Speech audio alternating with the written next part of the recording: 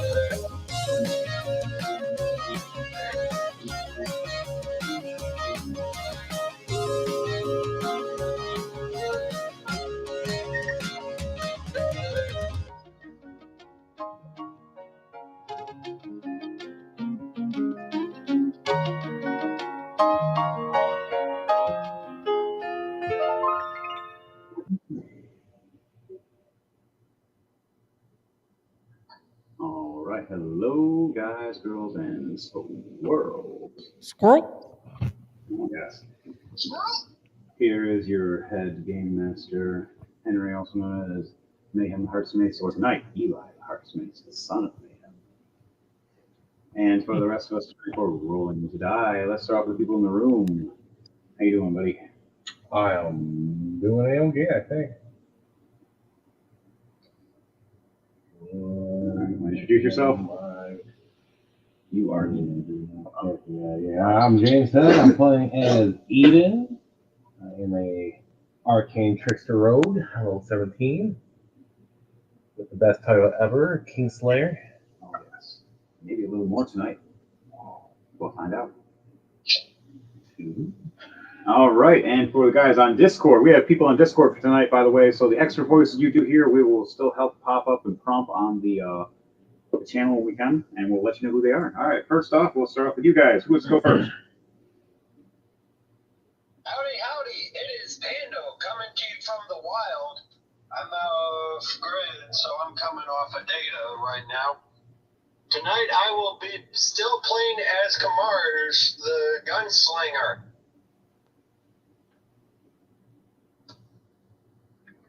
All right. Daniel, you want to go next?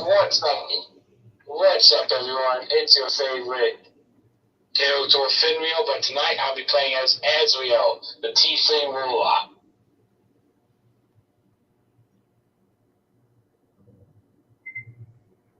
My name's Deus Metallic, and I'll be playing as Aron, the human assassin.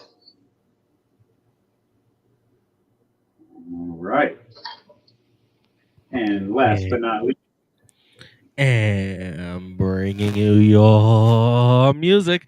And also playing as everybody's favorite royal, Ukis Hiram. I am DJ Thunderbeat. so epic, brothers. So epic. All right. I know this is Rolling to Die for everybody to know. And if you like today, we'd like to start off with any announcements, or we'd like to get that a little later for you guys. Well, I would like to start it off. I do have a few announcements, but I will give off only one announcement right now. And that is tomorrow should be the release of a brand new single. And this single is also not in English, but in Japanese. This song is called, yes, Ooh. surprisingly, my first language. But we are going to welcome in the new single, My Flame, available all streaming platforms tomorrow.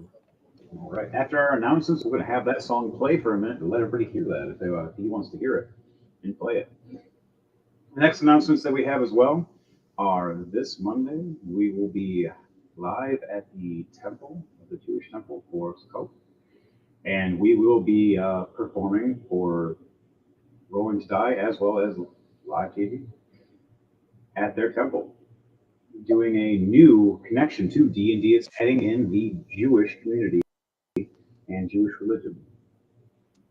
And this will be a very exciting time because we can have a Tiefling and a Minotaur and everybody else wearing, unique items these days and learning other different religions.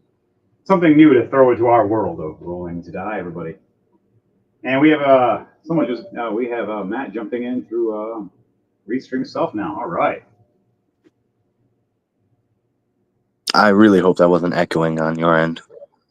No, we were perfectly fine as long as you're out of Discord. All right, sweet. No, I got out of Discord. It was still in Discord. I expected it to hang up. I was like, oh shit. Yeah, just make sure you're out of that. No, I You're am. out. Good. Okay, clear everything We else. All right for that. So last week, does anybody remember what happened last week? For a recap, what do you guys remember before I go off on the normal? I remember a very large maze of a building. A bank. Yes, the bank heist. Oh yes, it was the bank heist last week for everybody here. I also remember ripping apart the Royal big time. Oh yes, you got Glendell real good. He was the Royal that helped take your kingdomship many years ago by helping trick you. And somebody else took over, and you're not happy about it. Nope. But on that note, we survived through that whole banking area, getting the notaries that we needed to make sure we secured and protected the towns and the other kingdoms around. Each notary was a different section of a different kingdom. And each one of these notaries was also a magical mimic / notary. So if you didn't know how to open this book, it attacks you as a mimic. And all 5 of the Shadow Blades have these books now. And what are they going to do with these books now that we utilize them to run amok through different parts of other kingdoms? Right now, we are back in our own kingdom, training out in the Gaia Forest in our own building. As I recall, around Spock because he doesn't trust the government anymore. Because we've been getting ambushed too many times. Marsh hasn't taken any chances. oh yes, Marsh definitely. But as we're training and hanging out in the kingdom, getting to know what we need to know, reading these books and understanding the information of what lands we can secure at a time. What is everybody doing at this time in the Shadowblade Sanctum? What is each one of you doing at this time? Who would like to go first? Right now, I'm reading that book that I got that helped me open the portal to feed my master. Right. For your warlock skills, as you've been reading and understanding the Book of Souls, feeding him these souls one by one, him gaining more everlasting power and more gain for your favor to make sure that you gain more unique abilities and skills. You might be able to summon a creature in the future if you feed him enough souls.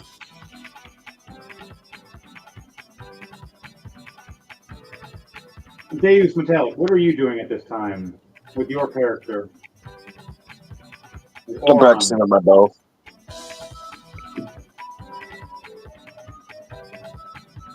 What else are you I'm doing? practicing. I'm practicing with my bow. All right. So you're off in the field practicing with your bow.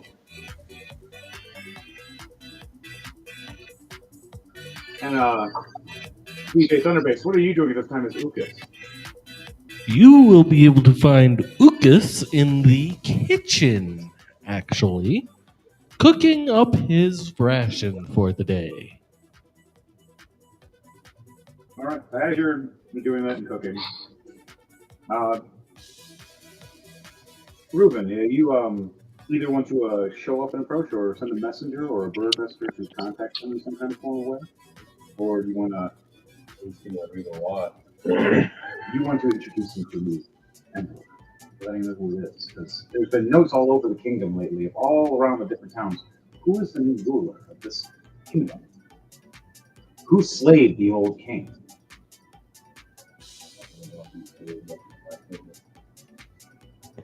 Oh, it's not a kingdom. Yours is something even bigger. No, I feel like a messenger to go. I'm not gonna go there. All right. So, as all of us are training, Eli the Heart's Mace is trying to make sure he gets enough alcohol to bring. On top of the building, keeping an eye out at the front door in case anyone tries to sneak up on us or the building. All right, perfect. All right, so 4 rolling to die, everybody. Before we get any further, we're going to start off everybody rolling 2d20 for me, please, and see what everybody's days turn out.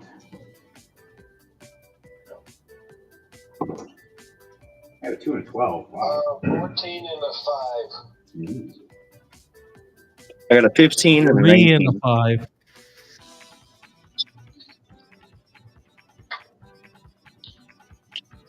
18 and a 5.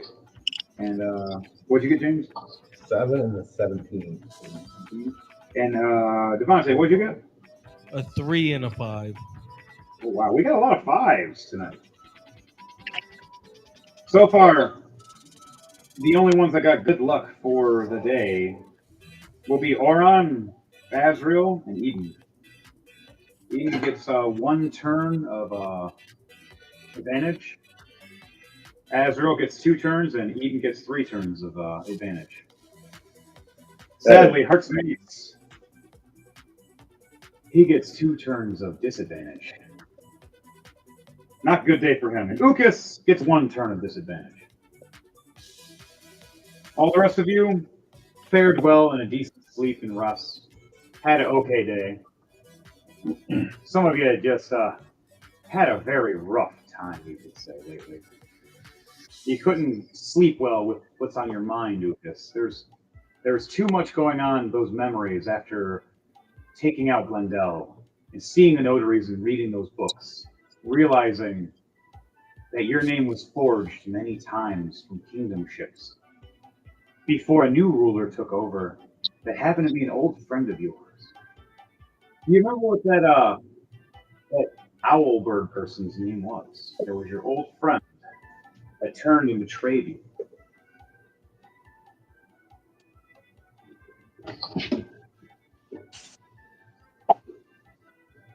What is the name that you remember that you called him? The person that betrayed you, Ukas.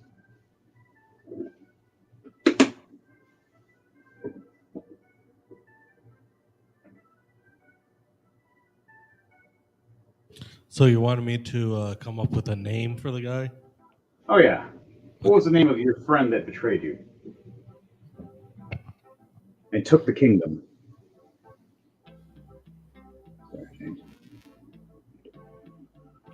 Roy. Roy, that's even funnier.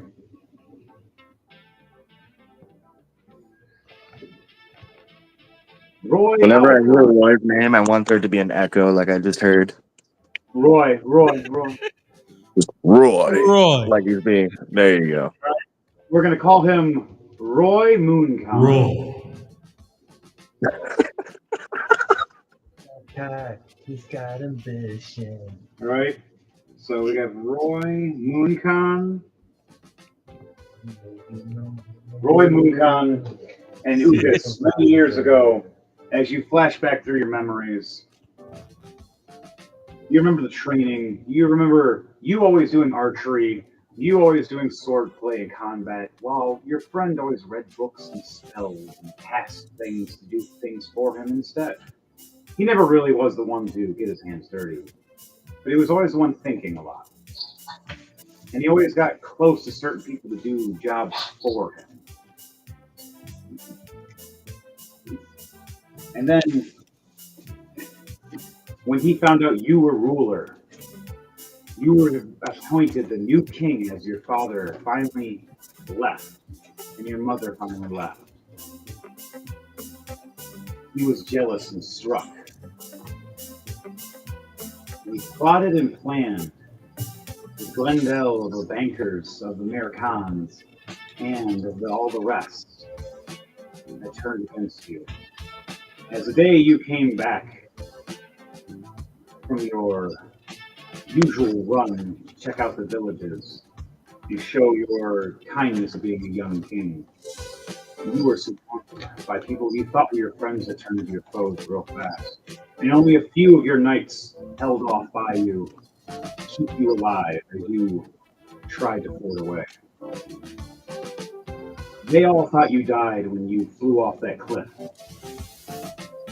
taking 2 of your own arrows from your own friend as he used them as a psychic glance and launched them at you. The betrayal, to this day, still in your room, those arrows that you never cleaned with your own blood, sitting above your fireplace. Still in your own memories, Lucas, you remember him betraying you, Roy Moonkind. What would you ever do if you ever had a chance to get right by him? Now, what do you say to all that? If I see him again, his head is mine.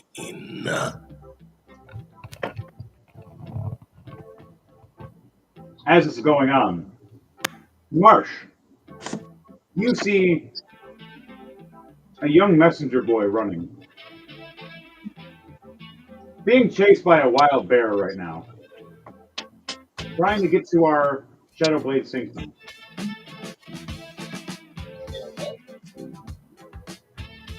You see a young messenger boy running towards our sanctum that's being chased by a bear right now. What do you roll a perception check to see, or do you have a high passive perception?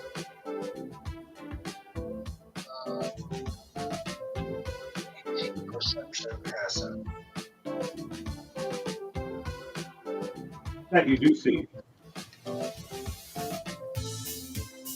You see a big brown bear chasing after this maybe 5'8" young teenage boy with letters in his hand. And a certain unique sigil that you've only seen on one person before. That's part of our team.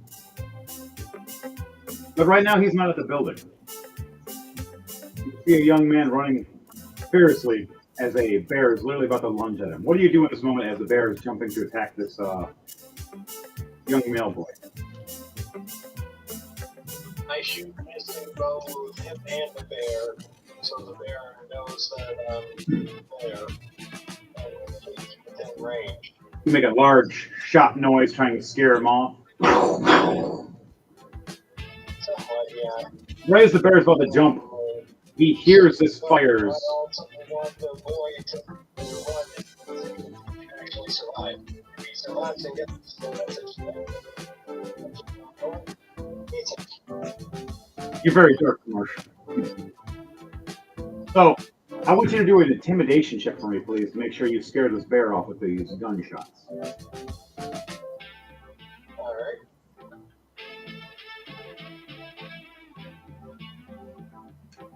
You know what? That was a pretty good pair with that, even for it being cold. All right. Do they have everything on it? It did actually. Too careful. Yep. You see the bear stop in its tracks as the bullets hit behind him. Turning around and running rampantly, you see this big furry bear running scared If it had a tail that was long enough, it would be between his legs right now. As it goes back into the forest, not having any lunch right now. You see the young messenger boy running through the maze that was created by TJ. It's made out of thorn bushes. He finally makes it after a couple tries of running into thorn bushes. Gets to the door, and you guys all hear. I pop a shot at his feet and then I'll fly down behind him. Oh, first off, you just made him piss himself.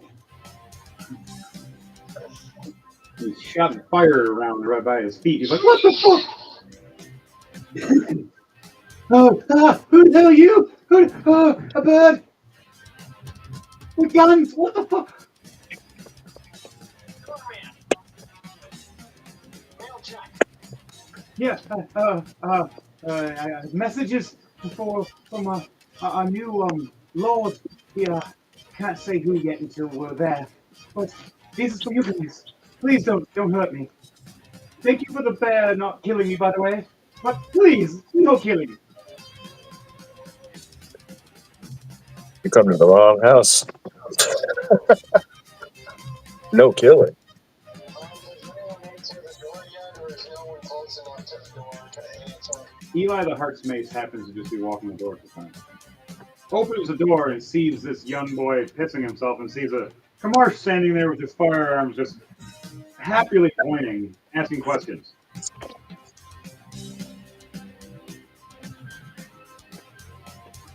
So what do you do in that moment, Kamarsh, as I open the door? Mars is like, and paper over to doorman. Who knows if you are safe or not? Oh, you're a messenger boy, and you're here because... Message, please! Don't kill me. Can I stay here just long enough to not get eaten? It's nighttime almost. Huh?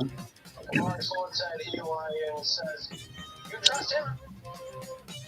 Well, he's half our size. We can just kill him one hit if he does something stupid. So maybe give him a chance. Cracks back his hammer and his gun gloves. I don't think he'll be a threat. He seems just like a regular helper boy.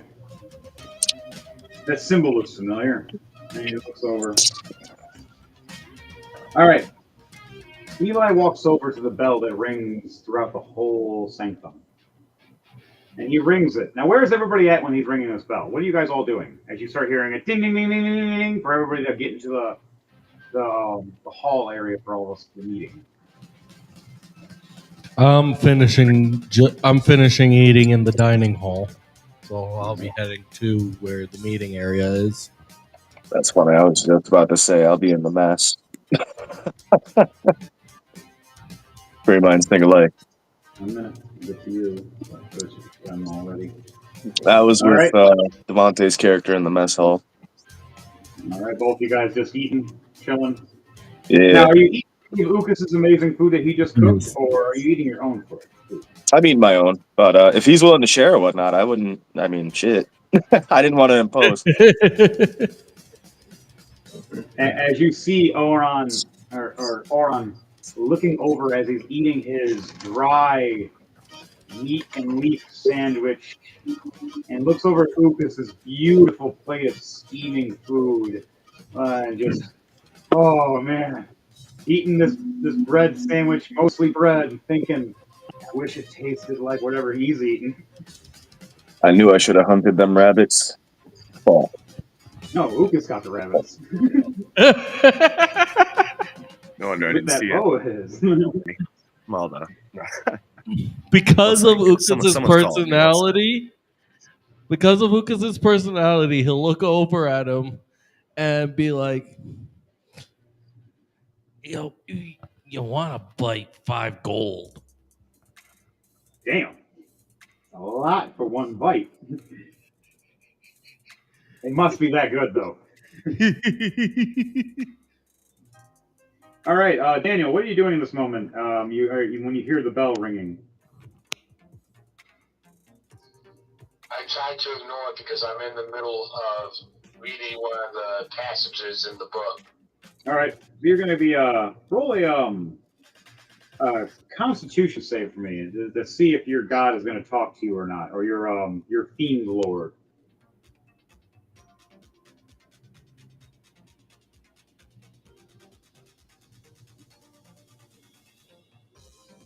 15 plus 2.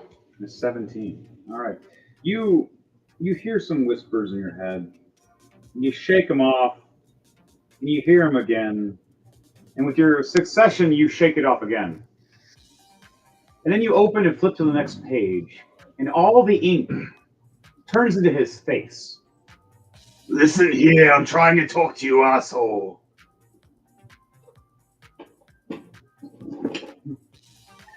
Yes, sir. You have many souls for me. More than I ever announced it. You keep working this hard, I might give you a reward. Now, spread my power and kill in my name. If you do, I'll give you eternal life. And you see the pages smile and then go back into letters.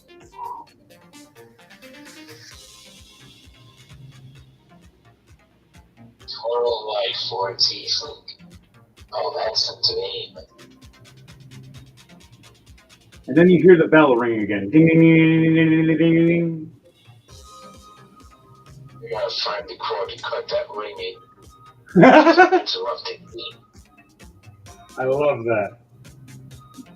All right, now everybody gonna head to the hall? Yeah. Master Boy's like, don't shoot me with that. Stop poking with your gun. I don't care if it's not loaded.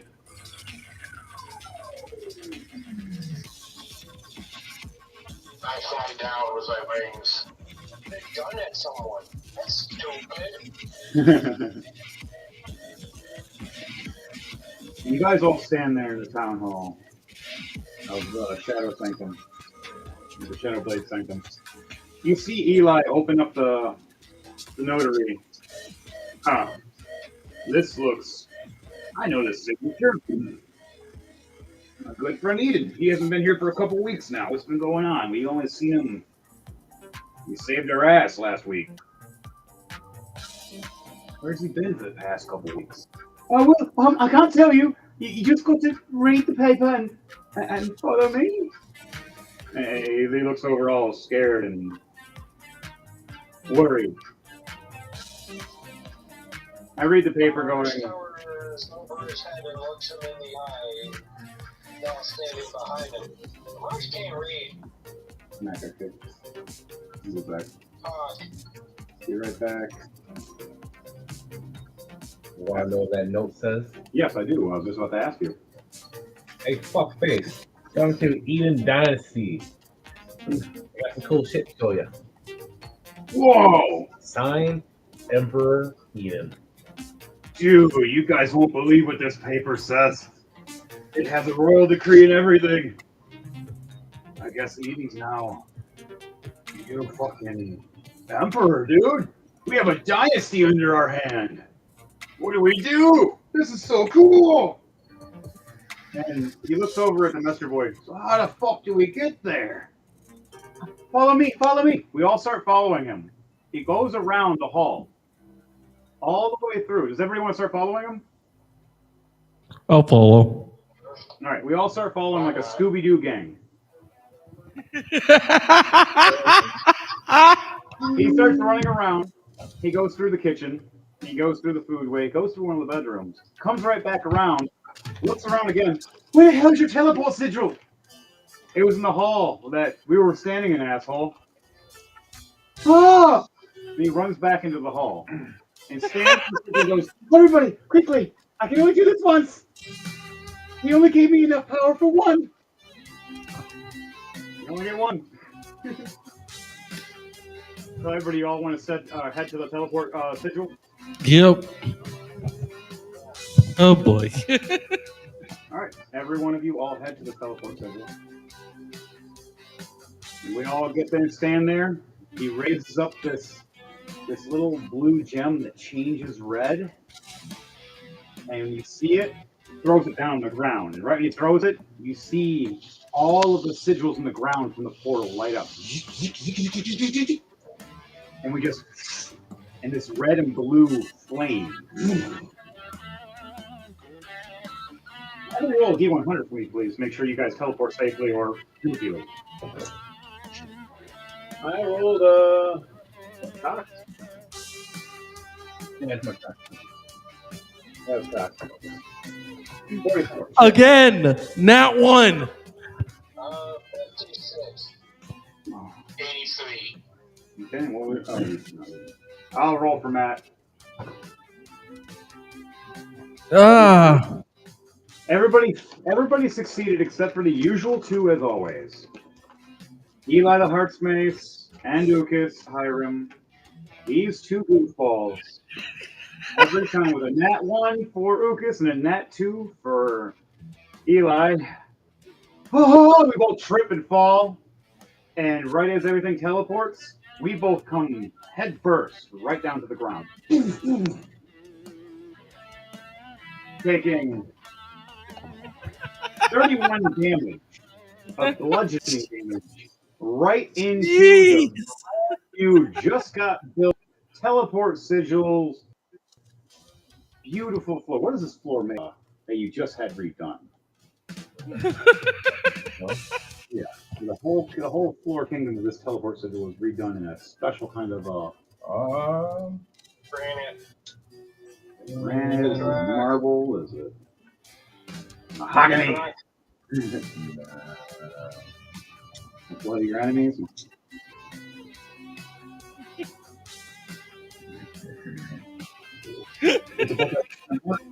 More, the floor is made of flesh. Of all the enemies that never crossed you. Yeah, just don't sit on the furniture. But we teleport and smash right into this new ground. You see Eli the Heartsmace, face blood everywhere.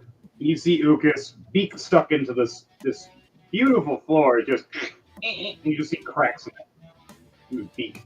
I'm a birdie. You literally are just stuck up. And I just slid into your beak going, oh, my face. The beak hurt more because the beak is razor sharp and I just slid right into it. Lucas hurt me for an extra 5 points of bleeding damage on top of that. All the rest of you, what? Though, when I slid my face, it cut me. Ah. So I took 5 points of slashing damage, technically. So, all the rest of you guys, how did y'all potions? When you landed in the teleport? Yes, I still have 10 greater healing potions. Did you like one? I'm good. I'm a cleric. I use healing hands on myself. I kind of like hovered in with my wings.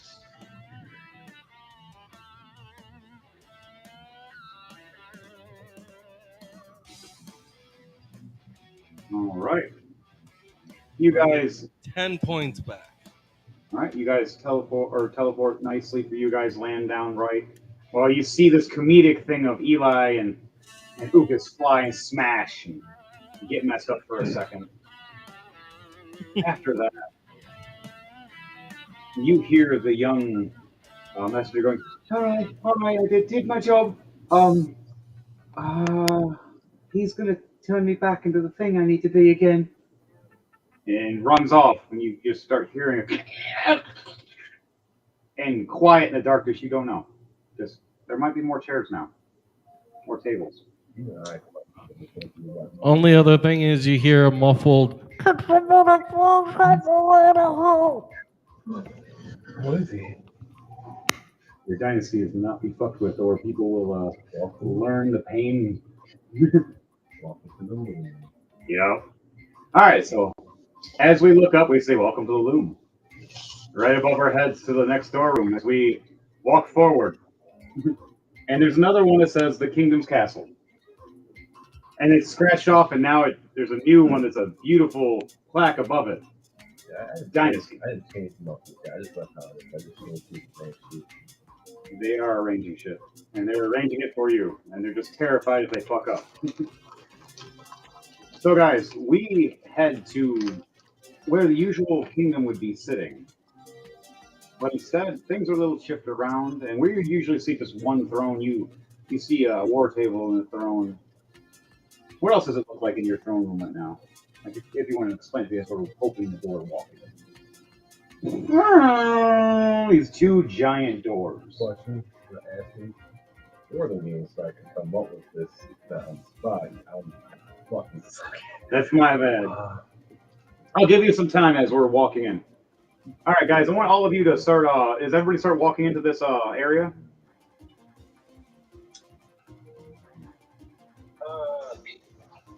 Did somebody help me out of the ground at least?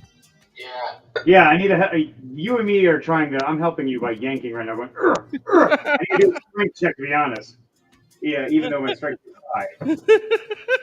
All right, 17 plus 4, 21. I just boom. But as I rip you out, your beak is still took the whole section of one piece, just sitting there on your mouth at first. Just, right. I've got an 11 plus 2, 13. It just barely falls off and breaks off you, and you're just like, oh, my beak. Rubbing your beak.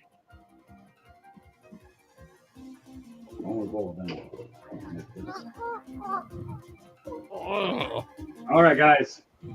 What are you doing in this moment, at this time, as you are walking? What are you guys thinking, saying? You trying to chat with each other? Was there something you wanted to do? You want to do a perception? Inspecting the walls as we walk through. All right. So do a perception check, and then after that, do a history check for me. Some of these things have not been changed yet in this kingdom, but some things have been changed. Oh, sweet. A nat 20 on perception. Ooh, what is your perception bonus? Your plus modifier.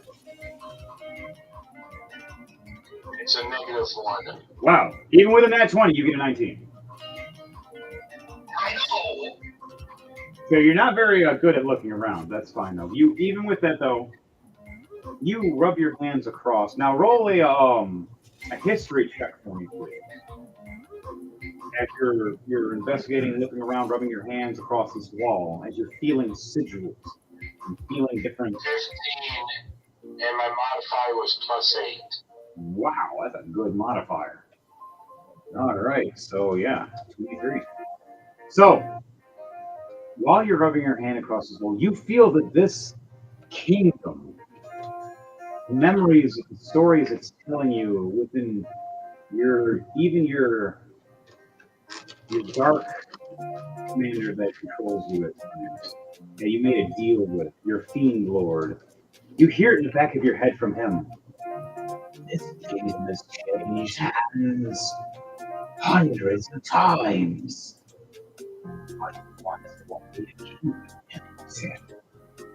But once it'll finally have the change it needs. As it says on the walls, as you're scrawling across it with your hands, of many wars of different kings, and at the final fall of the final king of this castle will be a coward. He will be gifted to a new ruler that will not be called king, but will be one that slays kings. It's something that can become a greater ruler, such as an emperor. You read that and just, as you're looking at these etched in the wall, as you're grazing your hand across, feeling and reading in your mind and hearing your fiend lord talk to you and describe the history in the back of your mind. He tells you there is some darkness at the bottom of this castle, An old witch that runs things. Whoever rules, she obeys. But only whoever rules. Anybody else is free game for her, unless the ruler says otherwise. This scary old witch has been around for a while.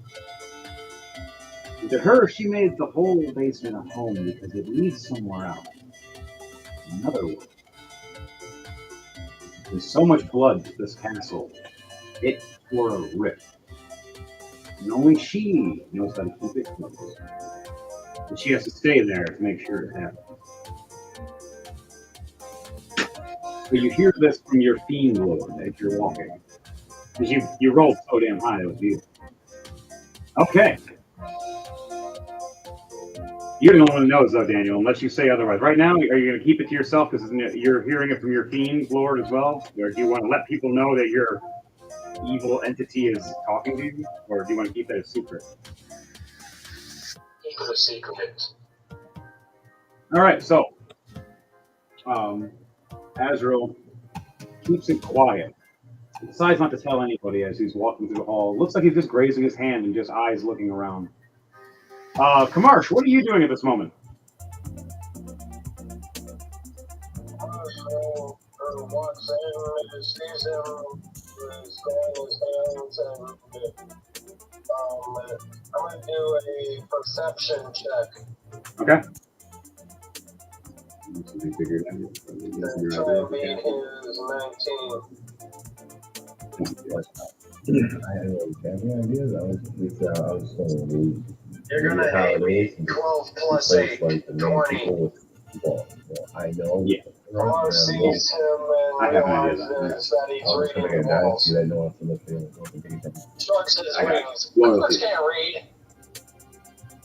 Continue It's already walking on. functioning pretty good. I'm not going to, start changing stuff and just go with it. Yeah, Oh, yeah, I got you. No. And for you, Kamarsh, when you did that, Kamarsh can't read and you're walking away. You look up with the okay perception check.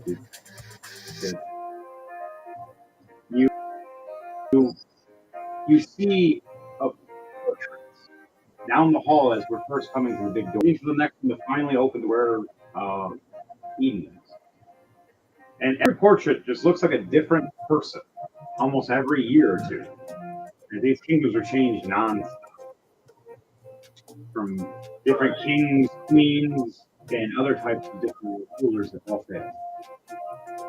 But it was because they never had the loyalty. Never had anybody be there and listen and watch their back. But with our crew, loyalty is amongst the proper type of assassins.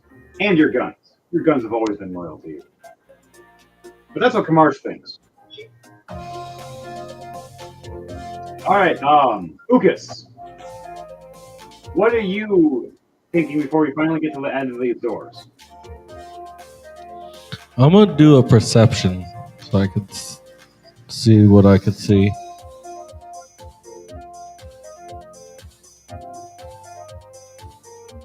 Alright, perception check. Roll it for me, homie. Nat 20, yes. Nice. Okay. So you look 28. 28 altogether. Oh, that's even nicer. You look down these halls. As you look to the left, you see Kamarsh looking over at these portraits. You look to the right, you've seen Azrael just grazing his hands across the walls. His eyes look like they're moving really fast. You look behind you and you see Oran just kind of looking at the ground, looking up a little bit, just curious, but not really caring. You look forward and you see one of the portraits is a very remembrance image. You see it's a picture of your grandfather that was told that he left for another kingdom. You suddenly see this mural of him. It almost looks like Bucas, though. You swear it was you. Different colored clothing and a crown. It was different. But instead of a bow like you had, he had a spear. You see that he ruled longer than all the rest, though. 3 years. None of the others went further than that in this kingdom of blood. But who knows? It might not be a kingdom anymore. It's now a dynasty. Things are changing. I'm gonna roll a history to see if I can remember to see if there's anything in my memory for it. All right, roll for a history check to see if you remember something about your grandfather. 18 Grandpappy. plus 13. 18 plus 13. Wow, you got one hell of a history check. So, with your well knowledge of being a royal and being upkept for years on reading and understanding history, over those times, you remember reading about your grandfather, only meeting him once. But it wasn't him alive. You swore it was a ghost, like a dream. He talked to you. He told you to rule, but he told you to run and then rule again. And you always wondered why he told you to rule, run, and then rule again. You did rule and you did run. You still have one more thing to do for your grandfather. The last thing on that, though, you remember, was how he helped rule the kingdom before he gave it to his son. And he went off to rule a new kingdom. And he slaughtered the old king and became the king for 3 years. And in Aarakocras, that's a little longer than normal. Sadly, his death fell of a heavy storm and a wizard that was very hateful of him. And one day, you might find out who that wizard is. But until then, that's all you remember as you guys head through the big giant doors and it finally opens the big way. So you look ahead of you about 100 feet, maybe 120 feet. You see finally the throne. You see a man that's sort of posture, but strong and sturdy with his crown on high, and a bunch of people standing at him in loyal, and you see a couple being walked away with cuffs as they were failed of a loyalty test.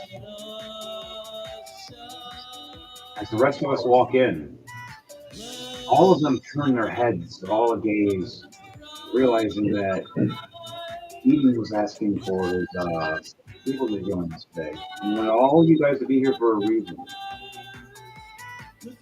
And they're finally here. As the prisoners and the people that are unloyal are chained and held behind us. Maybe to be led as an example, or maybe to be let and sent to never be seen again. Depending on our new emperor. As you see Eli the Heart's Mace, hey, Eden, yo! I mean, my lord, Off his head. fuck! Who am I killing first? He looks guards up throwing you. Well, at least I know they're loyal. Who's first to die? That's your next loyalty test. All those knights survive. You want the matches fight me now or what? We'll show them on that one. So the knights stand there by you all freaking out, ready to fight, and then they realize you're joking and they just step back quietly. You're just looking, wondering when's the next thing going to happen. They have to fight somebody for you. Trying to keep and show loyalty, where the others, you start noticing different postures of certain knights. How will you roll perception to see which one was the one that was good at it? Who was protecting you? Who wasn't? When you said this joke and everybody ran up. Yeah.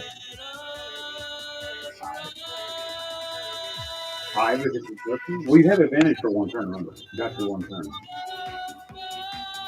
It's your first turn. I'm sorry, your first turn was fucking 40 minutes later. 17. That's perfect. Yeah, it was a 15.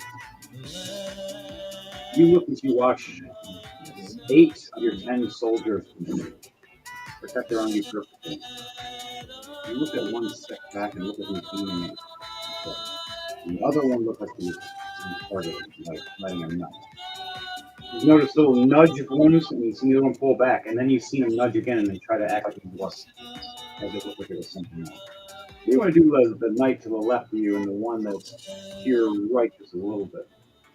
Do you want to say something or give a hint or react? Or tell me and I'll do something. You can do message.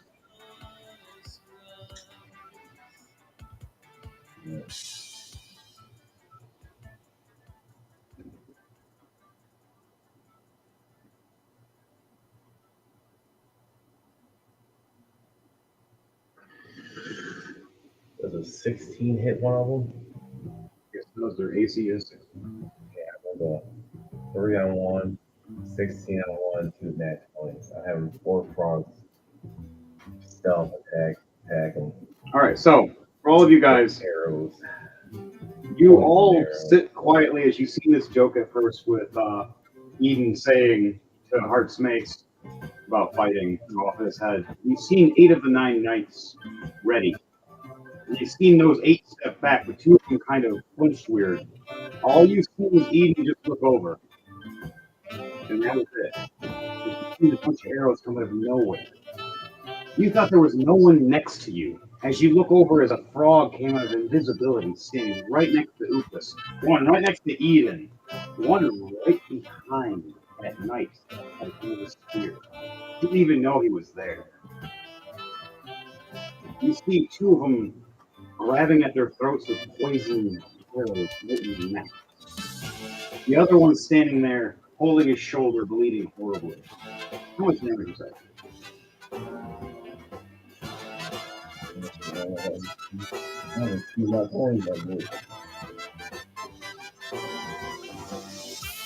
Sneak attack on top of it, so that's quadruple damage. If you got a crit on that with the sneak attack, that's a quadruple. So your frog is going to fuck some people up. You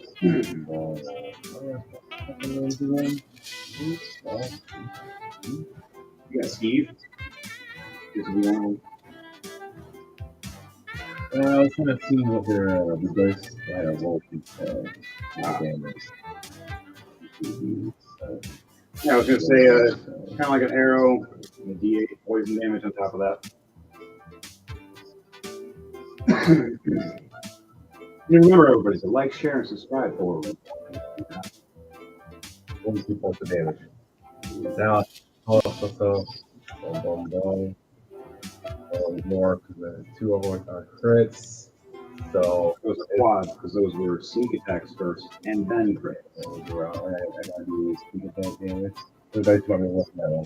I think it's 8 D10.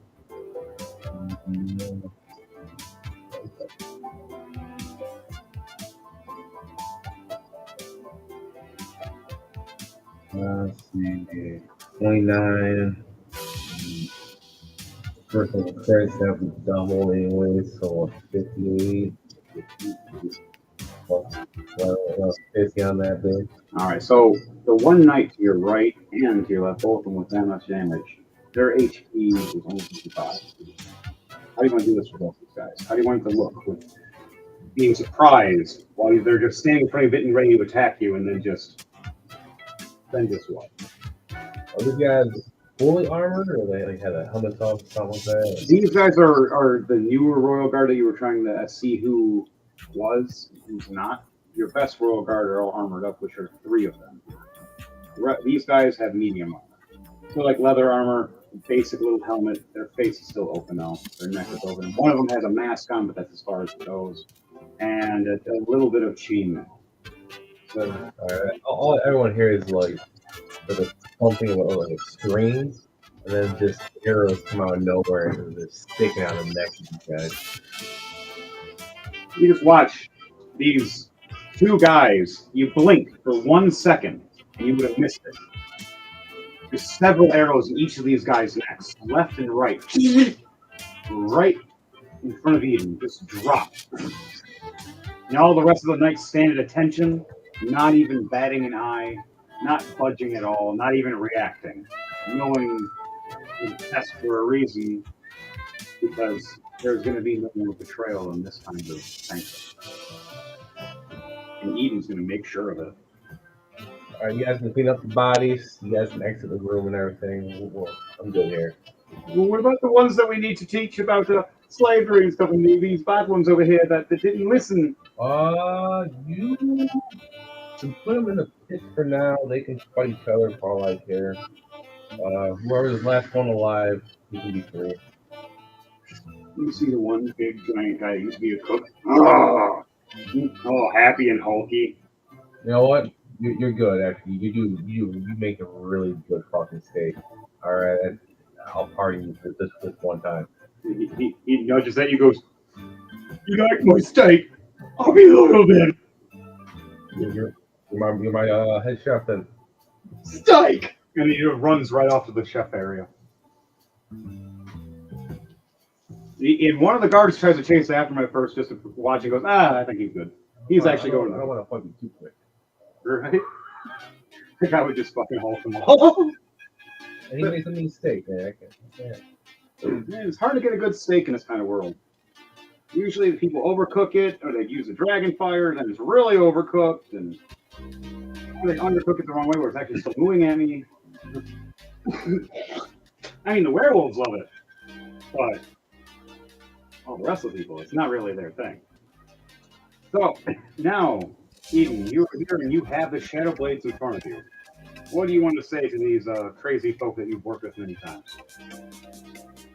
So, welcome to my Dynasty. Yeah, it's pretty nice. Being Emperor. How you guys like it so far here? What do you guys say to that when he says this?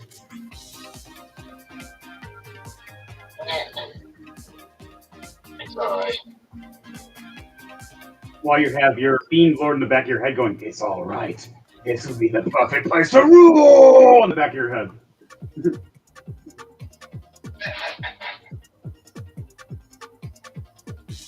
All right, what do you say, Ukas, when you hear this?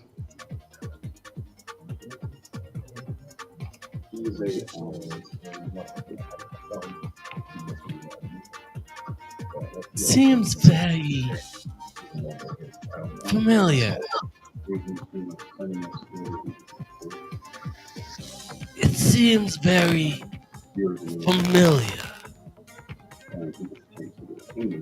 It's nice.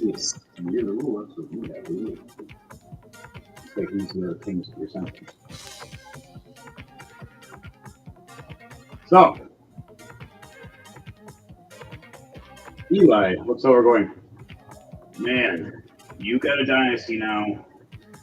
We're assassins. Well, I'm the loud one."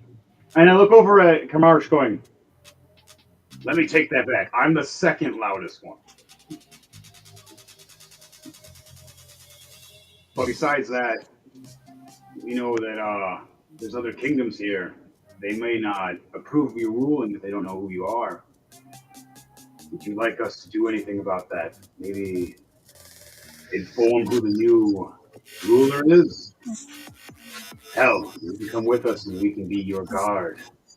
Have loyal,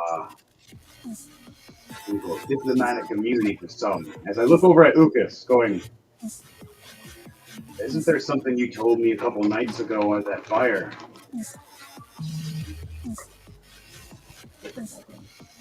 What do you say, Ukas? Oh. I'm trying to remember. Your old kingdom and how you got betrayed. Oh, yeah.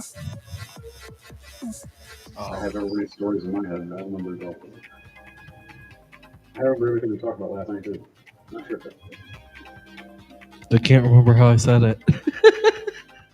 it's perfectly fine. I got it. Yeah, as we had a conversation about your friend Roy Mooncon growing up with, training with, learning with, and how he got close to you and got close to everybody around you, except for a few that were truly loyal to you. And when he had the right time to strike, he did, and turned against you. And you told Eli your fears that you could never really trust anybody, and that's why you went into the business you're in now. you were always worried that you would be betrayed again. So why not be around a bunch of people that kill for money? At least you know their loyalties in coin. But over time, you've gained friendship from these guys and actually gained real loyalty of brotherhood. These guys have sweat and bled together now. You and many of these guys all together. So if you ever did come back to ruling, if you had the chance, you know that these guys would stand by you and protect you as well. And with now Eden's new dynasty, you have the perfect opportunity to finally get that revenge that happened many years ago.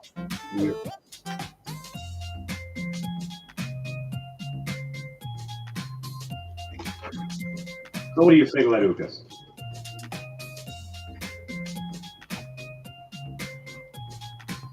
Well, he doesn't really say anything. It's just more he thinks this could probably be his time.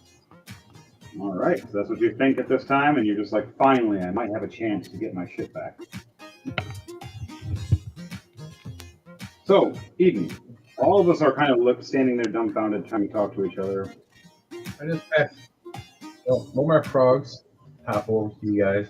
He goes up to each one individually and passes out a card. On that card, basically allows you to have diplomatic immunity, and basically are like the Thane of my dynasty. Nice. We do the enforcement. We do here's the laws and decrees, and you have your kingdom. But if you pass our pass against our laws, we are allowed to come in to teach these new kings and all these other kings that have been ruling incorrectly for years how it is to properly rule, and how we can all be one in a unity if they all work together. Now, these different kingdoms are going to be interesting because this is the only one we're going to today.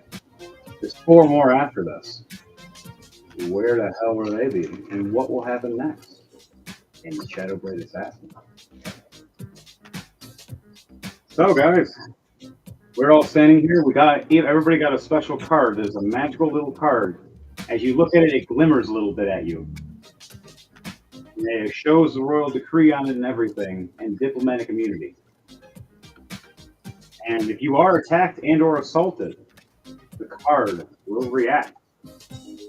Automatically, the kingdom will know that someone has broken the rules about a motherfucking war, and there will be a war. And they don't know that someone's about to hop and ribbon on that motherfucker. And at the same time, you see a little glimmer. You swear you've seen a faint flint of a frog wink at you for a second. Just in the magic. And mind you guys, you do not want to lose these cards. They're only for you and your hands only. The only ones we're allowed to touch it besides that were this frog. Anybody else might get hurt. Magic cards have magic consequences. Some are good, some are bad. You never know. I put mine into my bag of holding. As there's a little booth, the frog's sitting there with a deck of cards going, and it says pick one. Just grab it. No one goes over to pick one, though. Just grab it. Don't know why it's there, but Eden laughs. I think he knows what it is. Random frog going, anybody want to pick one? But besides that, Good frog. right? Good frog. We all look around and we get these notaries now and we go, so our job is to go to one of these kingdoms and first explain. The closest kingdom from here is the it was the Hiram Kingdom. Now it's called the Mooncon Kingdom. It looks over at Ukas. That one's only several miles away. I can get carts, horses. I can get transportation. No problem. Royal transportation. I don't think we're going to have to worry about getting stopped, will we? All right, guys. You guys all want to head down to the stables and start getting ready while he gets his supplies sent for his being loaded up by random frogs and some loyalists. Sure. Is there anything you guys want to do as you guys are heading out of the sanctum of where the kingdom ship is, which is now the Dynasty? And we're going to be first heading off towards past the meadery to the stables. I am going to take another drink of the greater healing potion just to get myself back up closer to full. 57 floors in a basement that has something at 9 secret. One needs to be picked on. All right, so roll for anything you guys need. Check.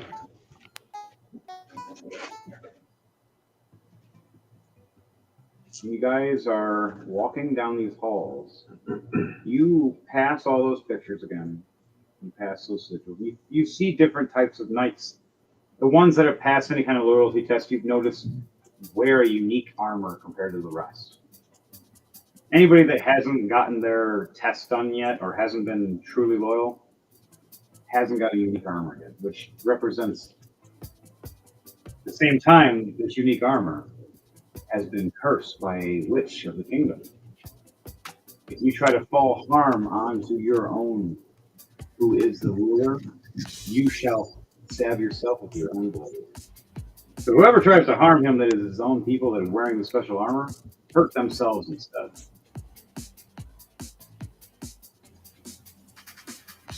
Old witch magic. Shicketh me. It would serve them right. It would. Old magic. But this armor is very durable and magic resistant to many of the things. So as long as they stay loyal, they wear a super armor that protects the hell out of them. The rest of these guys that are basic knights, 55 HP, basic little armor. The good loyal knights over 100 HP and a 20 AC. Note to self: you do something wrong in the kingdom that Eden doesn't approve of, and one of the knights fights you, it's gonna hurt. So you guys are passing the meadery now. You smell. I want everybody to roll like perception checks. Let's say like you're smelling with your nose, or you're looking at the kitchen as you're walking past, and let me know what all your perception checks are, please.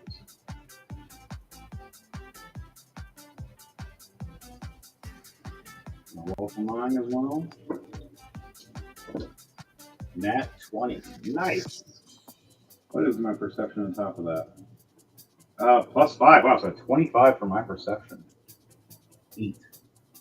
You guys have really bad perception. Jeez. 15 plus 8, 23. 23. Okay. 15. 15. All right, what'd you get, Kamarsh?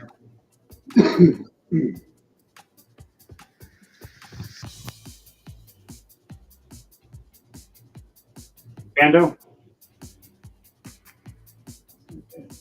Are you muted, Pando? Pando, you're muted.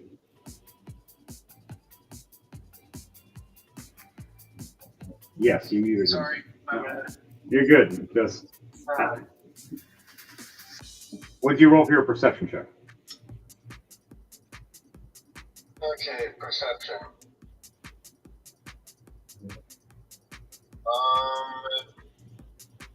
9 plus 8, 17. All right.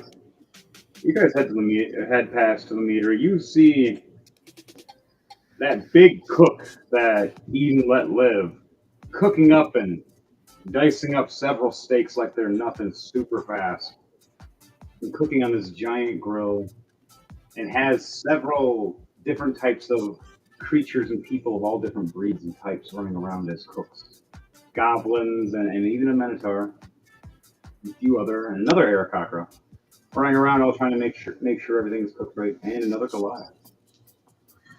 There's a blue tiefling in there as well. It's a female blue tiefling, and she's actually waving right now at Azrael.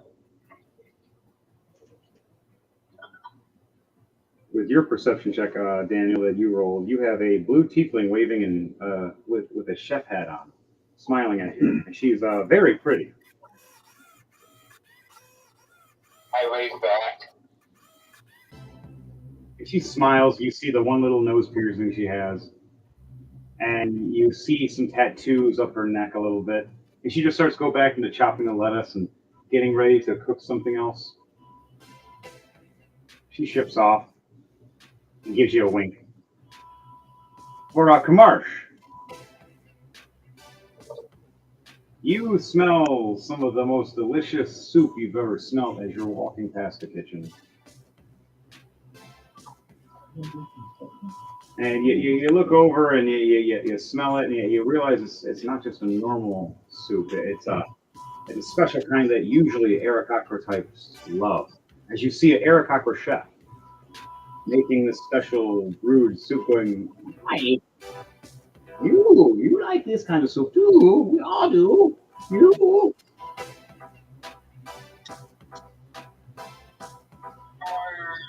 Ask for a test sample. It gives you a little to-go cup. Here. Have on the journey, friend. He doesn't see very many Arakocras.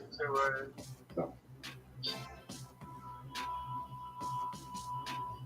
He's pretty happy when he sees you and he sees Ukas. He's not used to seeing other Arakocras, so for him, this is a delight. Because he makes this soup all the time, and he's the only one he eats it usually.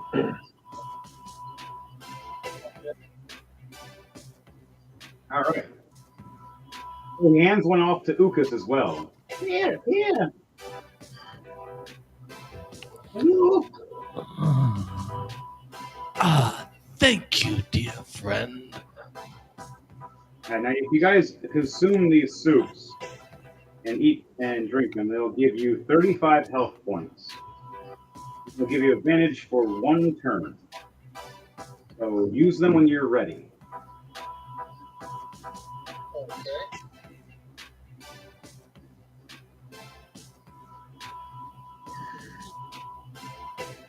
All right. And for Oron, he walks past, sees a halfling girl, smile, and give him a small sandwich, and then run back off giggling. And he smirks and smiles back and walks away with his hair all nice and slicked back. And then, Eden, were you guiding us to the stables, or are you just staying in your kingdom? Are you gonna come with us? I'm over here. I'm actually right next to you guys. I'm on my fifth bowl of that soup right now. Damn. Arakocra smiles, going, he's the only one that likes besides Arakocra. Really awesome, actually. He smiles. It's delicious. Eli grabs a bowl of it, going, holy crap. Is this what you bird people eat? This is amazing. Why haven't I been told about this? You guys have your secrets? I thought you were just birds. Well, we've got to keep some mystery. Carry on. And he just shoves the rest of the bowl of soup without using a spoon. And then everybody want to head off now back to down to the stables? Yep. I'm still kind of staring at that blue tiefling. She walks up to you as everybody else walks away, Azrael. And she puts her hand on your shoulder, and when she does, your Fey Lord in the back of your mind goes, another follower. She knows who you are and worships me too. I think you do a great friends. She smiles at you and goes, hey, big, red, and handsome. Here, and she hands you these special, like several cookies that are like bite cookies, but they're look like tieflings. Each one's a different color. Because tieflings usually come in varieties.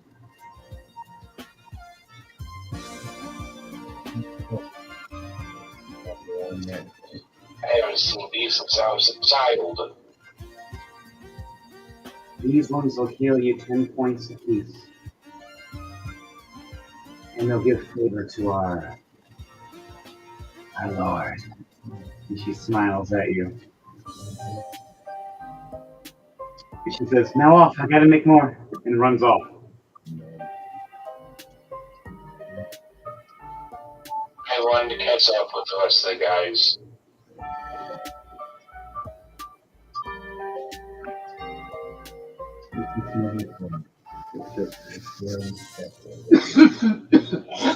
All right, guys. Here comes the next loyalty test, James.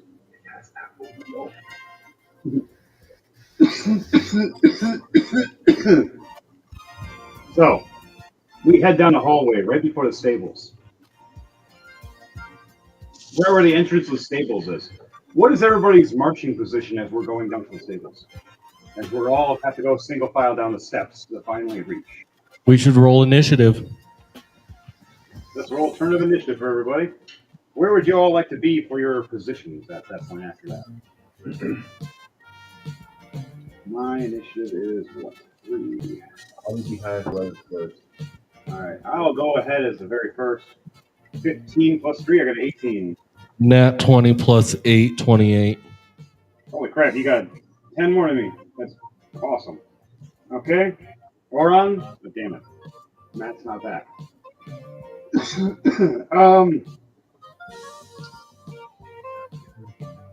Eden, what'd you get? Okay. All right, Daniel, what'd you get? Oh, 15, not bad. What'd you What get? am I rolling for? A turn of initiative. Just pretty much roll for initiative. And then same for you. 16 plus 1. 17 for you. Okay. Yeah. And what did you get, Evan? I got a. What did I get? 8 plus 11, 19. Okay. All right, and then when Matt gets back, we'll have him do his turn of initiative. Right now, we'll just have him in the back being NPC. So, we'll have the lineup be Ukas, do you want to be in the very front with me, or do you want to be in a different area? Because you are first. I'll be in the front. All right, so you're right in front of me, and then right behind me is Eden. Because he has a special ability of pretty much being invisible when he's behind me. Halfling, man. Sure. And I'm a Goliath, and technically larger than a medium base, but right under a large base. Until I werewolf up. So you're an upper medium. Yep, I'm an upper medium. Especially when I turn to a full werewolf. All right, so as we're walking, Ukas, you want to roll any perception checks for me to explain how it looks? Yeah, I'll roll a perception. 16 plus 8, so 24. 24. 24 with your perception. All right, with the 24 with your perception, you look over. And you're walking down the steps with us. And Eden is very clear with you about certain nights he still doesn't trust yet and he has to get through. He was very clear with all the guys on the loyalty checks. And occasionally, either that's going to happen or someone's going to try to assassinate him. In the past week that he's been at the kingdom, or the past 2 at least or so, he's had at least several different attempts on him. Every one has failed. Barely anybody has gotten close except for the recent one. But this time, you look over and you see 4 different knights. Only one actually has the symbol of Eden. The other 3 are different. But you notice with your high perception with 24, the one that is with the symbol of Eden is standing too still. Stiff. With your perception, you look behind him a little bit, and there's a little bit of blood. As that knight has been slain and put back up to lay back his look that they're sitting at post. The other three knights, their hands are clenched tightly around their weapons. And you see one's hands raise up, going, "Halt! We have to check you! Who are you?"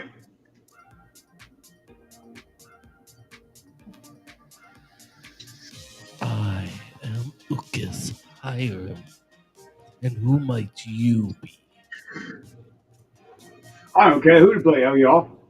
I am a knight here, and I am here to take care of Eden. I'm going to be his greatest right next to him. And I'm going to make sure he sleeps well. You shouldn't be here right now. Where is he? I heard that Eden's actually off walking around right now instead of at his position. Well, it just so happens to be that I was invited here by Eden. Oh, is that so? Are you his little puppet bird? I'm more of a colleague and friend. As he looks over to the left of his other companions and looks over to the right at the other one, starts raising his hand up. You start seeing a small fiery spark from his hand at first. What are you going to do in this moment because you rolled such high perception? I am going to warn the people behind me to be prepared because seems we're going to have to fight. As you hear Eli Hartsmace after you say that going, "Looks like these guys aren't for Eden, and it looks like they're not loyal. Anybody want to taste with loyal? I can make you taste loyal." As he pulls out both his maces, "Loyal, tea." And he comes down swinging at his maces down too. Everybody else, let's start combat. Ukish, you're first. All right.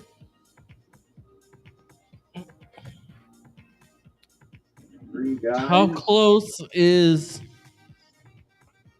the guy to me first?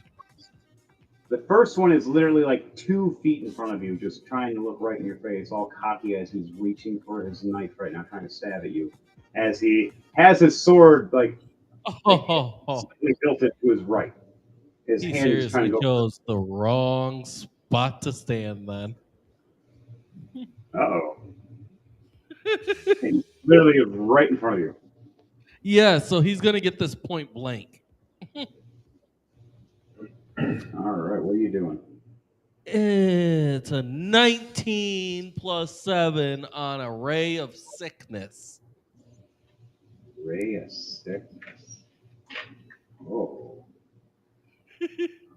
Right, yeah, you definitely hit his AC. And because I'm a fighter, that's a crit. And now, how much damage is that? That'll be 10 damage from necrotic. Or no, poison. Poison damage. Poison? Okay. Mm-hmm. So you just, how does it look? Explain how it looks when you do this to this, this surprising this knight right in front of you, walking down the steps when he's talking to you. I just basically it's like as soon as he turns back around, he just turns back around to my beak being wide open as a massive, like, greenish black smog ray comes bursting out of my mouth right at him. Just right in his face. Yes. He's just like, oh, and his face is starting to burn and bubble up and boil a little bit. And now he's partially blind, so he has disadvantage a little bit on his combat strikes right now. Then I'm gonna take 2 strikes with my vicious longsword. Right. All right, a 12 plus 8, so a dirty 20, and a 19 plus 8. All right. Both those hit. How much damage is that?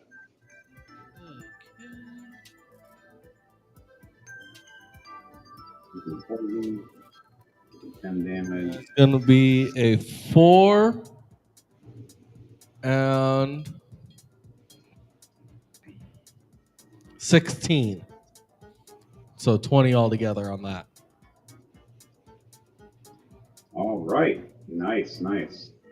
Good Then damage. for He's not my dead. for my bonus action though, 2 slashes with my whip. Ooh. 2 slashes with your weapon. He's getting 2 crits. They're not nat 20s, but they're 19s plus 11. Ooh, nice. How much damage is that?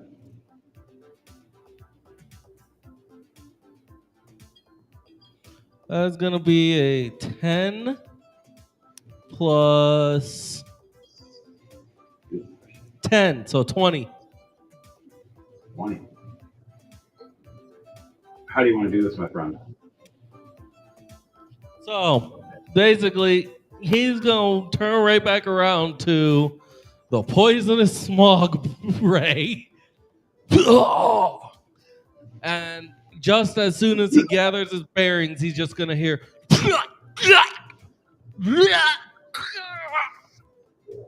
as I just slash, wrap, and pull. So basically turning him into a Beyblade at the end. Wow. So you just see Lucas Hiram walk down the steps, warns all of us when he looks back just a little bit over his shoulder and turns back. And right when he turns back, just misses this guy in the face as he sees a blade trying to stab him. Pulls out his sword, slashes him twice, steps back and whips out the whip and whack right around and pulls and just whack. And you see metal and blood spin around really quickly. And the guy drops as the rest of the other 2 knights go, "Oh, God, no!" And you see the one doing a firebolt right to you, Ugas, as he took his reaction. If it's a firebolt coming at me, I put up my shield, Right? which gives me a +3.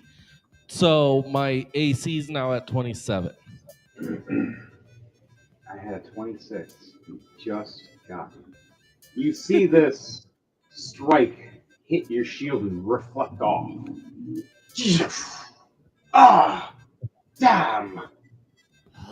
Good thing I had that. All right.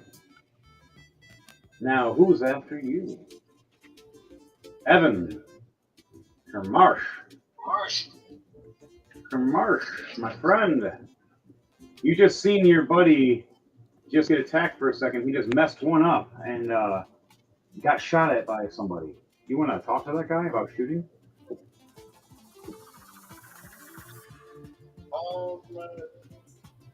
Mars pulls out his elemental pistol and spins the cylinder, and a magical 3 appears above it, and then it goes down into the pistol, and the pistol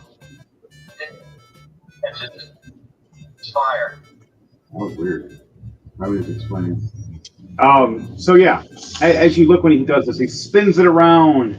You go, and it shows a 3, and you see the gun look glow red, and at the very tip of it, like it's on fire. Like the sigils, the little runes that have been etched into it, all glow like an orangish red. Like it's embering and glowing. To you, Kamarsh, it feels like it's warm. It feels like it's like a nice warm gun that even if you were in the wintertime, this would keep you from freezing to death.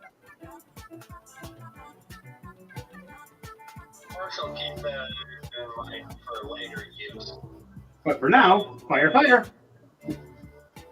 Now you get 2d6 fire damage on top of your regular shot. At the wizard. Fireball to fireball. Fire. Nice. He did firebolt and miss, and you're doing a fire little ball. Yeah, but Marsh is still trying to fake him out by yelling, "Fireball!" You see But no, both of Marsh says out loud, "It screams, fireball!" There you go. You just hear it screams fireball, and they both duck for a second, like, oh god, fireball! Wait, there's no fireball! And you see them both look up at you confused now with both their heads exposed.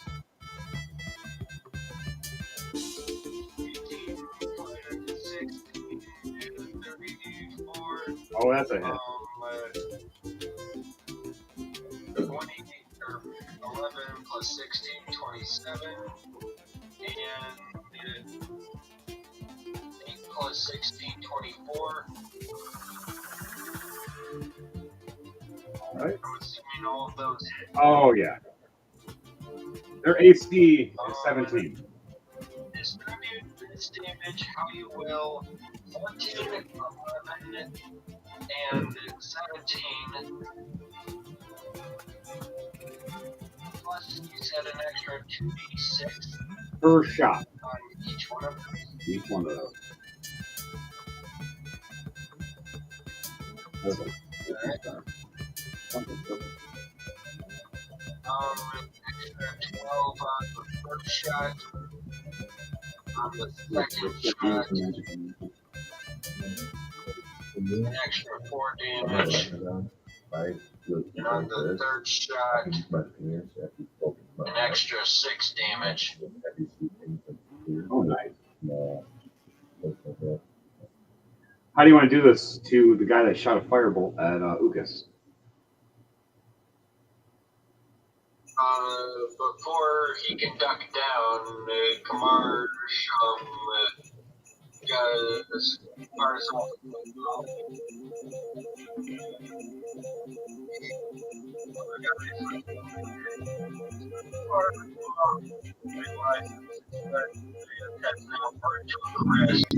Is now starting to curl into the position. Curling his Oh, that's hardcore and dark. I love it. You see him. Does have fireball, what? And you look. He looks over at you with this horrified look of just not realizing what the fuck you just did. Was just pulling out this pistol, making it glow red, just going da da da da da da da, and just watching this guy disintegrate within the first 6 seconds. Watching his body just go. Oh yeah. You can see him. He's on the left of you, about a 20-foot distance. 16, 29. That's a hit. Definitely a hit. Another 13 plus 16, 29. And 16, 24. All hits. Oh yes. 17 plus 10, so 27 for the first bullet. 16 plus 2, 18 for the second bullet. And 19 plus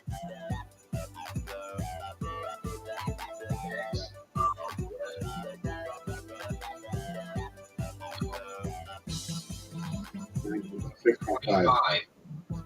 How do you want to do this with this guy? You're like, I got more for you. Don't worry. Kamar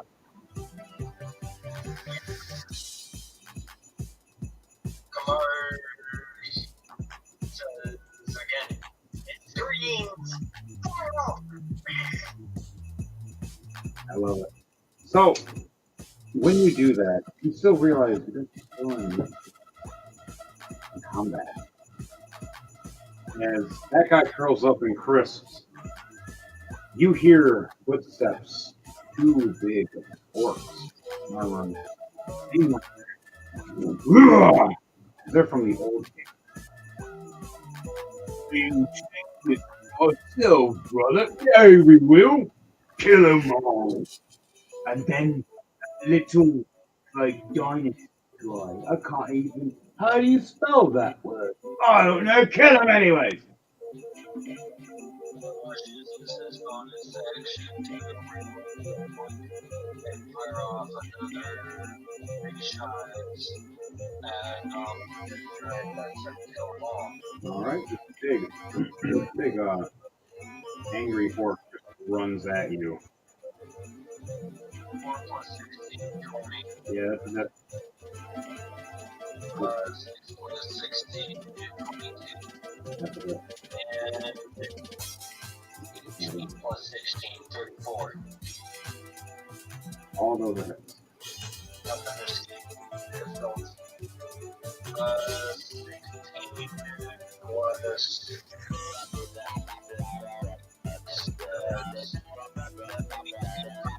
bullet.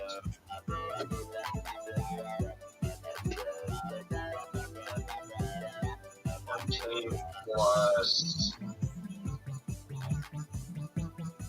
8, 22 again for the second bullet.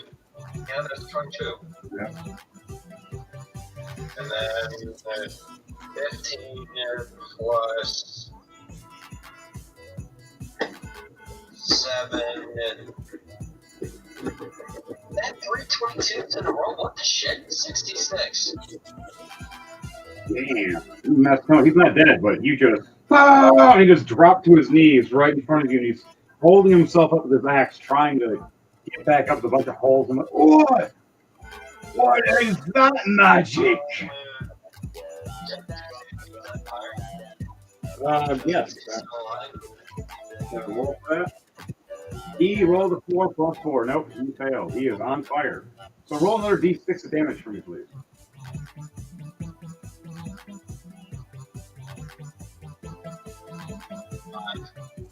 5 damage.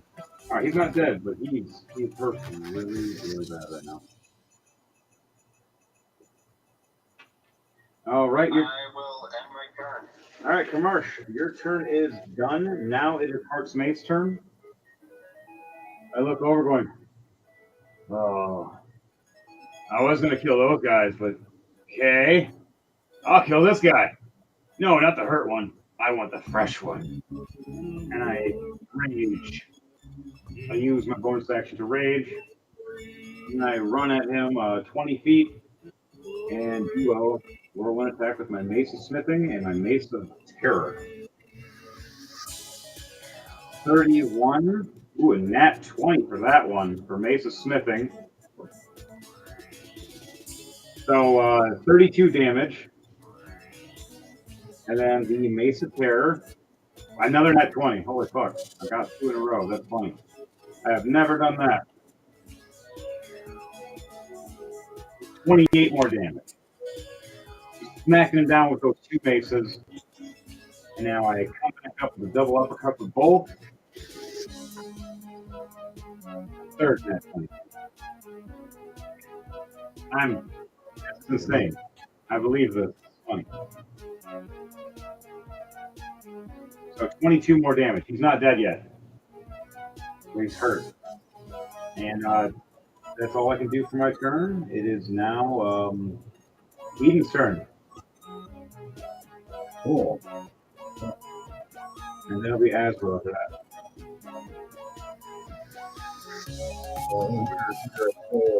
Steel pile or He's standing there now. People. So probably hiding them. Everybody else is behind you. Cool. 100 dude is me. And Marsh is standing behind the fire. So yes, I'm gonna take my little carrotness. I'm gonna cut my palm, my hand a little bit to draw some blood, and I'm gonna draw a bloodline in front of us. So we're all on that line. So the door would be You're making a blood doorway. And I'm gonna cast summon lesser demons. Oh, crap. In that room. And I roll a research first to see how many this is done. Alright. So, 8 demons of challenging 1 before the Lord. And you choose the demons though, as the spell says. Yeah. Make So you them. have to have a little better idea of how it works.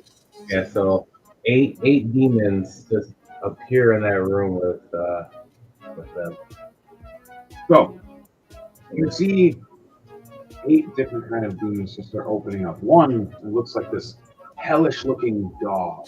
It looks like it has 2 heads biting off, and its tail comes up with a smaller head snapping.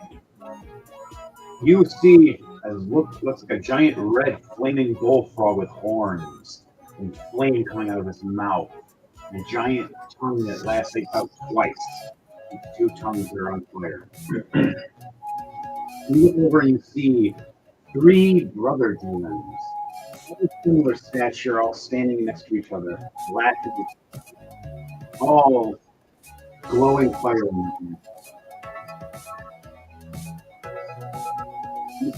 That 3-1. Yes. Beautiful, beautiful demons smiling and smirking, floating up in the air like a triforce, charging up some kind of fiery moon, pointing it right at the one that's already cooking because of Kamar. What do you want to do with each one of these creatures? Oh, I don't do nothing. They're hostile to all creatures. Good thing I'm reserving. Lucas, I think you should run. Yeah. I think everyone's gonna. I think you guys are gonna run in there first. So that was my original plan. Hey, What's technically- going on? I want to, really fuck that guy over with these 8 demons. Oh, yeah. As long as I'm behind the blood circle, they can't get me. That's great. James, the character Eden, made a blood shield that blocks and protects everybody behind him and where he's standing. Now, were you standing right next to him, or were you standing ahead of him? I'm in the front of the group. So you'd be standing in the room with me while we have 8 demons that got stuff while we're fighting these two. I'm small enough, so I can just walk through the lake. If I have Okay. to. So you could walk right between. Okay, so that works for him. So Ukas, you're standing behind the So blood once, wall. once he walks into the room, I'm the only one that actually was in the room. I actually ran in 20 feet. So. Ukas stood where you were standing. So technically, yes, you're just kind of walked up and eating in front of the steps. And he was still at the steps. I just look at the guy and I'm like, you chose the wrong day, bitch. Let's flip him off. I look over going, yes, I got to fight more demons! And I get all excited because I'm wearing a special demon armor that protects me from demons. So, yay! I am wearing the ring of fire resistance. That'll help. It wouldn't help if you're in the room with me. Yeah, they actually marriage non-demon to the best of their ability.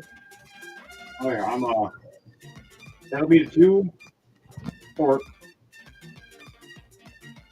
Full strength orc. Well, one's half dead because of Kamar. The other one's a quarter dead because of me. And then I'm full health. And I'm raging. So I'm gonna take my reaction while you said that and did that, and I see them all summoned, and I turn into a werewolf in rage. It's up to you, but it says I roll initiative for them, but they go as a group. Yeah. Or you can just have them go right after me. I usually just have to go right after whoever wants summoning. So you get to choose what that is. So for me, I have it so your hell dog can snap and bite, breathe fire from his tail. Your 2-tongued giant fiery bulldog or bullfrog of death can stat cards, man. I want stats. I want stat cards. I gotta make those ones. These are tough. I have to pull those actual cards out right now. No, I can do that right now. Depending on what I roll on that D6, starter monsters, demons could appear. Oh yeah. I rolled a 5, so this is actually the lowest it can go. If I roll 1 or 2, balancing a 1 or 1 or lower. Oh yeah, it's like a champion. That would have been cool. I could have get like a full ogre, a full lesser demon just to mess everybody up. But back to it. You did that, and now Azrael, it's your turn. For you, Daniel. Alright. So where am I at? You're standing at the steps of everybody else, the very back. You've seen a red blood line being made by James to make a shield to protect all of us. Except for me, because I ran out like an idiot to fight in the field. And then James summoned 8 demons to go and kill these 2 giant orcs that are trying to kill us. How many people are left? There's 2 giant orcs, but we can, unless you have distance weapons or distance, well, you do. You have Eldritch Blast. Yeah, they're more than that. Yeah. I would just suggest not to cross the line unless you want to fight a bunch of demons.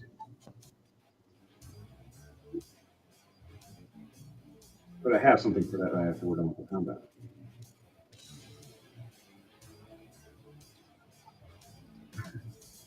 Hey, Mayhem. Yeah, what up? While I get clear the room, we try to summon Eldritch Blast. That's fine. Fire away, my friend. Which one are you firing at? There's one on fire, and the other one I'm smacking with the maces right now, like just repeatedly. Kind of comedic looking right now. It's like bink, bink, bink, bink, bink. But I turned into a werewolf, so now it's kind of funnier looking. Well, this is going to be inside the entire room, so everyone outside is going to be affected. Well, no, if it's Eldritch Blast, it's just a singular target that you're firing. Unless you're using a different ability.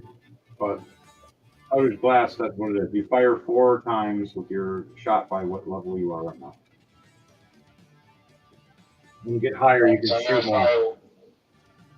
I'm going to fire 2 blasts of Eldritch Blast to the one orc that's on fire. All right. So blast 1 is 20 to hit. And then the second hit is 16.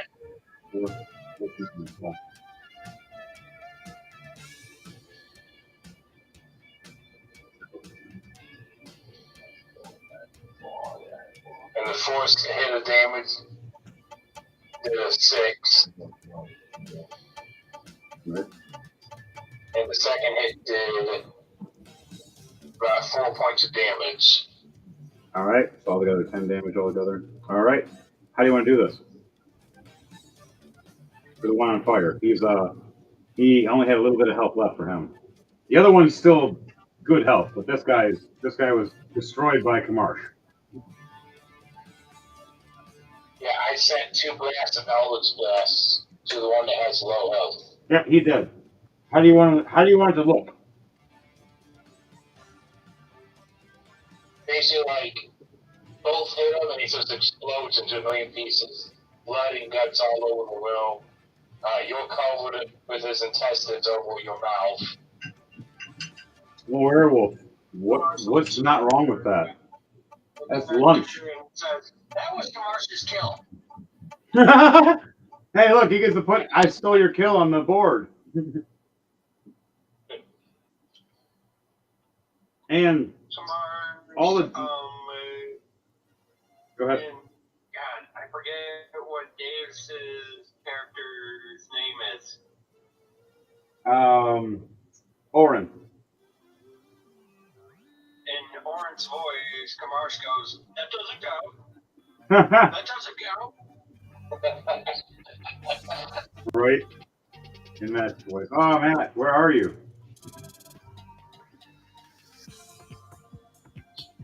Somebody messaged that guy. But I'm on that side of the state, but I'm a little too far north to go knocking on his window. No, I'm just saying. I mean, I'm not far from him, but I don't know the address, so. Not that right now. I'm just saying, just text it. But besides that, all right. And you still have 2 shots with your Eldritch Blast left, Azrael. What are those 2 shots? One to the other orc? Yep. All right, fire away. Last number 1 does 26 to hit. 26 hit. And then the second hit is 11. That's a miss for the second hit. First hit hits, the second hit misses. How much damage is that hit?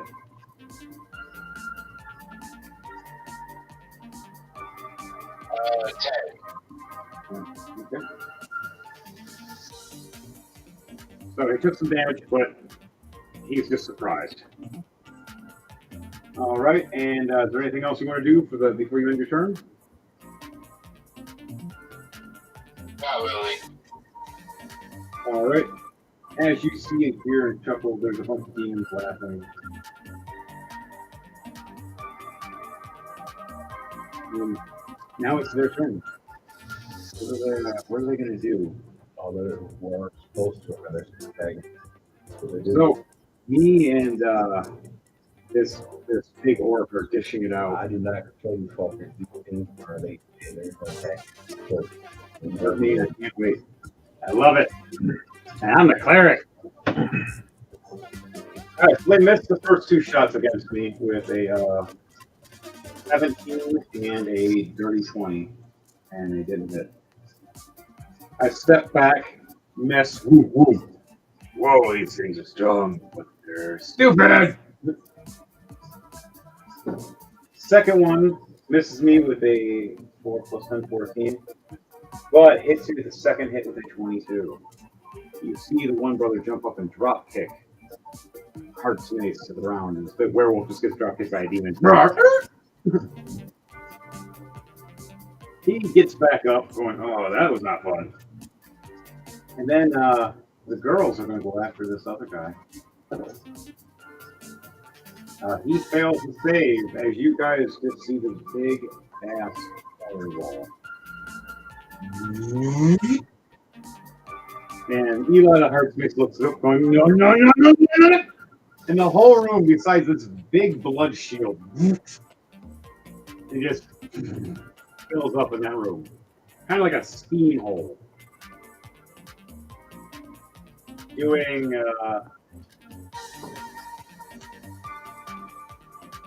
47 damage. The big orc is almost dead. He's not dead. No, they can't. They can't cross the circle or harm it. No. They can't target me with it. No, that's why. About explosions and nothing like that. Yeah, that's why I put that in there myself. The whole making a shield make you not get blown the fuck up. Unless you're okay with getting blown the fuck up for a second. Unless I was using the blood magic. I like this dude. I mean, it's something I wanted to do. I want to test out these abilities. But Hey, why not try it? Let's roll the die and see what happens. Roll 2d20 and we'll see if it's a good or bad. I got a 9 and 19. What'd you get?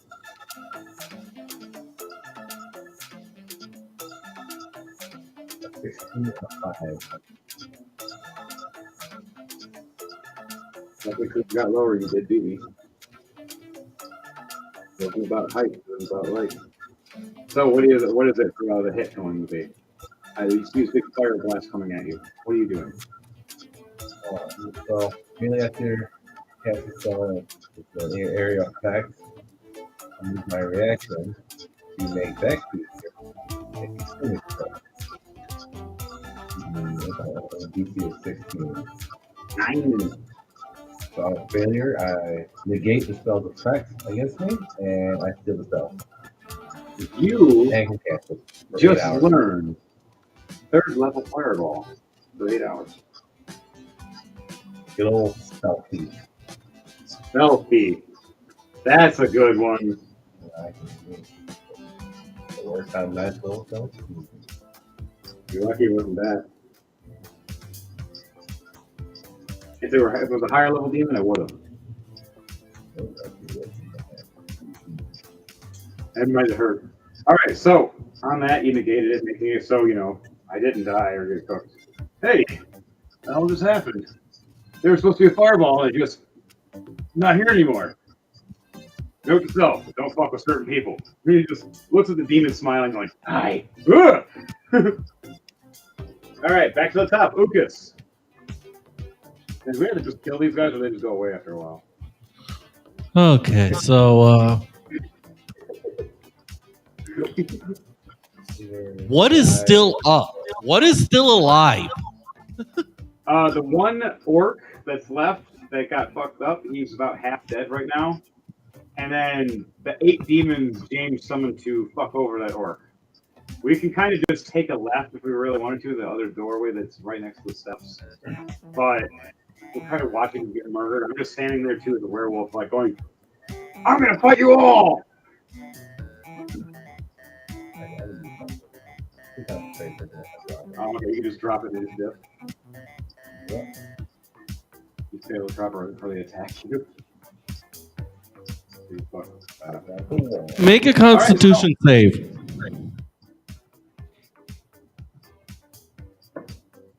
Ten. I do Thunderclap, doing 9 points of thunder damage.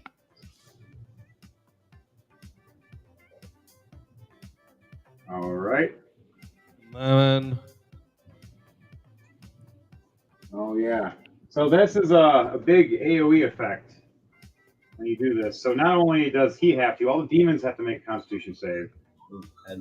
Yep, I have to make a Constitution save, and so does everybody else.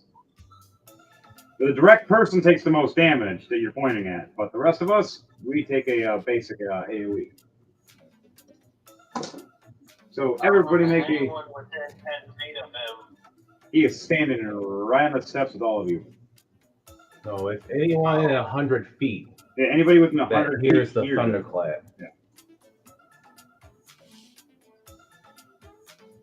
It's read in the description. The initial person is taking, the most, but everybody else is taking. Who it hits. Yep, it's a very loud going, hey, fuck you. Oh, I thought it was just the person that's 5 feet away from me, because that's what the range says. The sound originates 5 feet. Yeah, it said it can be heard up to 100 feet away, but it says the range of the actual attack for the people taking Constitution is a 5-foot range. You create a burst of thunderous sound that can be heard up to 100 feet away. That can be heard. You create a sound that can be heard. And then it says each creature within range, and then I look up at the range / area, and it says 5 foot. Yeah, so that's the only thing about that. That's the one thing as we were reading is it says each creature in range. It does mean all of us. We are all creatures in this story. Like that's the point it's meaning. So friendlies and foes. It's that for me. It's fine. It's going to do nothing. Really. I thought the 100-foot thing was literally just the audio of it being heard, because the range, even the part that says range / area only says 5 foot. The range means so if it said like 60, that means you can cast it 60 feet away. If it says 5, you cast that spell 5 feet in front of you. Yeah, so it's like it's an ability you can do. Yeah, so that would be the range. So any creature within that range. It's a AoE effect within a melee attack in a sense, but you're not doing it in a melee Imagine attack. you create a foghorn just now.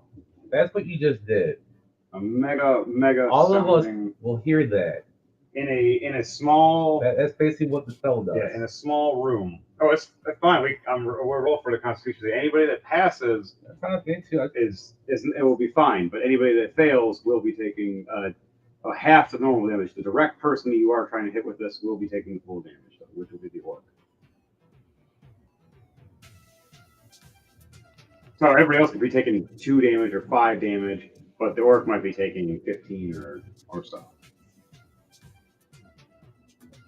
I don't know about you guys, but I rolled a 25 on my Constitution save, so I'm good. I rolled a 19. Oh, 11. Oh dear. That's fine with me. What'd you roll, Daniel? This is what it is, man. Hang on.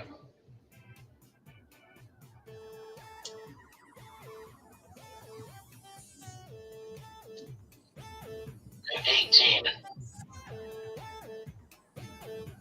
All right. Succession. So how much damage is that altogether, Ugas? He succeeds. Okay, and how much damage does that do to the orc? And then a half for people that failed.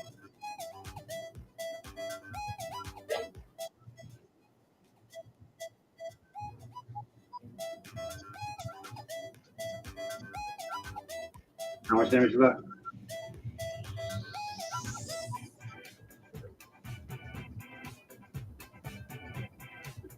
Hello?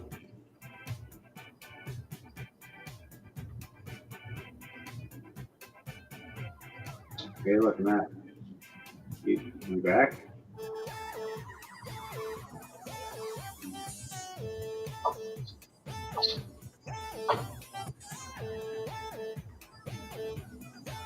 DJ Thunderbase, are you there?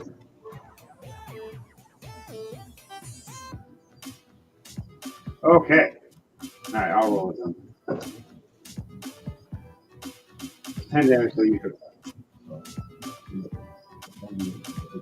Area.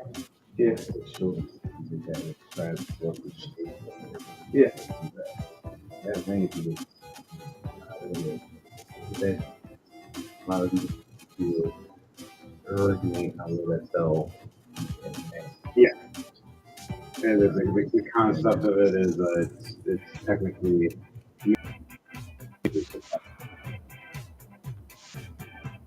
which that's what you do. So it's range because it's like people 100 feet. Yeah, it hits everybody. Matt, you're back. I am back. Just having some minor technical difficulties and got a call midway, but I'm back. All right, that's fine. All right. Now, if you can, Oran, roll initiative, please. 16. Okay, that works. Actually, it filters through with everybody. Okay, so Ukas did that. Is there anything else, Ukas, before you end your turn?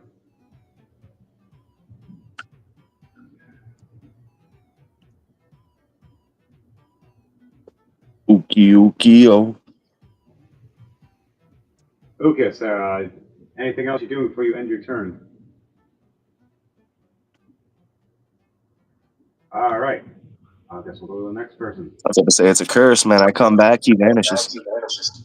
Right after Mark. You are next. Wait, whoa. I only did one attack. I've been asking for you for 5 minutes now. I couldn't hear you at all. I'm sorry. Okay, well, and then what else are you doing, Lucas? I was going to fire firebolts, but we've moved on. No, it's fine. You can do those. I didn't hear you, and I asked, and I didn't know if it was a communication error. Is there internet connection? I was having technical difficulties. I was trying to fix things. Okay, Don't that's worry, fine. man. I was having a few myself. Firebolt? Yeah, it's something went on with a bunch of the internet for everybody. It looks like. Yeah. Yeah, I'm sending 5 firebolts. They're All right. The giant orc just looks at you as you fire these 5 firebolts.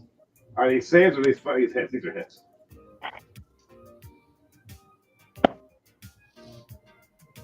So I got a 20 plus 7, a 6 plus 7, an 18 plus 7, another 6 plus 7, and a 13 plus 7. All right.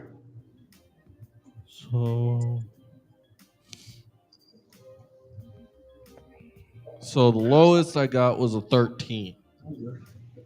13. 13 is a miss, but anything that is 19 and higher, you hit.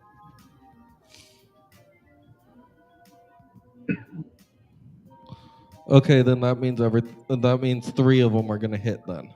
You're going over there. 3. All right. How much damage is that? Okay, for the first one,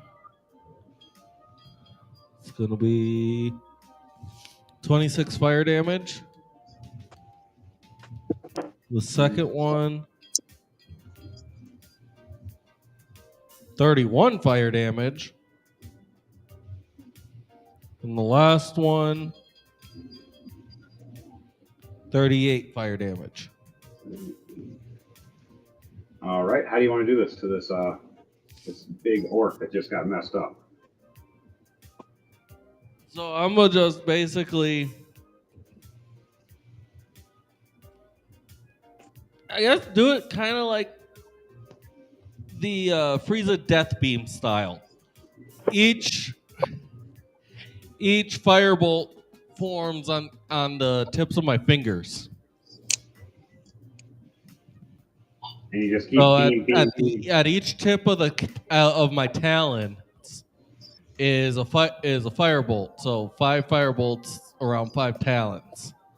And basically, I just launch them all as one big barrage at them, just incinerating them.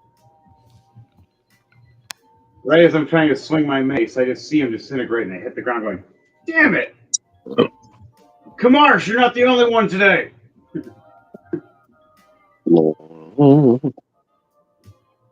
Oh man, I gotta put that in the board. That'd be funny as shit. Alright, so you guys killed the big orcs. And now what's left is just 8 demons. Unless you wanted to do something about that. I was about to say, you made it sound so easy. All that's left is about 8 demons. I don't worry. I walk forward and I'll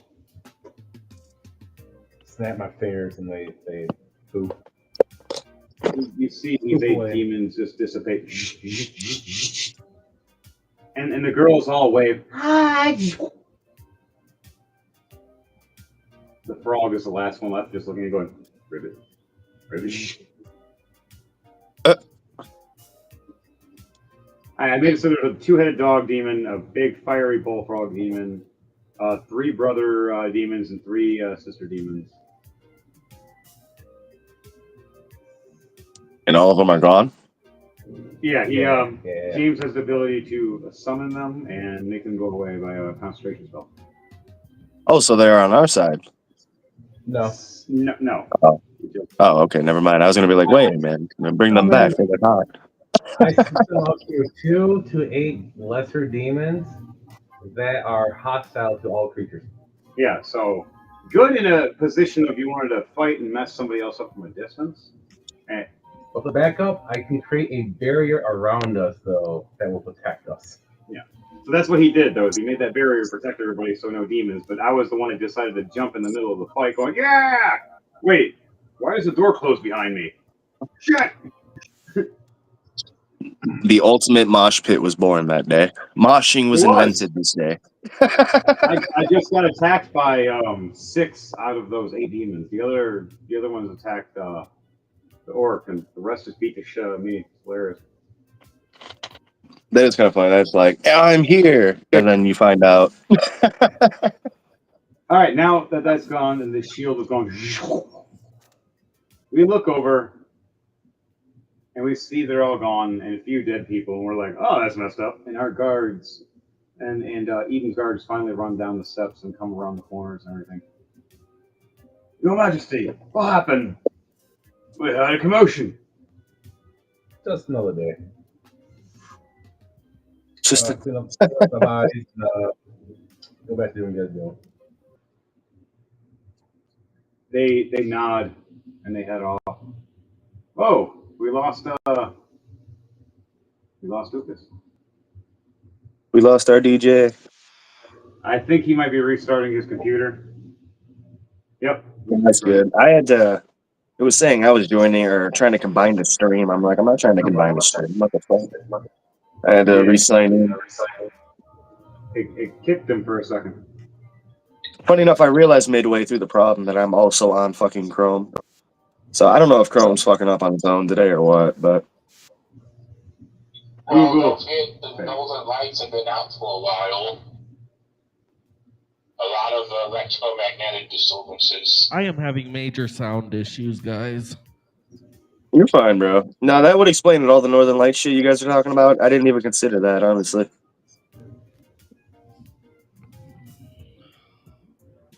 Yeah, it's getting hard for me to follow along because I'm having so much sound issues.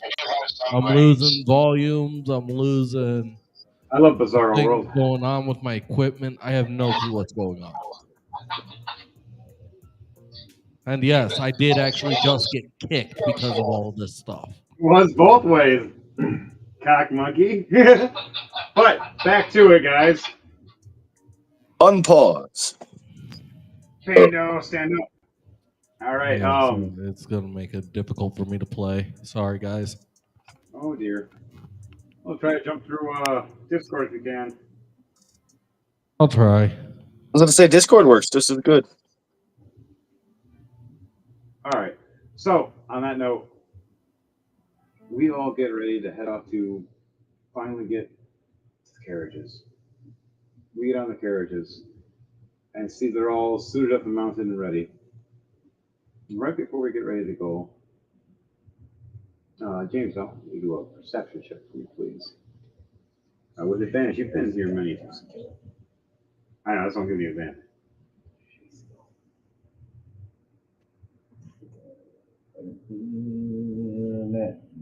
Nat 20 for 19. Wow, that's funny.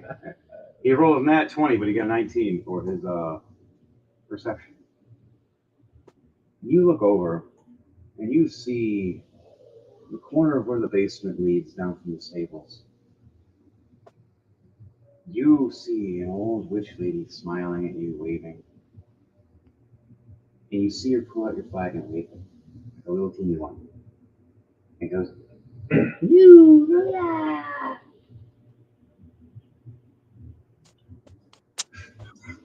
And she smiles at you. I just give her a courtesy bow. And she She goes, fuck, man. I didn't fuck with her. She likes me. Yep. she smiles and goes, I have great plans for you. Oh, shit. I'm some part of a fucking prophecy now or something. she smiles, going, I knew your grandfather. Later. closes the door. All happy and hyper. Get to the room. But you guys now get on the carriages. Now, explain to me how these what kind of horses are these? Like what colors are they? We're gonna have 4 of them all together, 2 on each carriage. There's gonna be 2 carriages. One is your guard knights, and then the other carriage is ours with us. Also, a smaller carriage for your frogs, so just slightly ahead. Horses are in this. Well, you can make some fey horses or regular horses. You can fucking do Pegasus.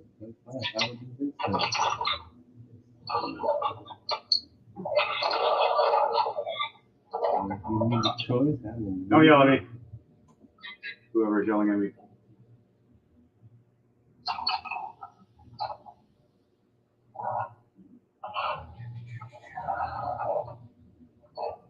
All right, so I want everybody as we start these course. That'd be cool. I'm down with it. Cool. Cool, these bad boys. Oh, that's sweet looking. So you see these unique horses that look like icy looking and wintry. You see them going just ice all around them, eyes glowing like a cold blue. You see the sigils of Dynasty on them. Show the picture. I can show a picture if it will zoom in. Cool looking horse. At least the world knows in the future. While that happens, everybody's going to have to do a team survival check while we head up the mountains and then go down the coast.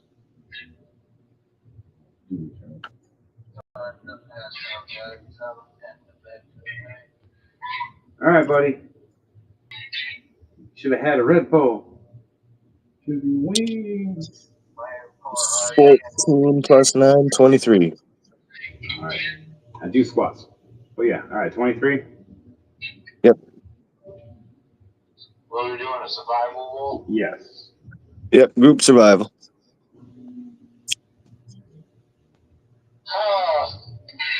I got a nat 1. I got a 6, but with a nat 1. My survival is bad today. I'll have to roll for Kamarsh. I know that the dice are the most meanest to us during survival. I roll for me, I get a nat 1. I roll for Kamarsh, he gets a nat 20. Ukas, what'd you get? We can hear you. You're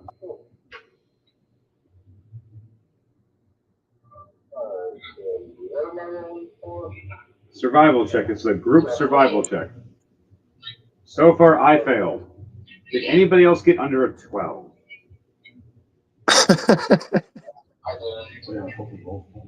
What'd you get, Matt? You said 23. Yeah.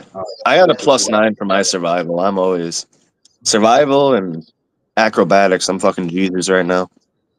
7.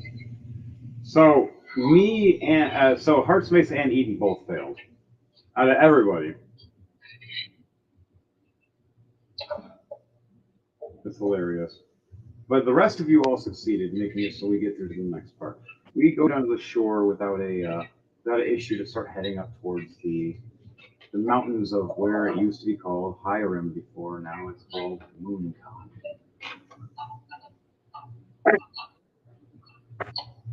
So we have to do one more survival check, and if we do good on this one, we'll make it up much faster. If we get bad, then we might take a little longer. All right, guys, your next survival check. Mine is +5. A nat 1 again. Are you serious? Roll for me real quick, Henry. I wanna test something. I'll just plus 9, whatever you get. 15. 15 plus 9. All right. I guess it's just you today.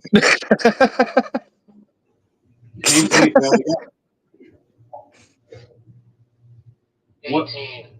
All right. What'd you get, Devontae?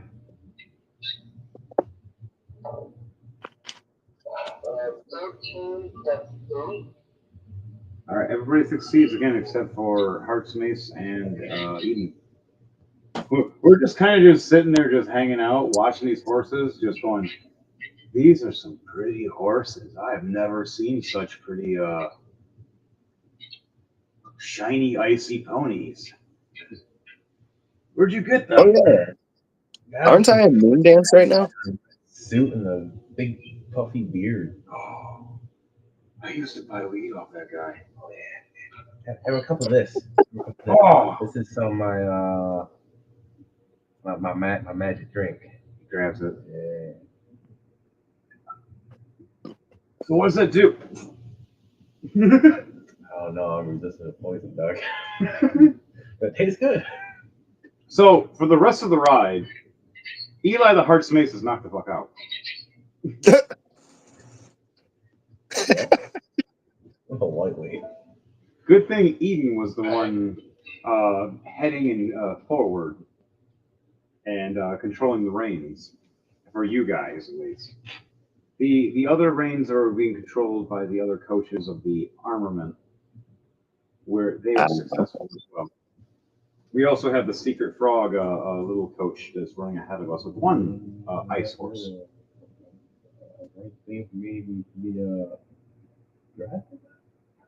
I guess that's one way to find a loophole on how to survive survival checks. Knock yourself out. Have your friends carry you. I rolled in that one twice and then got knocked out by Eden by giving me a drink. And I was just like, hey, what's this? And then knocked out. He's like, I don't know. I'm resistant to poison. Thud.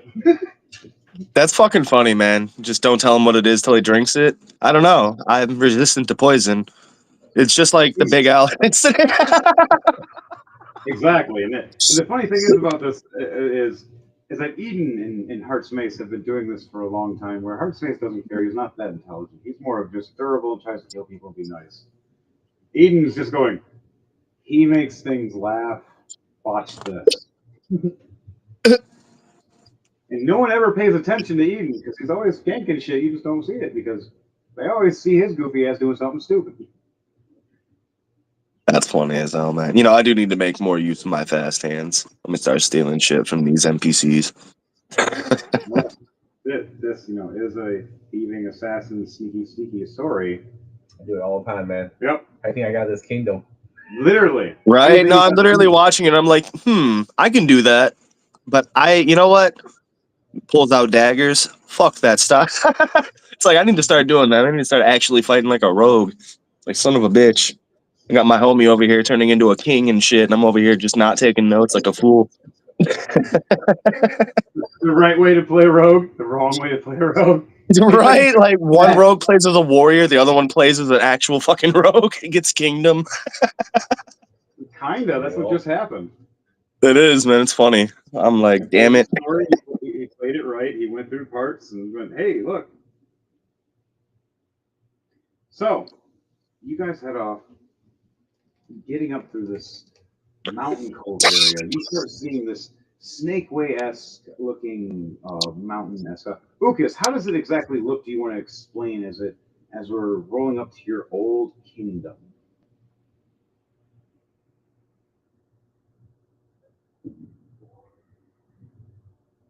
DJ Thunderbase? Devontae? Did it kick me? No. No, I think he was, no, this is process. All right, we can hear you now.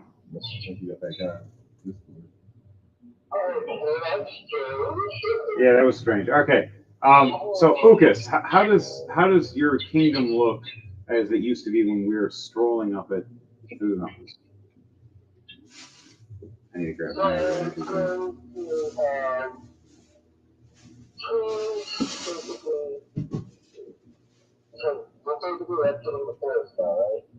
We made it through the survival checks to get to the mountain area to you. If we would have failed at least one more time, we would have been up in a very bad area. But we got past that in between.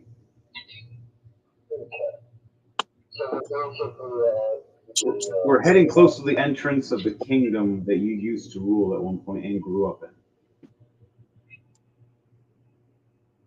We're on. I'm just trying to get an idea to where we located to the south. Yes, we're heading up through the path to the front of where the entrance is, where there's the only horse carriage entrance allowed for certain sets of flies. And as we're heading up it with our two carriages and a half. So basically, we're going to look out to see what looks like it's going to be a big mountain. But there's a ledge really don't as you're looking up that has a massive multi-towered castle built into the side of this mountain as it's sitting right there, and on one side it has an extremely steep cliff that leads down to jagged rocks and the ocean below.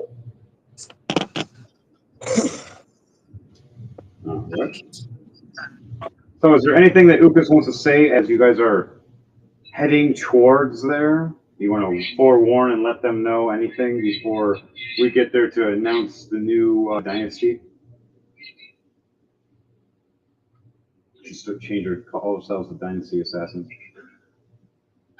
I don't know, that'd be fun. But anything Ukas want to say about that? That's a guy. Warriors Dynasty.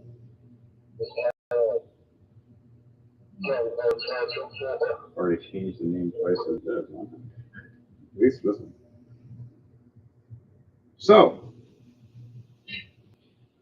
he looks over at you, Eli the Heart's Mace, and asks Ukas, So, when's the last time you've been home, Lucas? It's been so long ago, but I'd say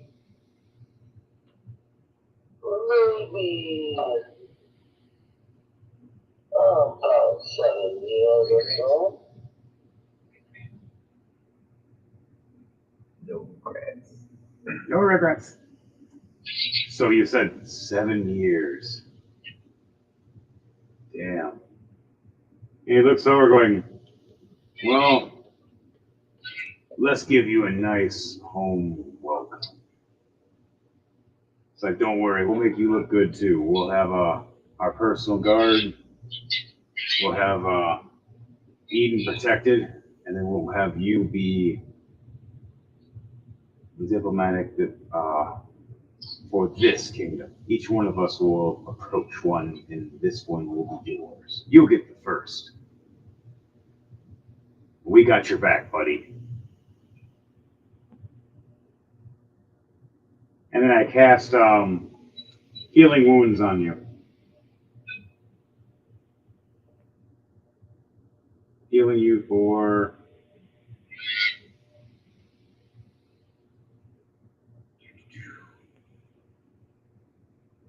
12 points of healing points. That brings me back up to full health. Want to make sure you look good before you talk to your old friends. I appreciate it. Good too. I appreciate it though, man.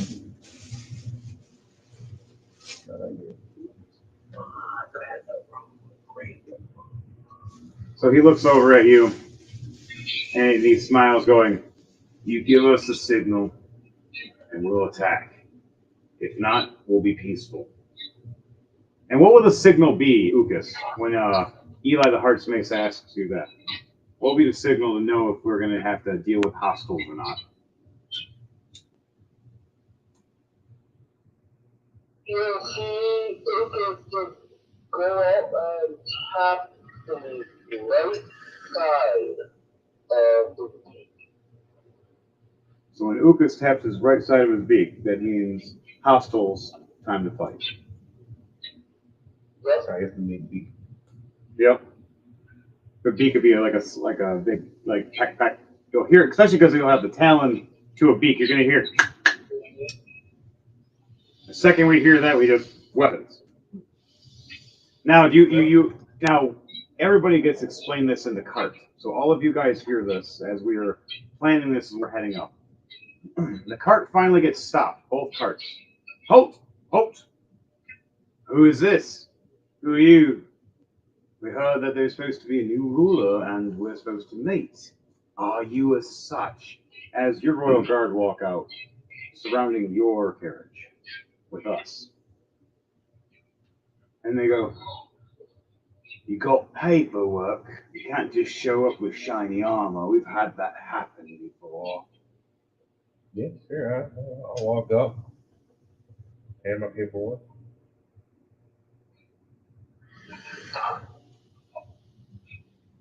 They start reading it. They read it over again. They reread it a third time, not believing it's real. Seeing the sigils and the royal decrees, not just from your dynasty, but already from a couple others that have been owl flown in for you. And they realize, oh shit. Sorry, my.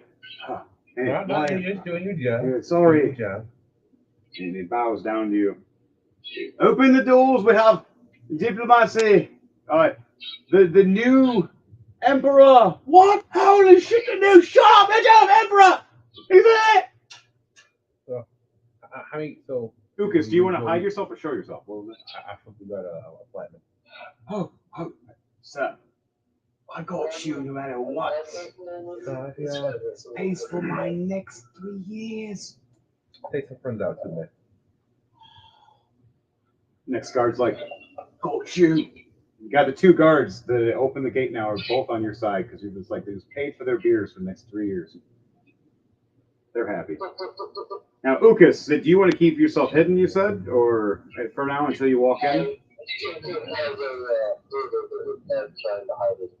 All right. Roll a stealth check for me, please, with advantage because they're being distracted by all of us. Damn. The fuck's double advantage?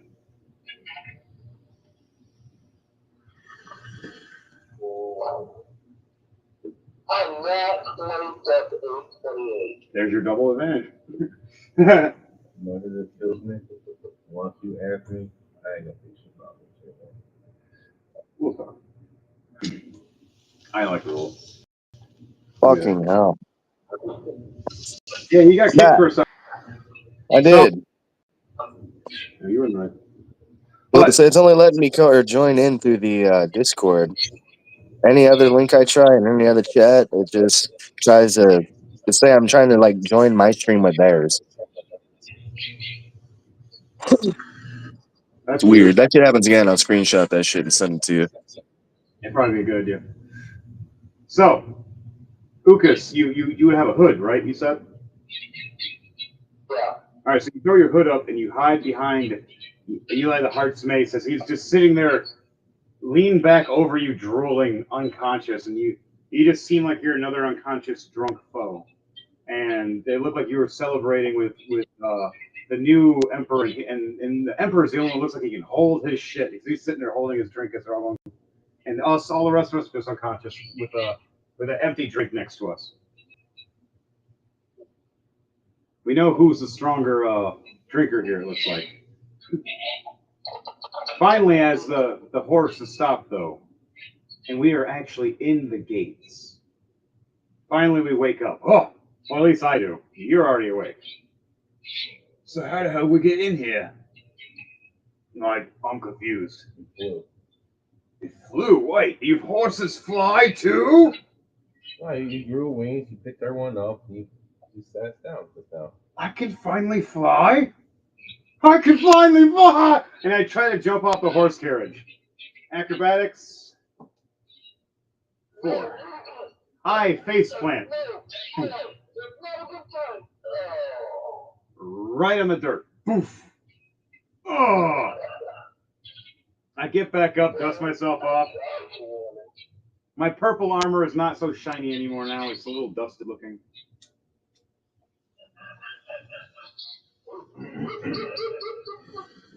Sorry, that must be the one that affects the drink then. Shit hit hard. What the fuck was that? Oh, I hang up. I think after some chick I banged. Did you just pukes again? All right, guys. Gets up. I can grab one of my drinks. It's not. Give it a minute. All right. While that happens, he heads up, and all the rest of you. Do all the rest of you guys leave the cart now?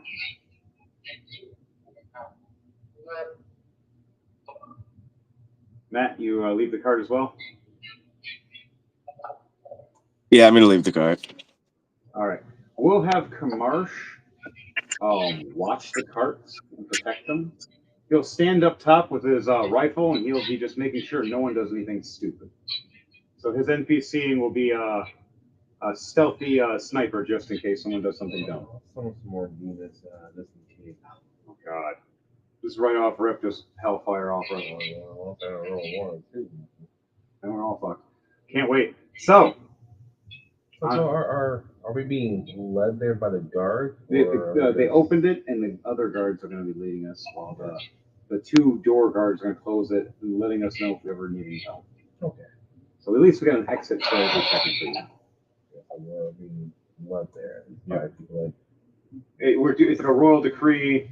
More other guards are starting to walk up. You have some that are standing at attention across from us, and then you see me embarrassingly fall after we stop. Right when we're at the entrance of right where the castle's going to be. And everybody laughing and chuckling at me because I'm kind of like the big buff fool. They're like, what's his job? Well, I'm kind of the muscle and kind of the gesture. He just nods his head. It's not technically not a deception check. I am telling the truth. Now I roll high. 18 plus 0. I have 0 deception and 0 persuasion. So 18 plus 0. Everybody believes me that I'm your fool. Your buff guard that's slash a fool. Kind of funny. Are we rolling? We will be in a minute. All right, so does anybody want to roll everybody roll a perception check for me to see what they see as we're getting ready to head up the stairs and open the door to get actually into the kingdom. Because now we're actually at the map that we've been waiting for 2 hours. I'm sorry. We had a lot of lore. 28. I got 16. 16. What'd you get for perception? 16. Minus 1, so 15. Wow. 8 plus 5. I'm just chilling, drinking my drink. I got a 13. Oh, me. You're just strolling. Eden's just strolling. He doesn't even care what's going on right now. He's just like, hey, man, my job is just to be here until something happens. So as we're going and getting through, we look up and see these steps that are kind of grayish, and you see landing pads a little bit up for more of air cockroaches at times. The stating of this kingdom can only be ruled by an air cockroach, by the law of this kingdom. So it has to be somebody of a bird kin, somebody with wings, somebody that's up, or an angel person, depending. But they have to fight for it. Nonetheless, as long as there's somebody that has wings, they can rule this kingdom. You see different statues. Yes, technically, yes. Certain Dragonborn that do have wings, some that don't. So the ones that do have wings, yes. So, as you guys do that, and like it's kind of like a wingus racist thing. Yeah, you have wings. Tech, you're a tiefling. Tieflings have wings. Not all tieflings, but quite a few do. Demons and harpies and damn it. But nonetheless, things that don't have wings aren't allowed. Hell, a butterfly could. You look great. Actually, yes, I do. Mind if I trade this one for the one you got in there? Go for it. So, you look over and see statues because as they do in their garden as we walk through the first gate, getting in before we get to the front of the actual entrance, a statue of Ukas, a statue of his mother and father, and a few others of different people, different kind of bird people. One that even almost looks like Kamarsh, but it's actually his great-great-grandpappy with the first cannonball black pepper box. He only had a short ruling, though, because that cannonball went off premature one time. 6 months is a pretty good ruling, though, because everybody else was happy until then. It was the happiest 6 months everybody ever had. But the saddest 4 months after that, and then bad ruling for about 4 years. And then Ukas' family came in and ruled great for at least a couple of decades. Until they were taken over, sadly, by the Moon Khans. So, you see these different statues, and finally, as you walk up to the last statue, instead of it being like the classic style as everybody else's statues that you walk through, you see an arrogant, golden and emerald encrusted eyes, owl-looking statue. Like he is the greatest of them all, overlooking all the rest. Having his, not in the garden, but overseeing the garden, leading to the throne room.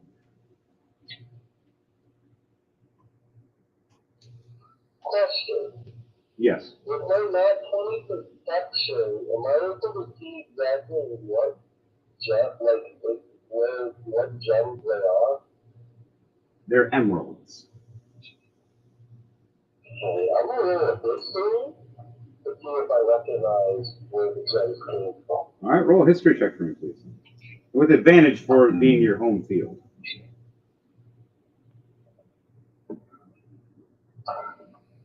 $13. 13 plus what?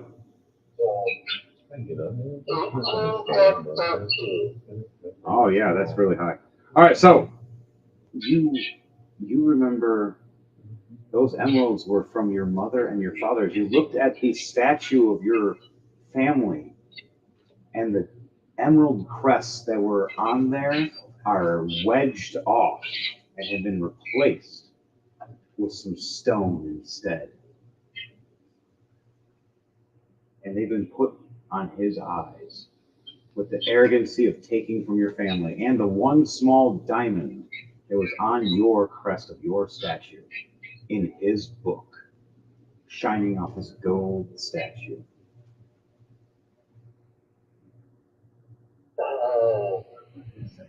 I am actually going to wear it again. Seems like a Pepto Joe. All right. Hello? We lost somebody. We gained somebody. Hello. All right, you're back. So, roll a sleight of hand for me, please.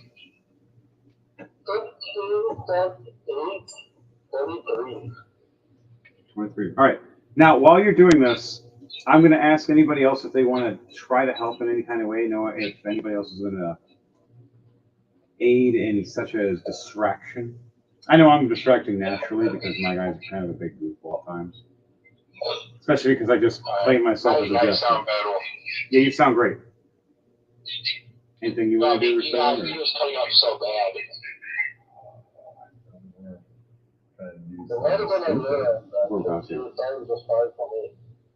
I know, that's right. Right now he's doing a sleight of hand on both sides. Well, if nothing is told to me about that, or I don't see the thingy, I'm just gonna be like, all right, chill.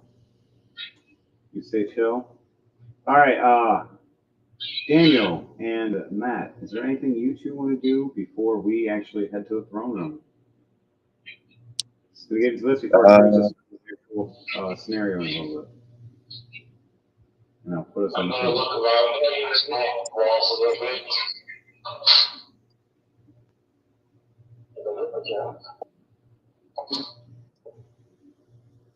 bit. Thinking there's really. Yes, Lucas, you succeeded in getting the gems as we were doing our things, heading towards. So as everybody's walking past, you look like you're just standing there, and once a big group walks past of us, that's when they just mysteriously disappear, and the stones have been replaced instead, where the eyes were and the diamond.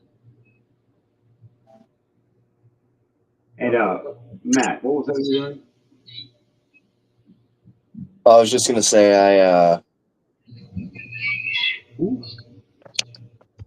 I'm prepared. Okay, you're unprepared or prepared. Either one works for me. I'm prepared. I grabbed some health potions out of the card, but I'm prepared for the most part. All right, so we head up to the steps, and you hear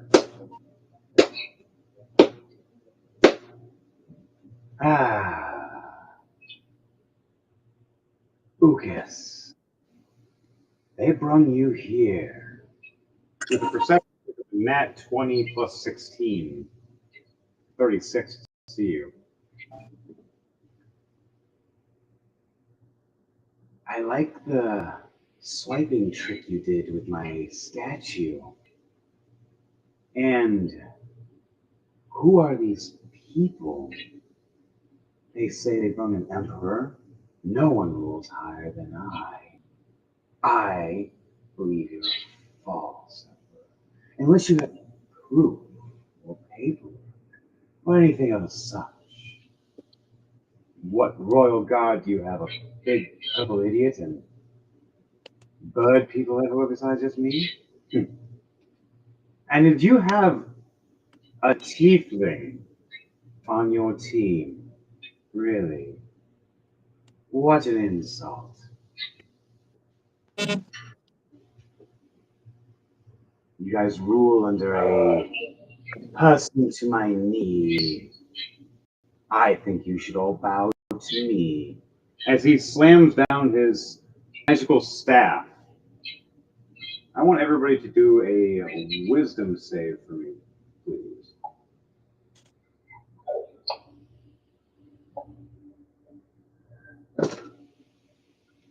Wow, for once, Archmage's rolls high. 18 minus 1. I got a 17. What did you guys get? I got a 12. 21. What was yours, Matt? I got 12. Okay. 5. You fail. Matt fails. I succeed. Daniel. What'd you get, Daniel? We half it froze up on me. All right. I got 9, but that's okay. Well, you are an upper. You get advantage. It's not fair for you to get told something once. You also got frogs on your side. Like, you know what? Fuck it. Yeah, I'll do this. Where's your real? No, I'm gonna do this. But he's targeting me. He's targeting me with something. Yeah, he's directing mainly at you as an asshole, but he's directing everybody too in the beginning. That's And this ability. He's gonna have to make a wisdom saving throw. All right. For everybody that failed. Not him. You have to do the wisdom saving throw first. All right. Wisdom saving throw. Oh man, so lucky. He had I disadvantage. got an 18 minus 1. All right. So 17. All right. He rolled a 2. He was so lucky that he had disadvantage on it though, because it was a nat 20 and a 2. Cool. His spell does nothing. I can cast that bitch now. He was going to cast command and tell all of you to kneel to him. Now you know how to do the word command at 9th level. What are you gonna do? Thanks for the spell. How about you? I hear this now as I cast 9th level command. 6 plus 4. Nope. 10. He fails. DC 16. You see him shaking, holding his staff and his book, and quivering. And right in front of Ukas, drops to his knees and pointing right at you, though. How dare you! You just can't get up! Just stuck right in front of Ukas and 10 to 15 feet away from you. And all of us surrounding him now. I'll let you guys take care of this now. What's wrong? You can't get up. Eli the Heartsmith looks over going, so Ukas, I know exactly what I need to do. I think you know what you need to do. I'm going to rage. And his teeth start growing and he starts getting furry and starts transforming into a werewolf and rips his flesh right off and slashes at his own sides and turns his hands to flames. And I think we need to protect our leaders. And smashes his hammers and his maces against the ground and ignites them on fire. I stand right between Eden and between Ukas, going, anybody between them gets burned and crushed. What are you guys going to do? I'm going to give you all 1 instant before we go into a turn of initiative. As guards are starting to rush up, and your guards are starting to fight them. And hold them back.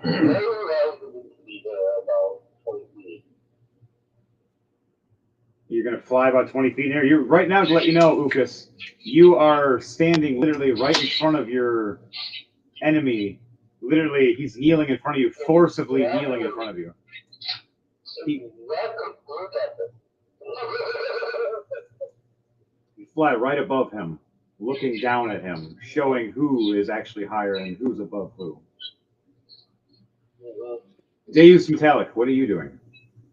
You get 1 action to do something. It's not aggression. It's just getting ready. Who's in front of us? Right now in the scenario, Oh, okay. is the one elf or the one owl leader named Roy Mooncon, and he has been forced to kneel in front of Ukas and in front of Eden. And Eden or Ukas decided to fly above him to show him who's actually above who. All the rest of us are getting ready to fight and protect the leaders, which is Ukas and Eden. Eden is the emperor, and Ukas is going to take back his kingdom, and he's going to show how he's going to take back his kingdom. All right, let me see. What can I do real quick? Action. All right. While you're doing that and looking at that, Daniel, what are you going to prepare yourself for? It's not combat yet, but we're going to roll initiative after we get this ready. What are you going to prepare yourself for? Are you going to look for a spell? Or are you going to pray to your fiend lord, or are you going to do something else, get a weapon out, or try to get ready to summon something? Actually, I'm going to try out a new spell that was in that book. All right, you get it ready then. You open that book and you start getting it ready, making it so once it's your turn, you can automatically cast it. All right. All right. So you read that spell right now and get used to it while we're doing all the rest of ours. Eden, what are you doing in this moment as we get ready before initiative? I just look at the dude kneeling and take my my long sword out. I raise it in the air and go, "For the Emperor! For the Emperor! I'm doing it. For the Emperor!" Ah! And right at that moment, all of you guys hear gunshots. Boom, boom, boom, boom. Kamash! Problem! Boom, boom, boom. Just problem! You're shooting the fuck out of people right now. Unloading on numerous soldiers. Never mind, no problem. Yep. Oh yeah, bro, Kamash! All right. Everybody, roll initiative, please, as we are now starting initiative as the guards have finally broke through Eden's guards and are heading towards us. And I will set us on the placemat. 14. I got 19 plus 3, 22. What'd you get, Daniel? Nat 20 plus 1. What'd you get, Devontae? 17 plus 25. Fuck you. I thought I was going to have first for once. I got a 11 plus 3, I got a 14. So me and James have to do rollies. Rollies. I got 12. I wish I had a rolling. Yeah, I made beard checks with my belt one time. Oh shit. I'm going on beard now. There's a cool dice there. Oh, yeah. Rollies? Rollies. Look at At 12. 19. You go ahead of me. All right, and then Kamarsh for his random gunshots. Dirty 30.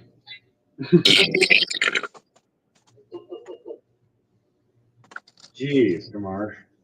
All right, so the start of the turn, you hear gunshots again from Kamarsh. Kamarsh said, "Get away!" Boom, boom, boom, boom. And how many is that? Yeah, he hits all of them. He hits all of them. Why does he roll better than I do? He hits all of them, and he reloads, and well, 5 guards are down. He has 10 more to go. His turn's done. Ukas, what are you doing as you are finally getting your chance to show Roy Mooncon what has happened after 7 years of banishment? Sex. Oh, God. I'm actually going for 7. My only eagle.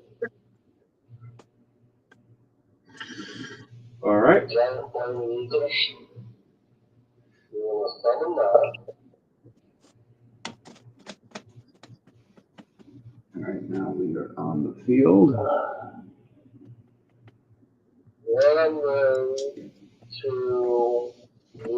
cast Charms Person, so make a wisdom save.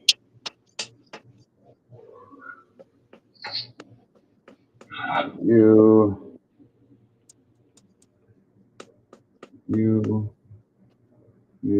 and make a wisdom save. That one.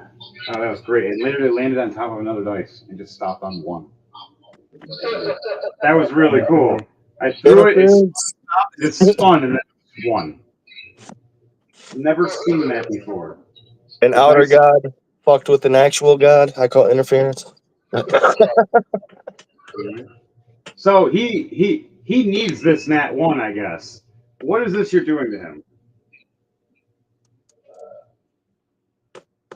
I am going to have him voluntarily relinquish control of the kingdom. Because it doesn't harm him or make him kill himself. He can and will forcibly has to relinquish himself, his kingdom to you. He looks at you going, I can't. No. And he has the book in his hand.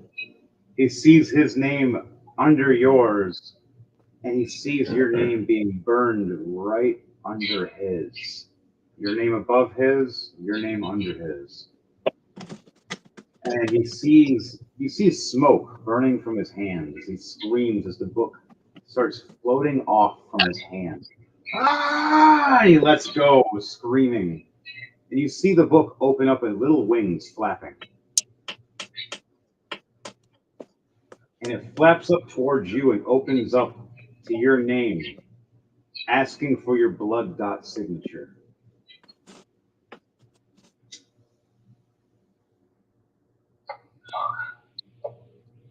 I take my beacon, tuck it into my hand, take it in my hand, and just let it drop the blood pour out onto the page, and take the pour out my talon, and sign this pilot. As you see it start glowing gold onto this paper. Deus, what are you doing over there? What's up? Man, what's that fat noise in the background? Oh, I'm rolling cigarettes. Packing cigarettes. They all call it. That's what they all say. Oh. Well, you are metallic. You're smacking metal against metal, I guess. But Oh yeah, I got a whole tray. I got my tobacco up on a tray right now. that's what they all say. My bad. I thought I was on mute this whole time. My bad. No, on that note, with that, Ukas, you see him screaming with his hand burning, and he looks up at you, and his eyes went from green to red. As you see him take the burning hand and stick it to his chest, and point the staff at you, taking a reaction with his staff of lightning. Doing a dirty 20 to hit.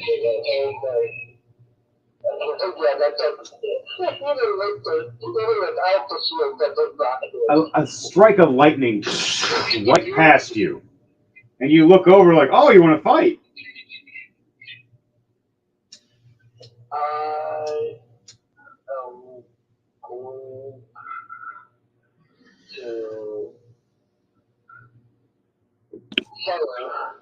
going to firebolts at him. 2 firebolts. With a 17 and a 20. 17. The 17 just barely hits his AC.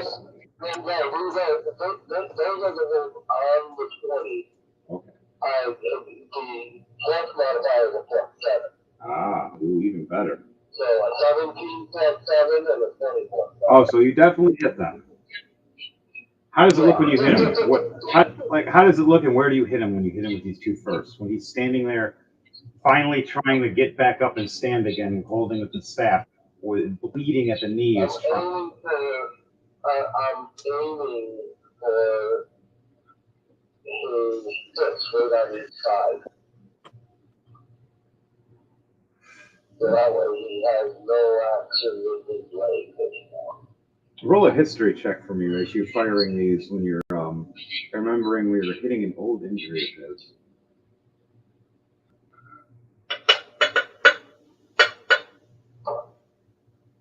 And 19 plus 13. Nice, a 32. So, as you're firing these, you remember many years ago him having an injury so horrid for himself, and he hated being mortified because he could never be the warrior like you. All that jealousy of all those years, and all he could do was cast some spells. They weren't even casted by himself. It was always by a magical staff or a magical book. Never him. He hated it. He was never as good as you. And you, all the years of training and sparring, always avoided his weak spot out of respect. And finally, after all these years, you show him no more mercy as what he did to you. You fire right into his right hip as he steps back, and it jerks back and rips open. He screams in pain as he drops right back down to his knees, being forced still by the spell.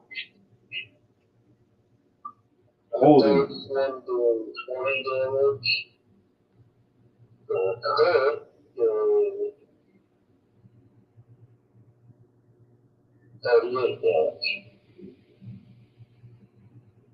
You severely hurt him, but he's not dead yet. He's about halfway. He looks at you. It would be too merciful if he died already. Kill him yet. I got plans for him. You got plenty more souls to gather, trust me, there's way more. Because you guys got to get out of here after.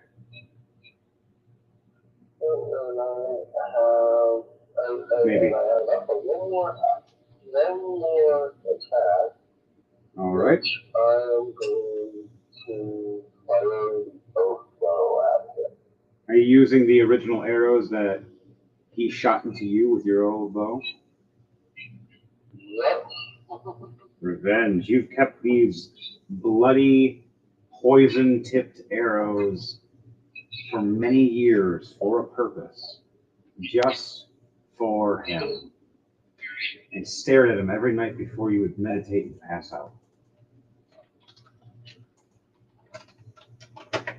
Fire away.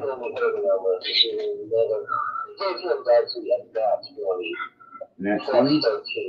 So a 32. 33. Yep. So what's the second shot? With the second arrow.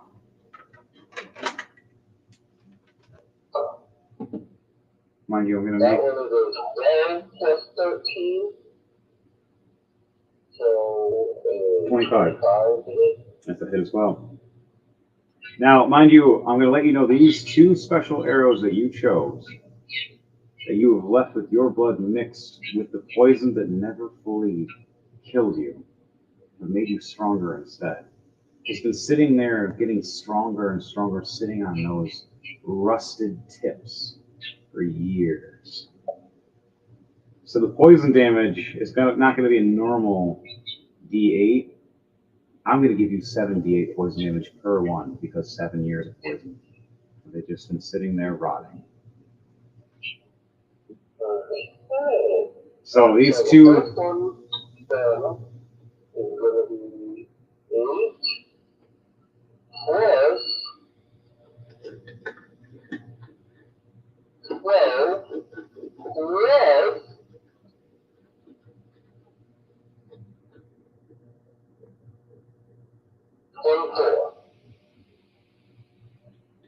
right. for the first. And what's that second? And that's it. Oh, that's going to be a double. Yep. So that would be 28 per play. And also would be 66 and 13 All right. Roll that dice. And the first one is 15 with 22 plus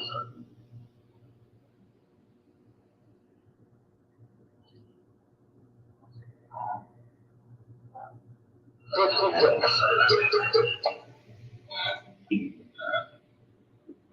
All right. So, Ukas, after 7 long years of planning for revenge and dreaming about this moment, finally getting the opportunity, how do you want to do this?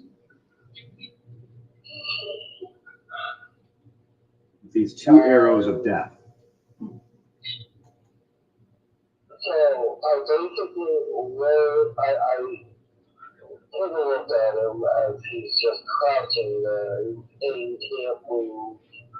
And I took out the 2 old, rusted, poisoned arrows and pull out my oath bow as I'm doing so. I'm whispering when that I'm whispering that you feel wrong.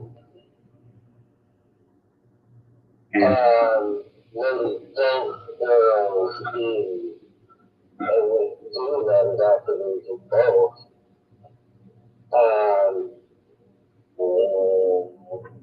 Basically, as the fire right into each eye. nice. As you hear him screaming in pain with these 2 poison arrows and black ooze pouring out of his eye sockets, he's screeching, "Why? If it wasn't for you and the other false emperor."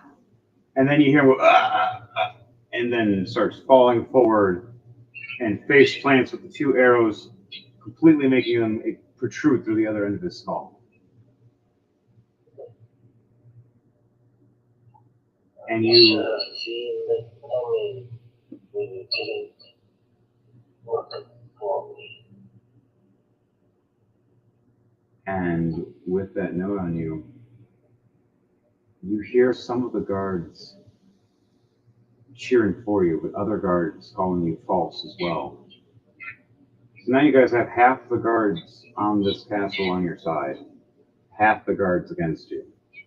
While you still have your special Knight Brigade and your special Frog Assassins helping you, and Kamarsh just unloading on the others, you've dwindled down to only 6 more guards left. 3 guys are throwing grenades at you right now. You got 1 big guy with a giant mace-looking weapon, and 2 other guys with giant swords. And they're all in the room with you right now. I'm gonna have my giant bird do a dive bomb attack on the large one. The big armored guy with the big mace. Yeah. All right. Roll for an attack for me.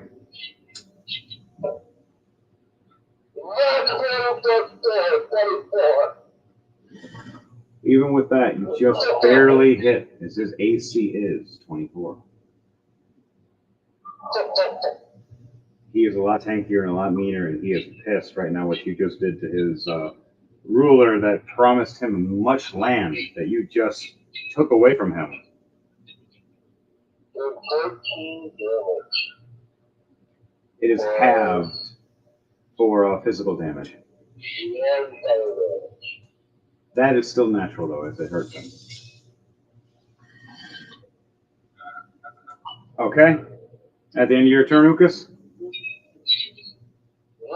I'm choosing I took the focus. I'm choosing I took the vulnerability of that of the summit. Yep, because you already had the summon, and then you got that attack. You get more next turn. So, Oron, it is your turn. Matt.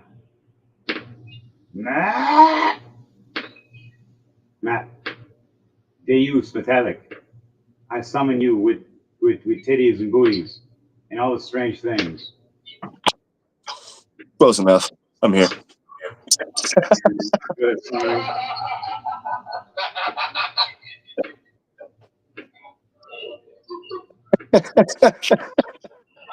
I'm good at creating worlds. I'm not good at doing that part.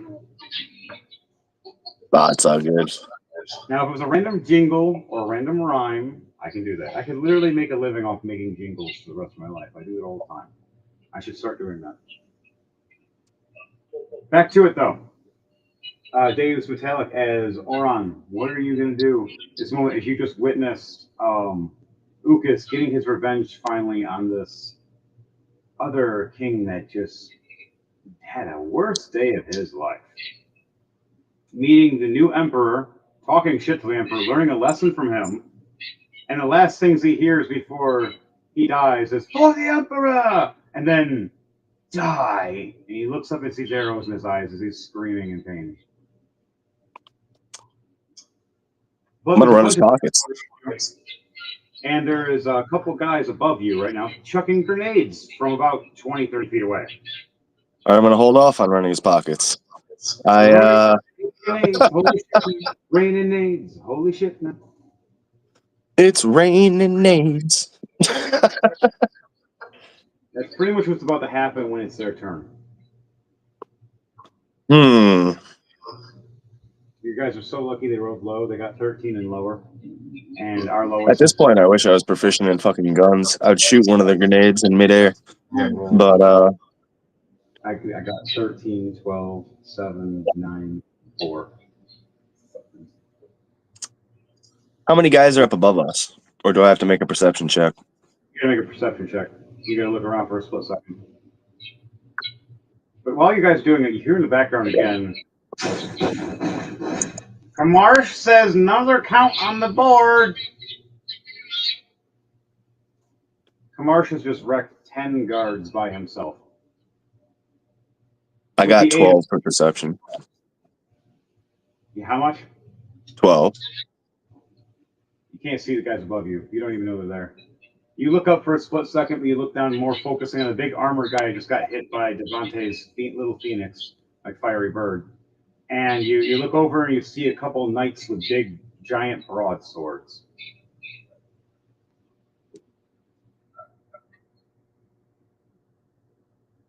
And they're talking about wanting to kill the false emperor, thinking he's false. Where the rest of the guys are going, "For the emperor!"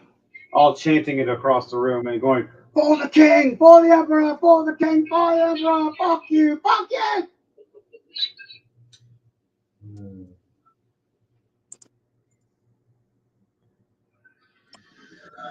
I'm going to use my cloak of elven kind, and I'm going to try and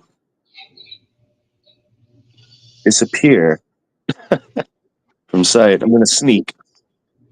All right. Well, right now there's a big commotion going on, so you will have advantage on that. To make sure you can do stealth. Are you going to try to stealth sneak attack somebody? Yeah, I'm going to be on my guard and ready. You have two knights ahead of you that are about 15 feet apiece. They're about 7 foot tall apiece, and their swords are about 5.5 to 6 foot long apiece. And they're big white armored with the bird symbol on them, but the bird symbol has been turned into a owl symbol with a scratched-looking moon.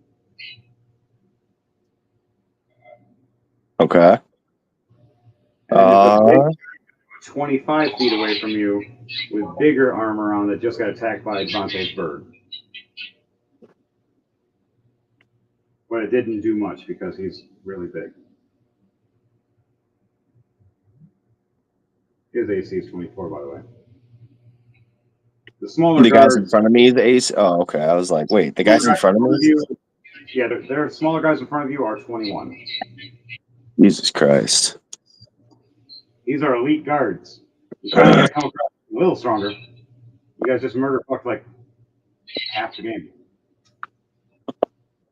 All right, I'm going to take out my daggers of venom, and I'm going to attempt to sneak attack the 2 guards in front of me. Nice. All right, they're both facing right now towards this big fiery bird, wondering what to attack their captain. So you have advantage on attacking their backs right now. You're going to do a double stab, like one on each at the same time? Yeah. Okay. And then for you, James, let's see if you can do a perception check. If you do. Okay, one is 19 plus 10, 29. And then the other one is 13, 3 plus 10. Both misses. Damn. All right, the first one, what was the first one again? 29. Oh, 29 does hit, sorry. The first I was one about to be does like, God damn. No. You sneak attacked and you got the first guy, and right when he screamed, when you stuck that blade in between his armor, right where the soft spot is, the other guy jumped away just in time, making you miss with your other blade. How much damage are you doing with this dagger? You did sneak attack, so it's going to be double damage. I got 7 plus 4. That's 11. And then 22 damage. Plus the poison damage. plus the poison damage. Yep, What is the poison damage? D8. I think it's 1d8. Poison DC 15 Constitution save negates. 2d10, my bad. Poison. 2d10 poison. There you go. Roll 2d10 then. He rolled a 7 Constitution, so he is poisoned. All right, let's see. Poison's a new thing to me. I've never worked with poison before. This is new. I love it. He beats the Constitution save. He failed because it was a 7 plus 3, so it's 13. Or sorry, 10. How much damage was that though? Altogether for that poison damage. I got 15. 15 damage to poison damage. Okay, that's good damage. He's not dead, but you surprised the hell out of this guy, and he is hurt right now. And where you stabbed him, right here above the shoulder, right in the trap, right down, is the poison's running right up his neck right now, and right up his ears. And you can see like a black vein right between the neck piece where the armor's open. Ooh. You're hearing him like kind of like in pain, trying to clench his weapon. All right, so what are you going to do next? You still got 2 more attacks with another action, and you still got a bonus action. Sweet. I'm going to attempt to attack the other guard again. I'm going to... I was thinking about doing something sweet. I was like, maybe I can kick that guard into the other one, knock him off, but I'll fuck that. That'll take an action. You can try. You got the blade still in his neck. You can try Should to I do that? him. Okay. Use him as a shield to the other guy, like a body shield. I was about to say, is he going to opportunity attack me? If you twist around, he's going to swing at you, but you're going to hit the buddy instead. If you're able to control the body, I need you to do a strength check, please. You're going to be able to shift his body around to be in front.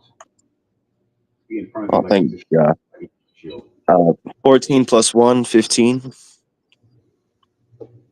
You just barely make it. His strength check on top of that, 4 plus 1, 8. Nope, he fails. As you twist him around, which breaks that 5-foot meteor distance, and the other guy goes for opportunity attack. He's going to attack him as the meat shield now.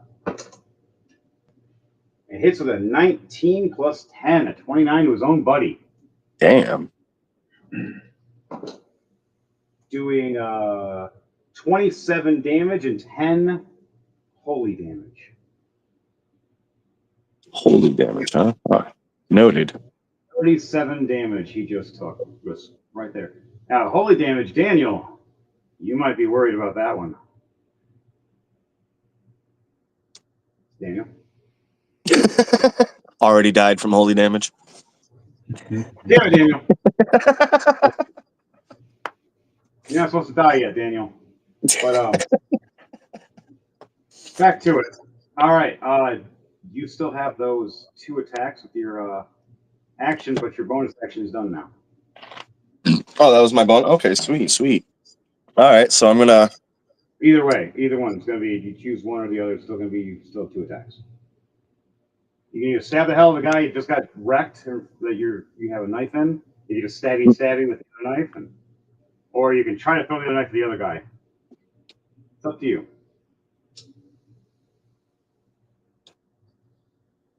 All right, I'm going to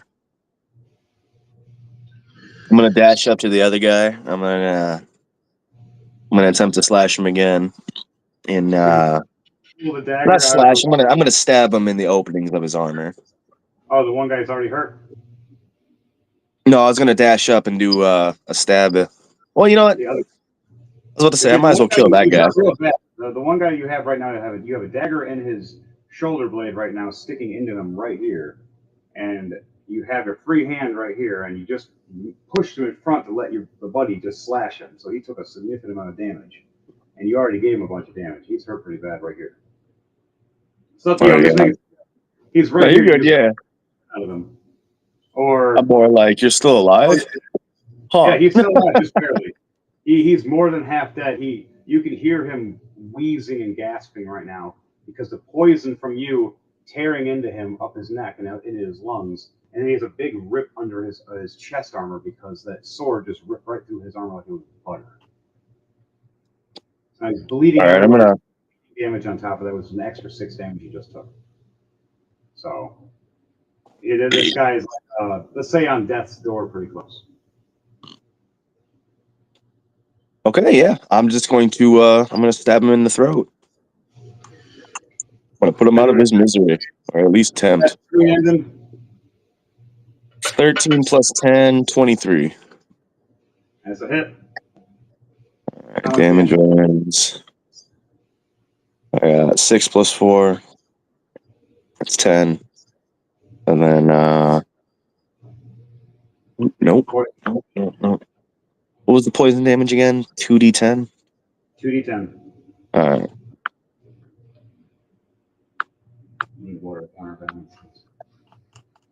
Altogether, I got 3 and a 2. I got 5. Can't blow that out. No, did I get kicked from Discord? That's what happened. That's why it's quiet. Did we? I'm like, is it just and then there was just 2. Everyone died to holy damage. Me, James, and you, and I'm still here. Oh, James is there. I randomly got kicked. We've been having a technical day today. It's one of those technical difficulty days. We are battling the tech gods right now. So it's not the dice we got to be worried about today. It's the tech gods. Yeah, they're messing with us. All right, so how much damage was that altogether for that poison damage? That first I just got 6. How do you want to do this? All right, yeah, I'm going to stab him up in the throat. I'm going to take my knife out. I'm going to push him over to the side. You still have one attack. Yeah, that's when I was going to... Let's see, how close is he to me? He is about 5 to 7 feet. 5 to 7 feet. The guy you just threw in front of you down, you're technically now you're within melee range. Now you're both about 5 feet away from each other. 5 feet? Okay, cool. All right, I'm going to sheathe my venom daggers. Yeah, no kidding. I was asking Daniel something, and then Daniel wasn't there, and then I realized Devontae was quiet too, and I was like, oh shit. Then I got a message from Daniel. Then there was 2. I was like, everyone died to holy damage. I got killed. I got back on, and then you got killed. Someone's messing with us. So, back to it though. Deus, you have one more attack. Or are you going to throw your dagger and have it summon back to your hand, or are you just going to run up and stab him? Or are you technically just stabbing from where you're at? Okay, yeah, I'll stab. I thought I'd have to run up on him and shit, but yeah, I'll stab him. All right, fuck that. Yeah, you're within 5 feet. 5 feet is within stabby. It's stabby. I'm going to dash up to him, and I'm going to attempt to stab him in any openings in his armor with both of them, preferably the neck. But if he's got anything near the torso. Yeah, he has openings at the top of his armor right here, and at the undersides of his torso, under his arms. Gotcha. Okay. So you want to go under the armpit, or do you want to go above the shoulder like you did the other guy? I'll do one above the shoulder, one to the armpit. All right. So roll those 2 attacks for the 2 blades for a dual attack for a dash attack. Like a dual dash attack. 17 plus 10, 27. I love these daggers, man. Thank you for these daggers. All right. And what's the other damage for, or what's the other hit for the other one? 10 plus 10, 20. The second one misses. The first one hits. So which one's that? The under uppercut or the over? That was the over. So you stabbed over him, stabbing right over his shoulder blade, sticking this blade in. You try to go for the second stab, and he swings back just enough for you to uppercut and miss, just grazing his armor of his helmet, slicing it a little bit, seeing just a scar mark across the paint. And you see a little bit of drip of poison come down. Got that Michael Myers for him. Yeah. Now roll the damage for that, please. All right. Damage is 5 plus 4, 9 plus the 2d10 would make it. Jesus Christ. I got 19. 10 plus 9. Nice. You did significant damage, but he's not hurt enough, not even close. But it's still he's poisoned. So I got to roll for Constitution to see if he's poisoned. 9. He is poisoned. So roll poison damage for me again, please. 2d10 or just 1? 1d10 for normal poison damage, unless it states otherwise. Damn it. I got a 9. And others maybe on their sheets. I'll check it real quick. We had different wording problems. Maybe he hasn't had some people haven't had updates. They did a lot of updates recently. They got to make a Constitution save of 15 to negate the effect of the poison. Unless you didn't update certain books, which probably wouldn't update certain things. You don't have to. I don't know. I'm trying to think. I was looking at the stuff online too. All right. So what was that last part, Matt? I was saying he's got to make a Constitution save of 15 to negate the effects of the poison. He got 5.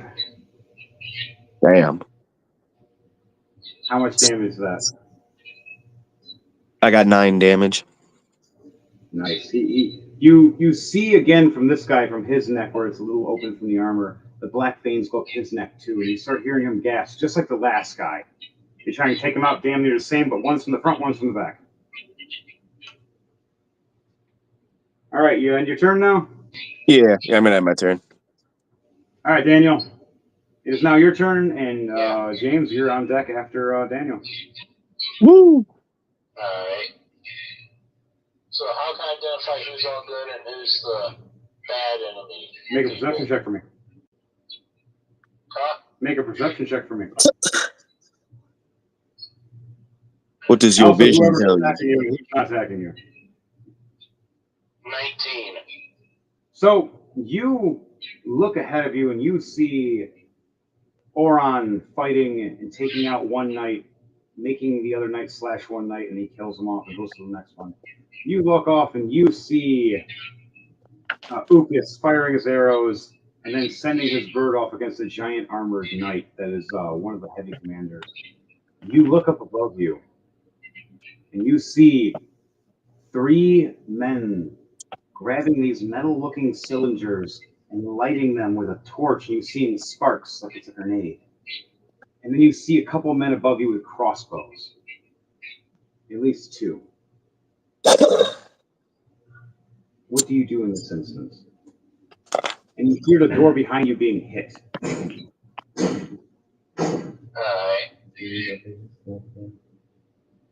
Before I do anything, I gotta do a performance check to see if I can do the spell. All right, roll a performance check for me, please. And explain this, and then read the spell to me, please, after. 15 plus 3, so 18. You succeed. Now read this spell to me and tell me what it is.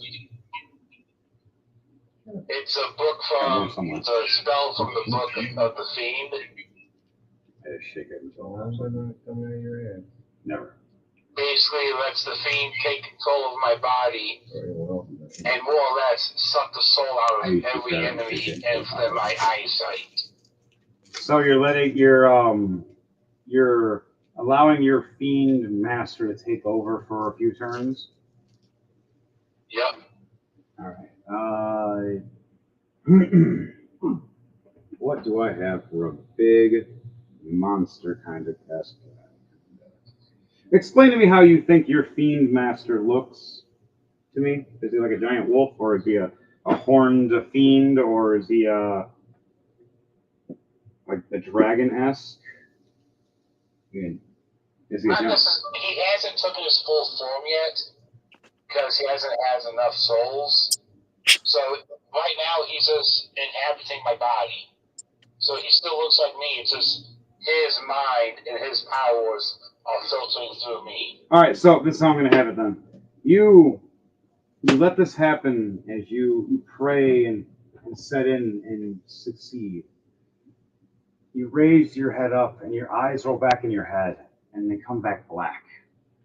And a big smile across your face, and your skin changes a bit. Instead of being a red tiefling, it starts turning black skin. And your horns just elongate a little bit more. And your wings expand out and turn black and red. And it looks like a shadow is following behind you. And behind the wall shows a giant, scary-looking creature of a shadow with glowing eyes. And what color eyes or glowing do you see with this image? He almost has like a fire orange eyes. So you see in the wall this demonic, fiery orange eyes and a giant, white, smirky smile. When the mouth opens up in the shadow, you see a fire of orange. And then back into your mind where you are, you hear, I'm you, and you're me. Witness what I can give you. All right, so in that moment now, I'm going to give you the ability of telekinesis within up to 90 feet of lifting people up to over 1,000 pounds and throwing them. And you can use it as a shadow kinesis. How would you like to explain this, and who would you like to fight with this? There's a knight in front of you that's fighting Matt right now. There's a big armor knight fighting a little fiery bird that Devontae sent after. There's the guys trying to throw grenades above you. You want to try to make some kind of shield above all of us, protect us, or do you want to try to blast at them, or maybe control them? Explain to me how you do this, and I will give you a chance by asking you to roll to die. This is when it's a Fiend Lord thing. This is a Warlock thing. Warlock things are kind of unique with DMs and pre-game. They get a little crazy. Yeah. I was kind of surprised when you chose a Warlock. This ability is messed up. All right, explain. Basically, with this ability, I read it out to me. Defeat my master. I'm really like a vacuum cleaner. And any way I look, I can just breathe in, and I'm literally sucking the souls out of any enemy I want. Any enemy within your sight? Yes. And you rolled high on your perception as well. So, yes. I want you to roll a d6 for me. Tell me what that number is.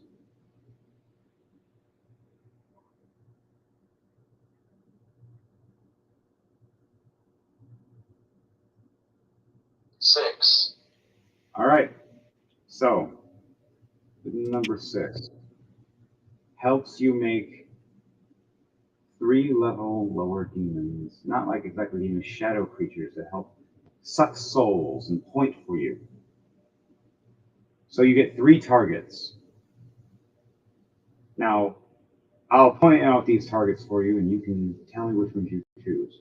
Now there's the 3 grenade brothers above you all, about to chuck a bunch of grenades. There are 2 crossbowmen about to shoot at you from down above. You have 1 armored knight that Matt's fighting right now, 1 super armored commander that's being fought right now by Ukas and probably Heartsmace in a minute. And then you have the door being beaten down, but it's not open yet. Alright, so Who do you choose out of those several characters? They're enemies. I'm gonna start sucking the soul out of those 3 grenade guys. That sounds so bad. It does, but you love to suck. Sorry, I love that movie. But I bet you could suck a golf ball through a garden hose. Spaceballs is a great movie. But back to it. Spaceballs. Oh my god, that was funny. Yep, that was a scene from it. I was quoting Full Metal. So Daniel, I have to roll a Constitution save to see if they keep their souls or not. Wow, this is hilarious. I got a 1, a 4, and a 3. So how do you want to do this for these 3 grenaders that are getting ready? They light their wicks on their spiritual grenades. They're about to chuck them over the edges, about to rain grenades on all of you guys. It's raining grenades. Holy shit, now raining grenades. Literally, I was going to throw 12 grenades per guy just because. So how do you want to do this for each guy? How does it look for each one of them for you, Daniel? Basically, just like me open my mouth and like a vacuum suction just until the souls come out. So you see, all of you witness Azrael, this red tiefling that's turned a little darker skin since he's transformed, mixed with his fiend overlord. And he turns around at 3-point towers above us, where there's stacks of grenades and 3 guys ready to chuck about 100 of these at over points. And each of these shadow points lead up to these 3 guys, and you just each one of them. And you just see their life force of these souls being pulled slowly. And you see them drop their grenades. And they just drop dead. Each one of them. One of them falls off completely and just hits the ground and explodes. The other 2 on the other towers, though, they died on the towers with their grenades still lit in their hands, with a whole box of grenades apiece. So I gotta roll some dice. Oh god. Okay. And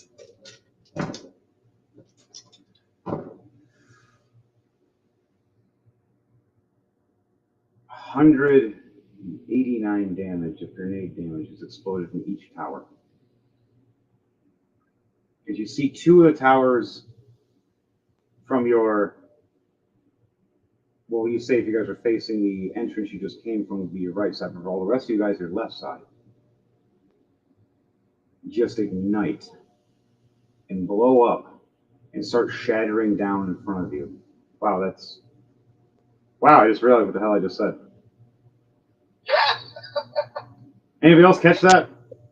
That's dark. Oh, yeah.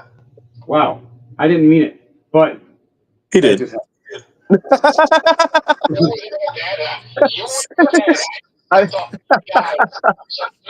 out of people. You know, now that I said that's not bad.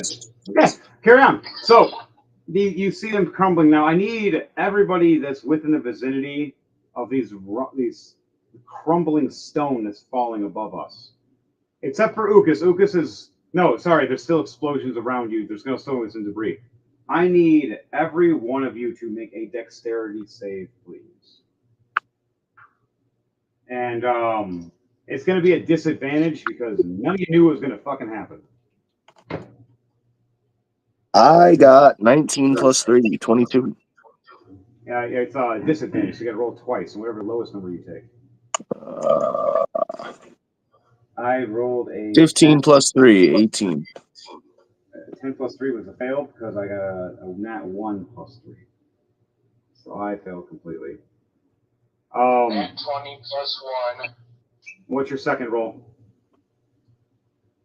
17 plus 1. Okay. And we'll 19. I love how Henry's like, bet you can't do it again. And Devontae, what was yours? It's happened before with all of us. I just did it earlier. I just rolled 3 nat 20s in like 15 minutes ago. All at I once. remember that. That shit. Devontae, what did you roll for your dexterity save with disadvantage?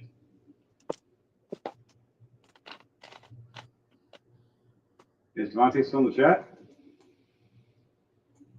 He is muted right now. I think so. Unmute that. Devontae, you need to do a dexterity save with disadvantage, please. Everybody needed to do one. What the heck? Not 1 plus 5. Wow. So again, Ukas and Heart's Mace again, nat 1s. Again. Get ready to hawk tour. No? So all of you that got over 16 have succeeded. So James, you succeed. Daniel, you succeed. Matt, you succeed. Ukas and Heart's Mace do not succeed whatsoever. Ukas, you're flying. You see Daniel turn around and you hear, and just sucking up all these 3 souls from these 3 grenade guys about to chuck grenades on us. One of them falls to his death and explodes in front of us, and we laugh about it. The other 2 fall back instead, and their grenades drop next to their box of grenades, and the whole towers came down, exploding at both of us. While this is exploding, it's flying in the air at you as well. You get hit with several rocks. I rolled, and you got hit with 6 out of a d6. So that's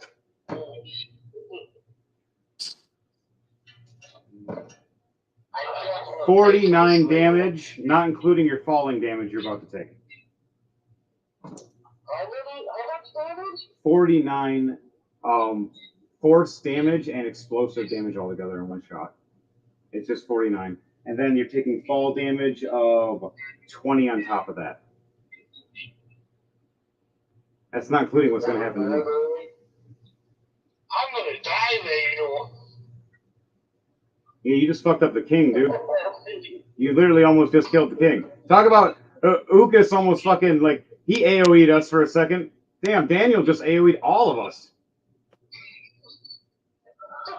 He just got his kingdom back, yo. Don't worry. You're not Ukas when it comes to oopsing and almost blowing up people. Daniel does it way worse. Daniel is the king of blowing people up now. Daniel so far is the king of oopsing and killing teammates and blowing things up. And he's been on here less than everybody. I blew up a lot of people just by sucking off 3 people. I'm going to cry now. Did I imagine him like that dude in that tank from Beer Fest, just sucking in all the beer? That's him with souls. I had to suck the soul out of those 3 people.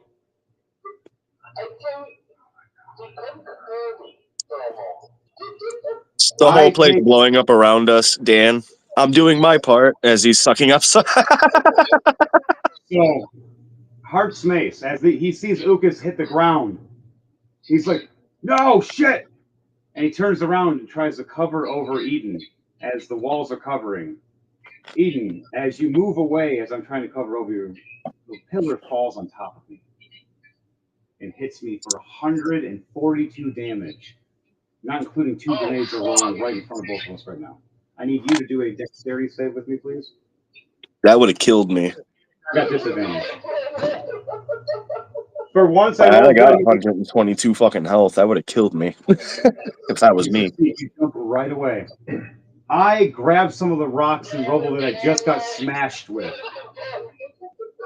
So with Heart's Mace, he looks up and a pillar falls on top of him as he tries to shove away Eden to try to save him. Because he realized Ukas got hurt. He tried to fail saving one king. Now he's trying to save the Emperor. Gets smashed down by a whole tower. almost dying, and then 2 grenades roll right next to his face. He's like, "Oh no!" He grabs the rubber box and shoves it in his face, and it explodes. I take half damage. Note to self, I'm not He allowed to use needs some milk. My man needs some milk. In the rubble, a bleeding werewolf, covered, which was gray and black, which is now more looking dark red everywhere. As you see the werewolf form start transforming back into his normal Goliath self with 7 hit points left, gasping for air. Also taking There's always that bleeding one damage, person in the friend circle. of bleeding damage. 4 hit points left. Damn, I'm about to die. Your healer's about to die. Note You to self, I'm not useless, no, but I'm surrounded by allies. know your surroundings before you do something. Imagine living through that just to get sucked up accidentally by Daniel.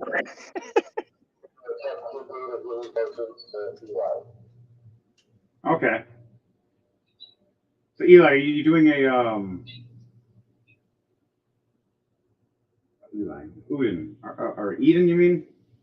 Oh, Eli. Sorry. What are you doing, Eden? Oh, wow, I just went retarded.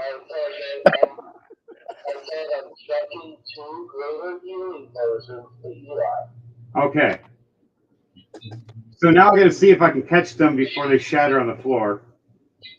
I'm going to put in the spell book, note to self, do not use around allies. So, anywho, you guys see this comedic moment. Heartsmaid's looking over and seeing Ukas laying on the ground bleeding, and Eli's bleeding, and Ukas grabs one of his health potions and he chucks 2 of them as best he can. Eli tries to reach through him with his bloody arms, and they smash in front of him, glass in his face, and he starts licking the health potion. Taking 3 damage, gaining 12 health points.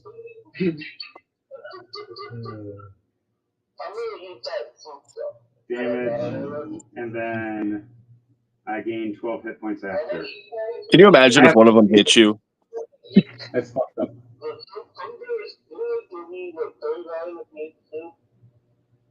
It's yes, but my guy already had some earlier, and he cannot eat right now. Okay, yeah. You means you get advantage for 1 turn as well. All right, so your turn is done, Daniel. James, your turn. I'm done causing damage. You almost killed me. I used my Dude, that's reaction. funny. Fuck. Finally gets Kingdom back, almost gets fucking team killed. So this still that guy I'm in casting front it of, myself. in front of Matt, right? Still a guy in front of this. Still Yeah, there's still a guy in front of Matt that he's fighting, and there's still a guy 15 feet ahead of him that's the big giant armored monster guy. There's nothing above the dude, is there? When that tower fell, how The many big of those giant guy? enemies No, got no, crushed the underneath? guy above him? Matt. Roll a perception check, and I'll let you know. Perception. Oh no, this is gonna be for this is for Oh, James. that's the range. Yeah. Can't tell if there's something blocking 5 feet above him. You're not sure if the chandelier is above him or is above Matt. You're right now going. Sorry, I'll just miss step behind the guy and stab with my sword. There you go. You're gonna play the guessing game, dropping a chandelier. I mean, that's I ain't gonna lie, man. I was paying There's attention to what James was about to say on that one. I'm like, wait. that, Oh, it's about That 20 shit. feet ahead of you. Like Ukas was hanging out, flying next to him, but when the explosion happened, it's been swinging and swaying. 23. Nice. How much damage? Let's see, that's Oh yes, a lot. that. I was not expecting that part. I was not expecting a Daniel.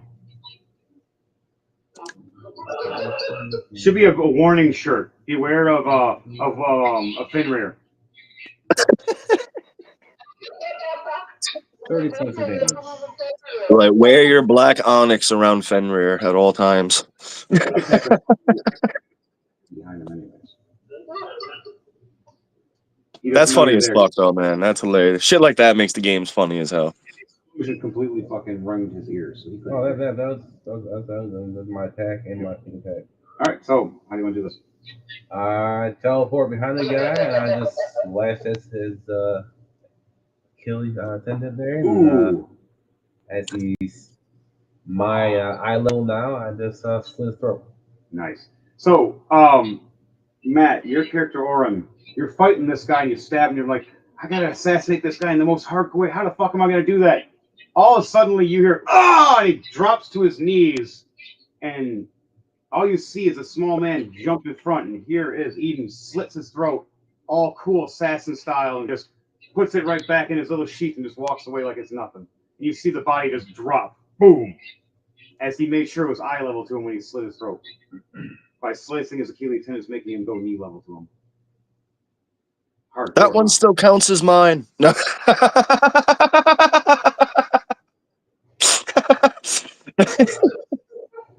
That's a good one. That's a great fucking answer.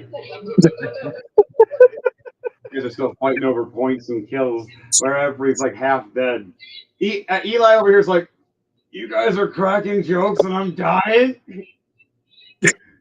I could toss a health potion to you if you really want. I No, did you're grab good. some before I left. That was like the only thing I grabbed off the cart was fucking health potions. I knew we'd need them. All right, a little bit, all right. That's my turn. You're still All under right. 20 health, aren't you? I just got the 23. I used 23? my reaction to heal myself while Devontae was healing me too. Ah, good shit, good shit. Okay. All right, so now it's my turn, and then it's the NPCs that are left that you guys have murder fucked. I have to do a strength check to see if I get out of the rubble. Plus 4, 15, plus 4, 19. I forced myself out of the rubble, just standing there, piece of rod through me, bunch of rubble all over me. You don't see any purple armor anymore. All you see is gray. I'm just gray from the dust. And blood is soaking through it. Hey, you look great, by the way. You're cracking jokes, demon boy. Oh, Whatever. I go back enraged. I rage and scream. And then I cast to myself another 8. 10 more points. I'm at 33 hit points. And then I'm going to use my bonus action to chug a potion. Minus that. I gain 14 points. Back to 47. And I'm enraged that I take half damage, at least except for magic. I'm standing there going, I got one more action. And I look around going,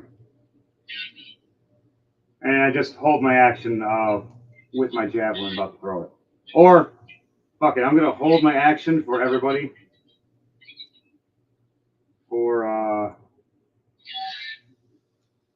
there it is. Beacon of Hope. I'm going to cast that right now. It's a 30-foot aura for all of us. This spell bestows hope and vitality. Choose any number of creatures within range. For a duration, each target has advantage on wisdom saving throws, death saving throws, regains maximum numbers of hit points possible of any healing. So everybody within 30 feet of me, which is pretty much the whole room, all of you guys just got this. And it goes for 1 minute. So that's 10 turns, guys.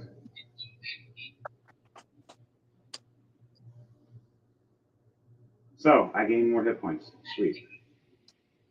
booyah. I got 69 now. Nice. My turn is done. Now it's the NPCs. I was about to laugh. You said it was Daniel's turn right after you said that. Oh god, I'm crying right now. He just kill us all. Daniel's secretly the villain. No, I'm joking. He could be if he wanted. Shit, he's already doing it. But so the two guards that didn't get blown the hell up there up the tower with the crossbows are now firing. The first one is firing at Orin. 15 plus 8. All right. Does that hit? That's a 23. Oh yeah, that definitely hits. And then it's 17 plus 8. That hits too. 2 crossbow bolts from one man. And then Could I use a reaction? Nope. Uncanny dodge to half it. yes, you can. Yes, you can. Alright. And then 14 again to hit you again. Nope. You just these 2 bolts just fly past you, and you're just kind of like, okay. 19 my AC. Damn. All right. Azrael, does a 18 hit you? Your AC. Let me check. What's your armor class? Yes, I'm a 12. I definitely hit you. All right, Matt, you are taking 20 damage. Daniel, you're taking 14 damage. Oh, sorry, Matt. Daniel is Matt, I was gonna say he's a. Oh my bad, go on. I'm sorry. you got half because you don't uncanny dodge. Okay. How much is the half damage? It was 20 originally, now it's 10. 10. Okay. All right, and then Daniel, you're taking 14. Alright.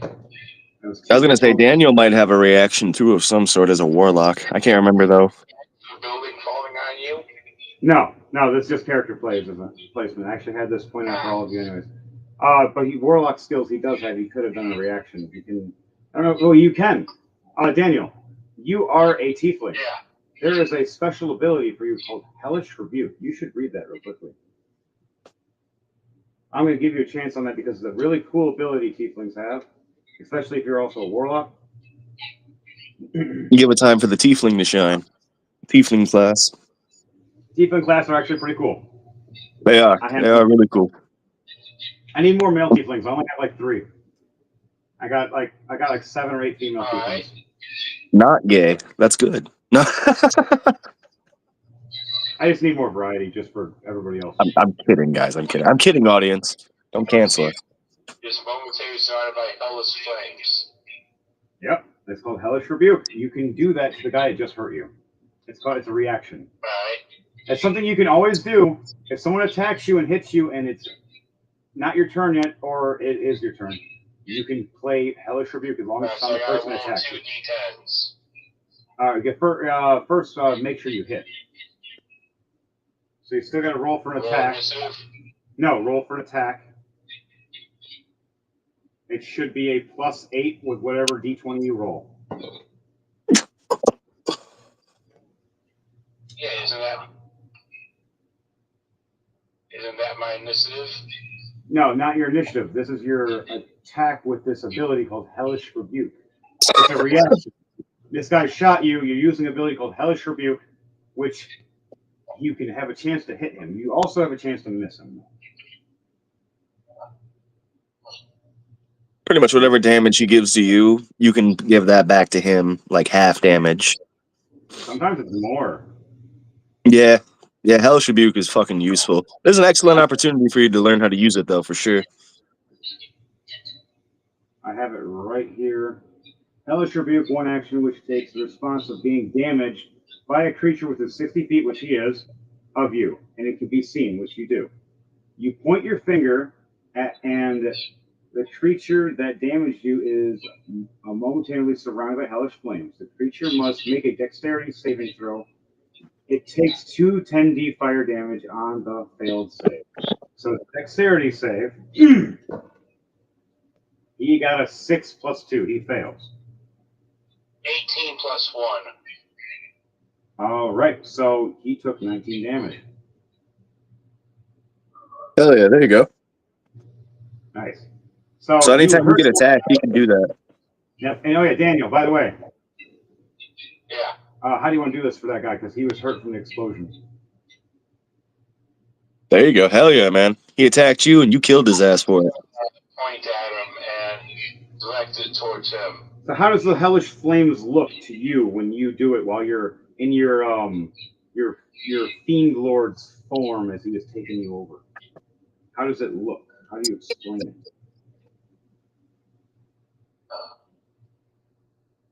Basically, while I'm in that state, I just stare straight at him and snap my fingers. You point, And snap your that's when fingers. the rebuke hits him. You pull a Mustang Yeah. from Full Metal Alchemist. Nice. So you just Full Metal Alchemist this guy off the tower. He's like knights and screams and just melts in his armor. Now he just looks like a hunk of armor just sitting there steaming. Doesn't smell nice. The other guy standing next to him is terrified right now. All right, so back to it. The last fire, crossbow bolt fire. Does a 21 hit, James? Yes. 21. You take 14 damage. I roll these uncanny dice and take half that. All right, take 7 damage. And the second bolt is going to Ukas. Never mind, it's not. Nat 1. He goes to fire his crossbow bolt after he's just fired it, went to go reload, and the string snaps and hits him in the face, taking 3 damage. All right, now it's for the final guy that's on the field with all of you. He looks at all of you. When my men break through that door, I'm going to crush all of you. But until then, I'll hold you off. And he grabs the hammer or this big mace and twists it. You see sparking lightning. I know how to take out birdies. He grabs his teleport javelin mace and chucks it at you, Ukas. A 25 to hit. I put up my shield, giving me a 27 armor class. You just barely, as you raise your shield with this giant javelin mace, scrapes across it, lightning sparking all over right above your head, slamming behind you, the teleports right back to his hand. And he looks at you, goes, yeah. Question. Would any event that be used as a projectile? Would I be able to use the black whistle? Yes. Would you like to try it next time you try? I'd like to do that. I'd like to do that to try and read off the top. Well, good thing, because he's throwing it at you again anyways. You blocked the first time with the shield, now he's throwing it again, going, try to dodge this. A nat 20. Yeah, plus 10. Dirty 30. You go to try to deflect missile. Now, does a deflect missile still count even if someone gets a nat 20 on them? What does it say on deflect missile? If you don't mind, yeah, if you can read that for me, please. The nat 20 is an auto hit. Yeah, nat 20 is auto hit. You can use your reactions to deflect or text the missile. When you are just on a release method attack, when you do so, the damage you take from the attack is reduced by 1d10 versus a 30 modifier. Okay, so that's so what's gonna happen is you can't deflect this one. You try to deflect this, but it hits you so hard, but you get to roll that D modifier for minusing. So how much of damage am I minusing from my damage to you? 11. So instead of 27 damage, you're taking 17 damage. And will allow the lightning to be negated for that one turn because of how you deflected it. But next turn, there'll definitely be lightning damage. It's only when he reduces the damage to 0 that gives him a chance to spend a key point to send it back at you. Okay, so you get to spend a key point to send it back. I So saw it's only if you reduce the damage to 0 though. almost did. He teleports back to his hand, and he looks at you and goes, "A king that knows monk martial arts?" He's trying to talk to you, Lucas. I got nervous when I heard it teleported to his hand. Like, who cursed us all?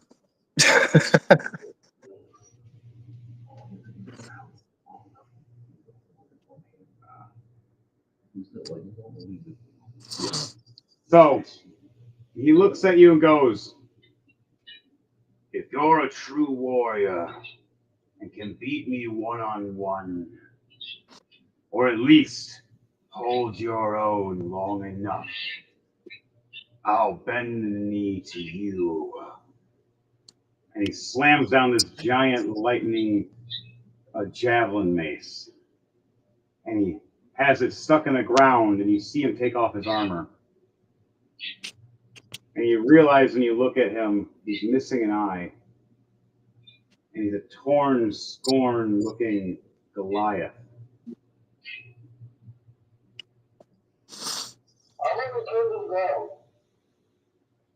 As you do that, Heart's Mace uses his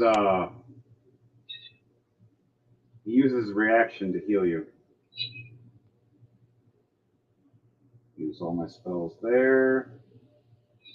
Cure wounds.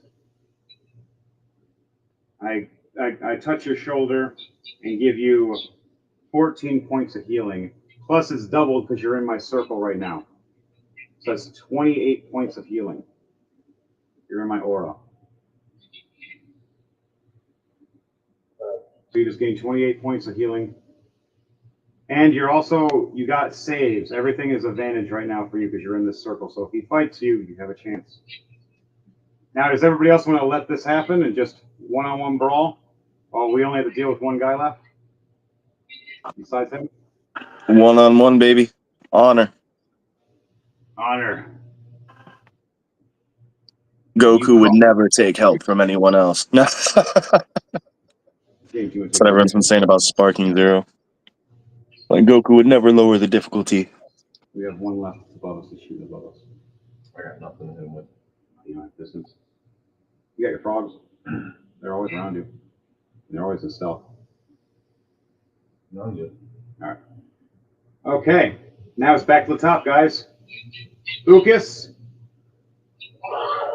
Right before you start, you hear gunshots again from Kamarsh. Saying, "Count 'em up, boys! 18! Just popping. And you hear the knights cheering on your side. "For the Emperor!" As you hear the door that was rattling behind you, not rattling as much now, because it seems like your men have finally got back to that door. And they're fighting off against those guys trying to break the door down behind you. Now we're going to have to roll on that to see if they succeed. I want you to roll 2d20 for me, James, to see if your knights are in succession or not. And then Ukas, is now your turn. As you heard Kamarsh's turn go off. You want the total or etc. 18 and a 1? 18 is a succession, so you needed one had to be above the other by a large amount. That one would have screwed you up. If you would have had like under a 10. Oh, 12 would have screwed you. So you hear your men charging and fighting and hearing some rivets, and then doors stop rattling completely, and they're secured. So you and the man are standing about 5 feet away from each other, and he raises his fists up to you. Mind you, you're Aarakocra, you have advantage with your claws, you get bleed damage on top. So you technically are doing like double what he's doing in a sense. He can berserk and rage though, but bleed damage will still cut him down even in berserk mode. That's separate. And he's already half damaged from what just happened from the explosion, because he got hurt too from that bomb explosion.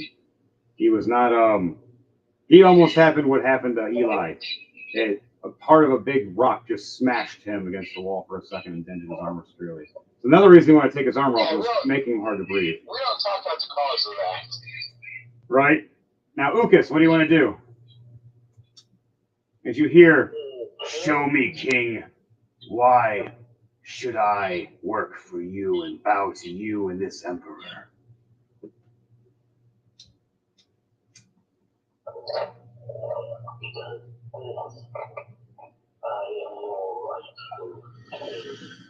one who was meant to rule this land from the beginning. As I was able to make an investment. A 2 with a +4. Still a fail. 40 points of acid damage. Ooh. He's at the halfway point now. Hurt, even in rage mode. His acid is still magic.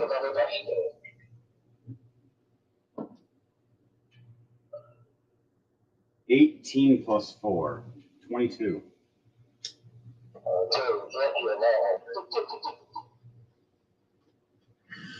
Show me your fists, your claws, not your magic. I don't want that other weakling like he was. I heard you were a fighter. Show me. This one, so me a 2 point, I'm about to do Fury Blows. Fury of blows. You can do some bows. There's some blows. What? You know, we call my cousin before. 19, 13. I fucking heard that, James. That was good. I shouldn't use. No, done it. You don't want to. It's not worth it. What? So, all of them you said +8? Yep. All of them are hits. As his AC has dropped, he took his armor off. 2 non-crits and 2 crits on this one. All right. He's halfway, but that still means he's at 100 health.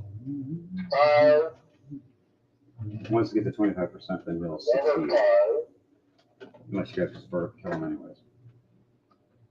But he's a good NPC. a 6, Does that one? Does you guys have one? and a 9. You might have. And then Have that's a combo. a What was that last one? It was 5, 5, 6, 9. Those are the All right. flashing notes from the tower. All right, and now bleed damage on top of those. Roll. Each attack is 1d6 bleed damage. Okay. So each one of those has 4 attacks, right? And one in Fury of Blows. So that's 4. It says 4d6 you roll. Each one of those is a claw mark too. It's like being a Khajiit as well, or a werewolf at a time. You use it. Oh, then that's double on top of that. Then it just doubles whatever the numbers are of those 4 you roll, or at least the 2 in the back. So 2 of them you choose double after whatever they rolled, and the other 2 are stay as whatever they were. Yeah, so what do I do? 6 instead? No, how it goes is it goes by whatever the roll still is the proper dice number, and then the number is doubled by whatever it is. So you roll 2d6 first for the first lower damage, and then the other 2d6 after you roll those, then you double those. At least by whatever you got. That's how it goes.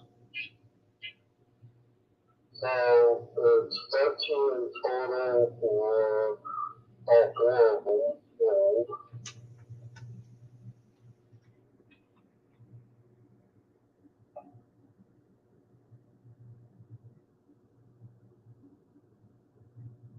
Okay.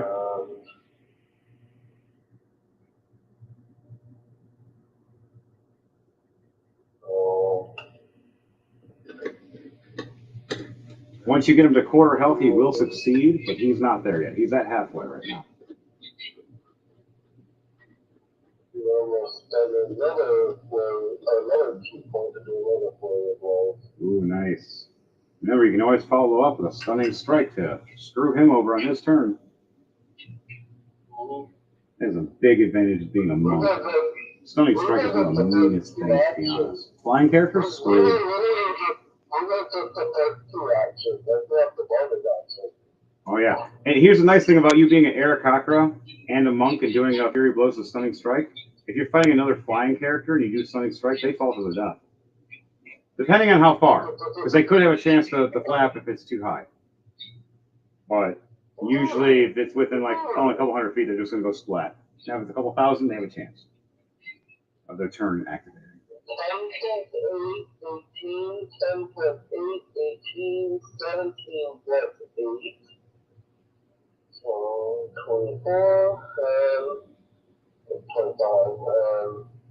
13 plus 8, 28. Okay. All right, how much damage is that altogether? I'm going to do 3, 4, 3,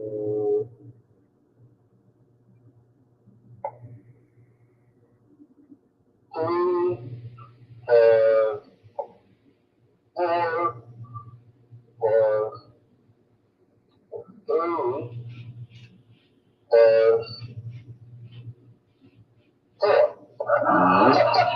And are you doing a Stunning Strike now? Yeah, I think I have the bleeding damage. Oh yeah, roll that bleeding damage. He's close, but he's almost, but not. It's going to be 6 plus 10. 16 bleeding damage. All right, he's hurt, but he's close, but he's not yet. He's just standing there, raises his fist, and he's gonna do a. You gonna do what? A Stunning Strike now? Yep, spend a key point to do a 7 strike. All right, right when you spend your key point, he's gonna do a reaction. All right, 1 second. He's gonna do a reaction right when you do this to try to do his own 2 punches at least to try to hit you. A 19 plus 10 and a 8 plus 10. So it does an 18 hit you? Okay, so a 29 does hit you. Yeah. All right, so the first punch he swings at you and misses completely. You step back smiling, thinking, oh man, he's a little slow, and then an uppercut out of nowhere. Whoa! Taking 22 damage of bludgeoning damage. And Berserk plus 3 on that. 25 damage altogether.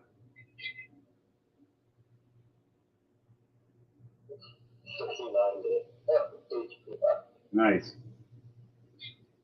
And he looks at you and goes, hey, dex save or con? Constitution save. His constitution is, okay, the 4. Wow, 7 plus 4. He fails with a 13. Yeah. So right when he goes for another punch trying to hit you again, you see him going, and you just hit the right points of his body with your claws and talons in the right pressure points, stunning him. As he's sitting there going, realizing you mastered the body. How much damage are you doing with this?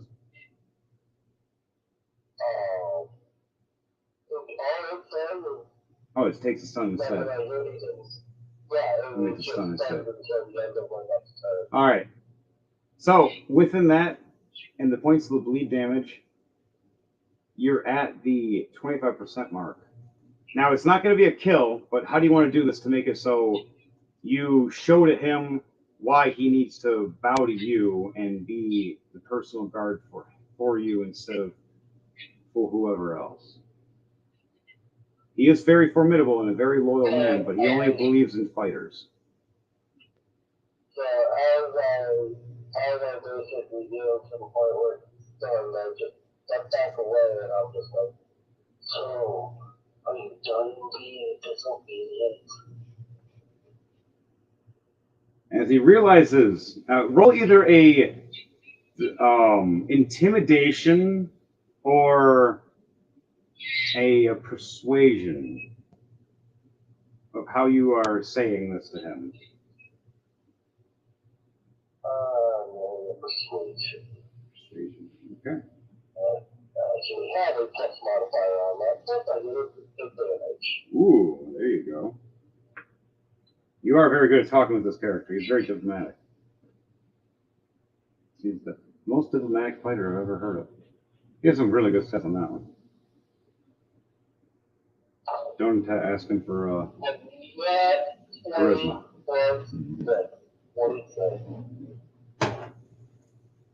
How do you want to do this when you explain this to him, and when he finally comes out of stun? How do you want him to react and respect you?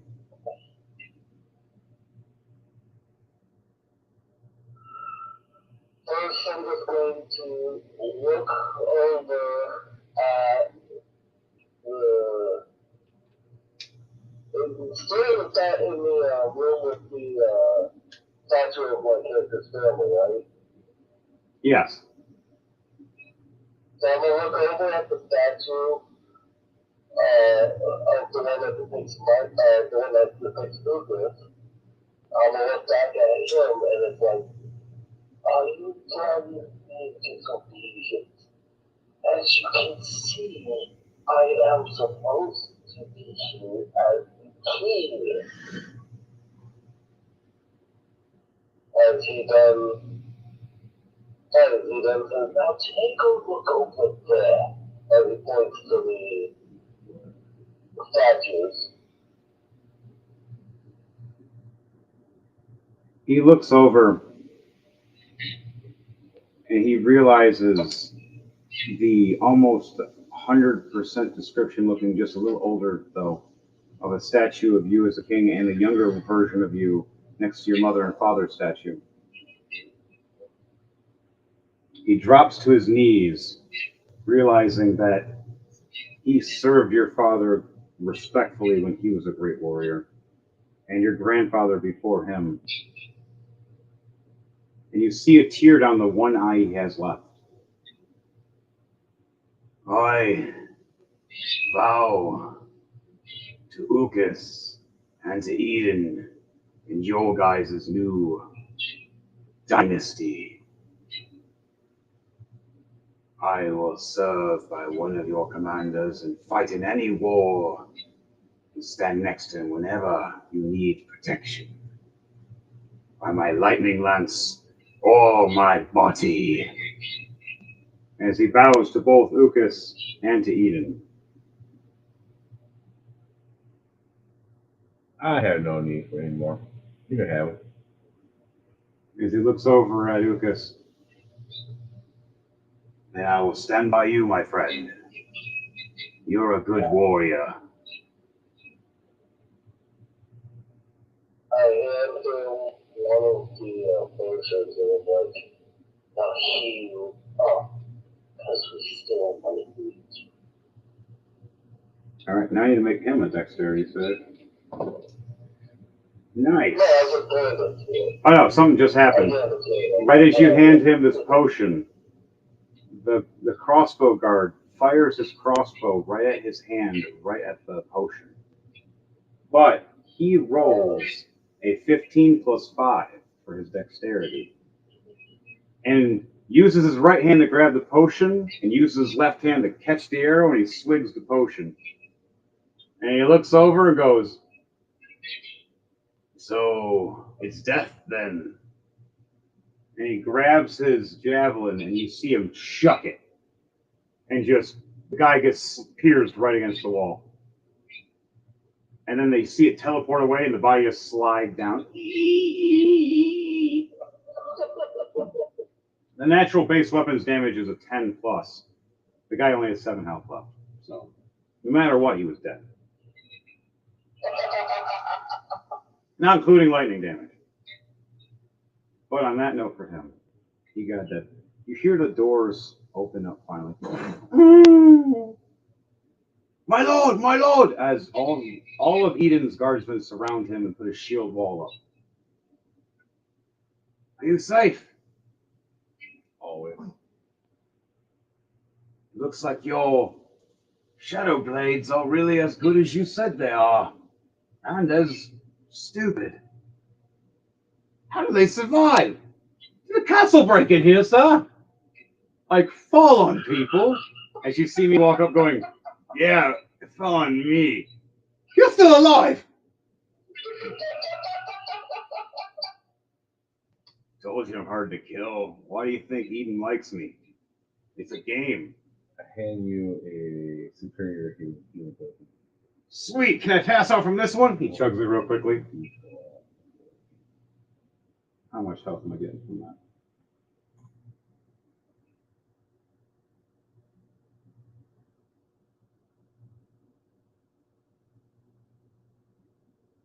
All right. 32 points. 32 points. Wow. I actually just drink more superior potions. It's not including it's in my aura right now still, so it's doubled. Ooh, sweet. You don't have to heal yourself. I'm your guys' only actual healer in the group. I'm your cleric and your barbarian. I'm your aggro and your healer. I hit, heal, hit, heal, hit, heal. That's kind of what I do. Good anime. It is. It's not my fault the building fell on you. Heartsmace looks right at you. Right when you said that. And goes, you. Now that I'm almost back to full health, he turns right back into a werewolf in rage as he grabs his ring and you see him twist it. As you realize, anybody want to roll a perception check for me to see what the ring he's twisting on his finger? Hey now. I killed those guards. Not my fault that they fell on the grenades. What did you guys roll for your perception checks? Matt, what'd you roll? Stop watching porn. I got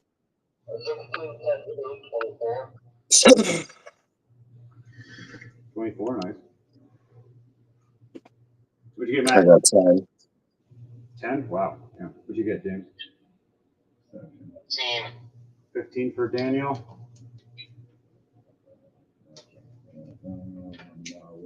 Skill ever. Yep, 7. You don't see it at all. But Daniel, you see it with your 15 just barely. You see a weird ring. Ukas, you definitely. 18, not 15. Oh, 18. Okay, you definitely see it then. Matt, what was yours again? I got 10. Yeah, you didn't see it. You just seen me just angrily yelling at Azrael. And Azrael and Ukas, you both see this wolf-looking head ring with glowing green eyes on it and a purple-like nose, a gem. And you see it glow and he twists it and it turns him right back into a werewolf. Like he can do it more than once a day. And he just looks at you and towers over you. And he goes, you know I eat demons, right?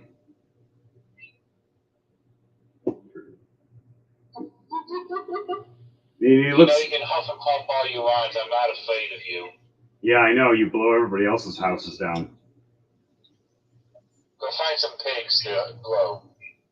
He looks at you and he pokes your red body. You look crisp enough.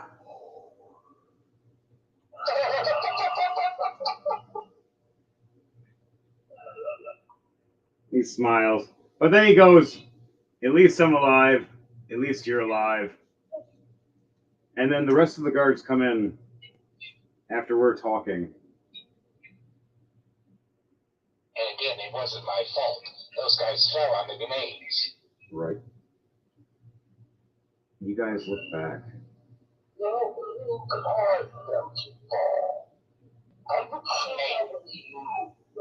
Hey, the one fell off the tower.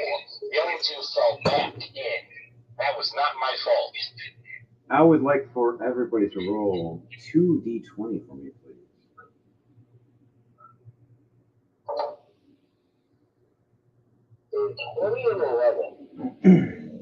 6 and 3. A 19 and a 6, 25. Okay. 19 and 6. What'd you get, Matt? 9 and 1. A real dice is I telling got you. a 19 and a 15. I got 8 and a 3. We got 3 lows and 3 highs. You guys hear from one of the other doors. and the other door opens up. Now, Lucas, you remember that there was a few more guards that always in the royal keep that were hidden just in case for backup, only for special royalty. As two more guards come out from other doors on one side, two more guards from the other, and a man with a grenade and a box of them running across the top of where the wall sections are, getting to the next tower that's still not destroyed yet. What are you guys going to do in this instance? Now you guys have more people on your side now, though. Good. James has a whole armada. Ukas has a special knight now getting his armor back on, healing himself. Should I cast that spell again? No! Everybody says at the same time.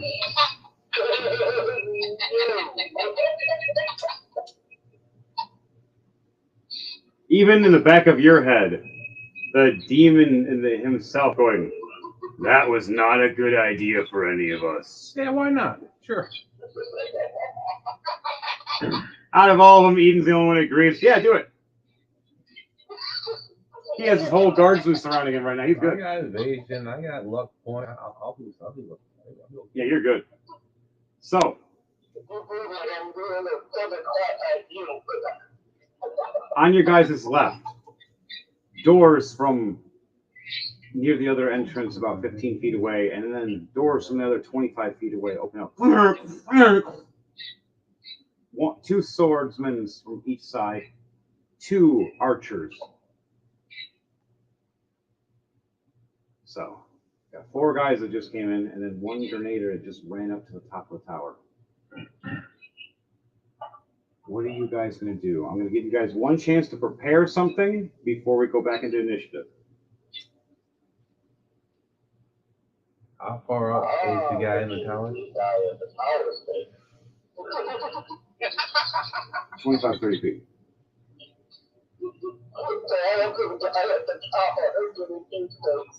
I will like Misty Step to the guy in the tower, the one that carrying the box of the man's hand. Yep. And he has one in his hand.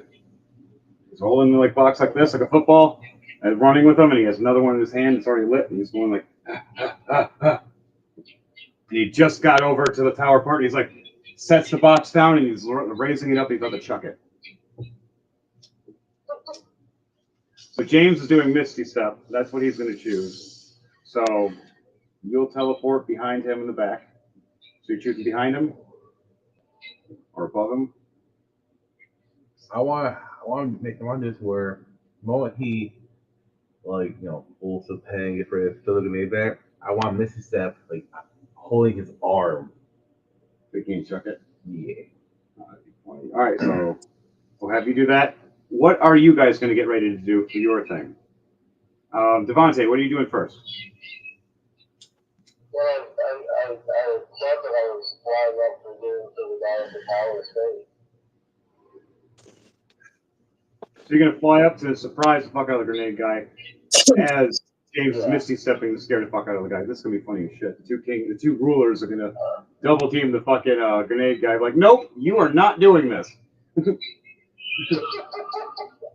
No booms. No booms, no more booms, no more castle destruction. No, we can't have any more reconstruction. That's what costs actually from the bank. So you guys both rush up and get that because you guys are rulers. You know how expensive that shit gets. Metallic, what are you getting ready for preparing? There's 4 soldiers that just opened the doors. 2 came from each door.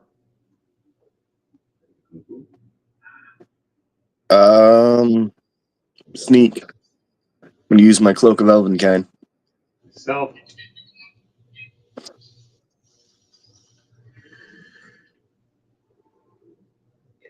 Roll stealth with advantage, please.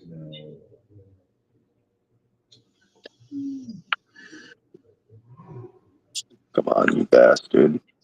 I am, thank you. No, it was I was pressing stealth and it was taking me to the definition of it. No, But- no, you clicked on it instead of clicking. Yeah, I was clicking on the number. It's 17. 17. It was 14 plus 3. Okay, so you made it. So you just stealth enough for them not to see you. I'm going to roll perception for the archers just in case.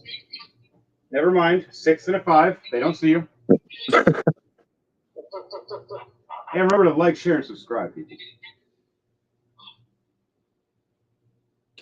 Oh, so you got your stealth ready. You're stealthing. You're gonna like get a weapon ready or just keep it stealth. Yeah, I'm gonna prepare my my daggers. Okay. The poison daggers. All right, Daniel. Yeah. What are you gonna prepare for before we start this combat? I pull out my spell book.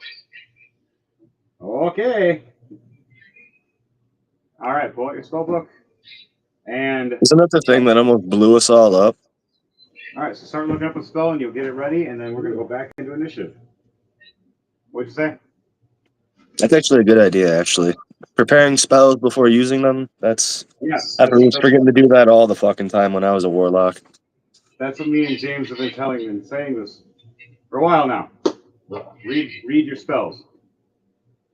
Yep. Learn your shit so you know it. Better for all of you. And then while you're waiting for your turn, plan what you're going to plan before it's your turn. You have plenty of time. If you notice that me and James and Devontae usually get our turns done in less than a minute sometimes. Maybe 2, depending if there's story complex or there's like adding something in there. I'm about to get going though, guys. I'm about to go to bed. All right, buddy. Well, we're getting close, but all right. Alrighty, brothers. I'll see you guys. I'll talk to you guys tomorrow. All right. Well, what do you want to do for your stuff beforehand? You just want to stealth and try to hide while everybody else fights? Or, Yeah, I was gonna sneak attack and I was gonna help the guys out. All right, so I'll just have you give people helps out with sneak attacks and stuff. Yeah. Alrighty, bro. I'll talk to you tomorrow. All right. You guys have a good one. Be safe, brother. Oh, you also.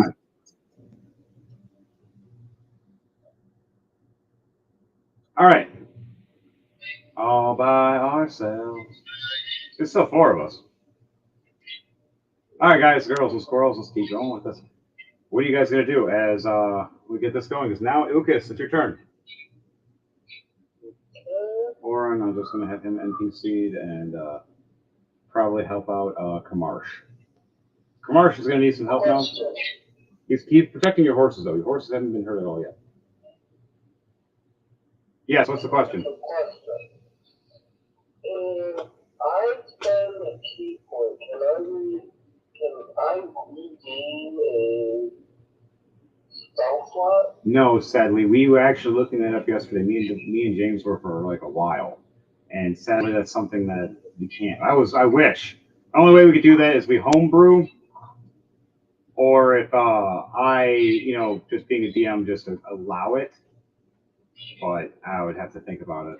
And that's something that's a big difference there. It's I think it's because you can get a lot more fucking key points than anything. I don't remember. There's a reason for it, but I will. We can talk about it, or maybe we'll talk about homebrewing or something. Or yeah, or I'll just have you do a roll to die. But what I'll have to do is it would have to take 2. Yeah, what I could do is make it so it costs 2 of your key points, so it'd make it more even because you're using a spell. So if you have 2 key points left, I'll let you do that to get 1 spell slot left, being DM. But I'll need you to do a roll to die first and let me know.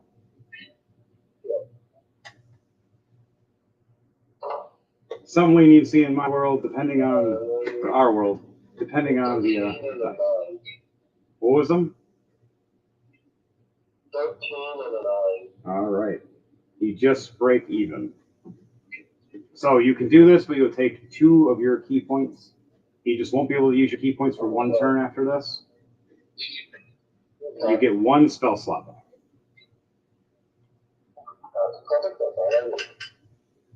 All right.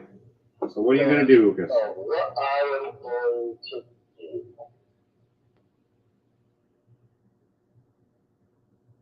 See if I can get a hit.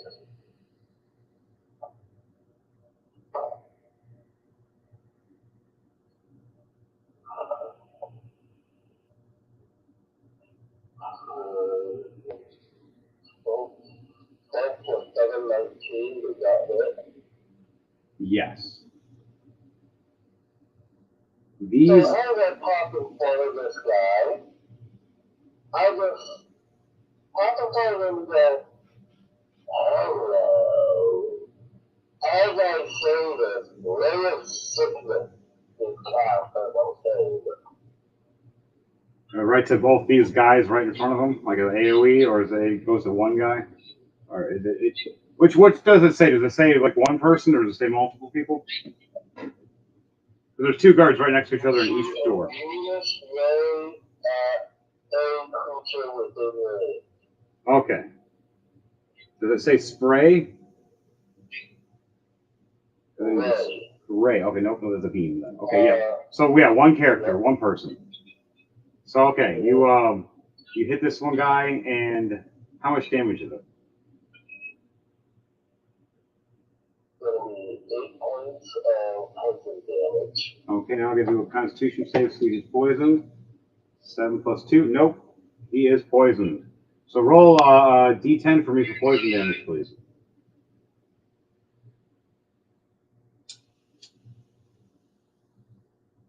One. He takes 1 poison damage.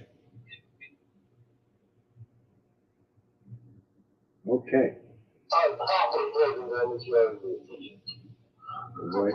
He notices who you are as he opens the door and he's like, Lucas, how? Oh God! Oh! And just steps back, holding his face. Now, what are you gonna do? You still got an action. You still got a bonus action.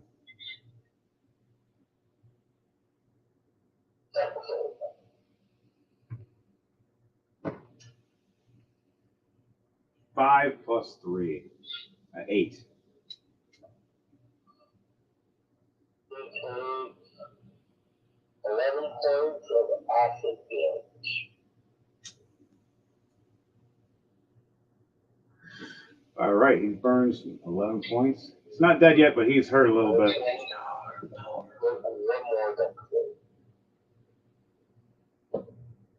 A 16 plus 3, a 19.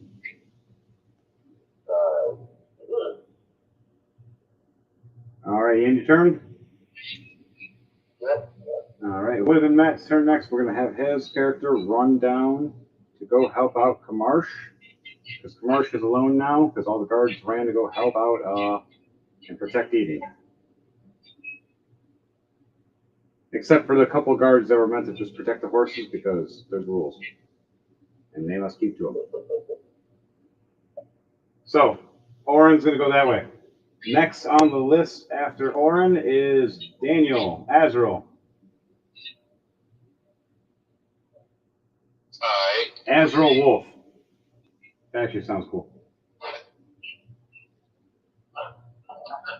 Azrael Wolf. So how far is the enemy from me? To you, to the left of you, is about 10 feet. You looked right over, and the door opened right up. A guard with a big, giant sword and a guard with a bow and arrow just walked in. Oh, good. I can attack. They are within range. Yes, they are. They're within 10 feet of you. I'm going to cast Witch Bolt. Ooh. All right. Cast away. Read it to me and explain what Witch Bolt does.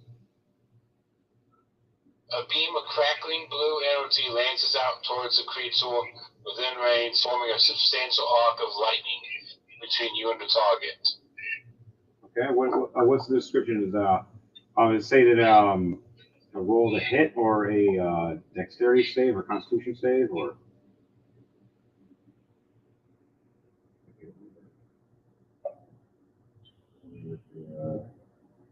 One action. And no, the attack roll. You're right. So you got to roll an attack with this one, and this goes with your It should either have an attack button. If it doesn't, you got to go by your wisdom or intelligence modifier. Range spell attack. My wisdom or what? It was a ranged spell attack. So it would be your intelligence. So what your intelligence is, then plus a d20, and that'll be what you hit with. So what is your natural base intelligence number, like the higher number? Not the plus number, the higher number.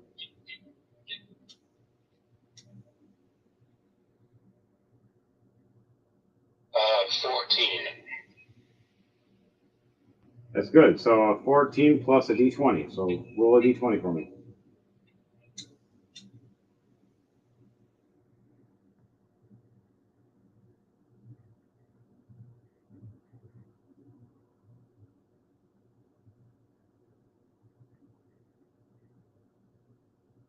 Oh, great. Yeah, phone's up again on me. All right, I can roll a d20 for you. A Oh, I 17. got one. All right, I was gonna say a 17 plus 14. That's pretty good. That's a 31 to hit. I got a nat 20. It's even better. All right, so roll damage for me, please. It's gonna be doubled. And that's a d6. All right, roll it and then double the number.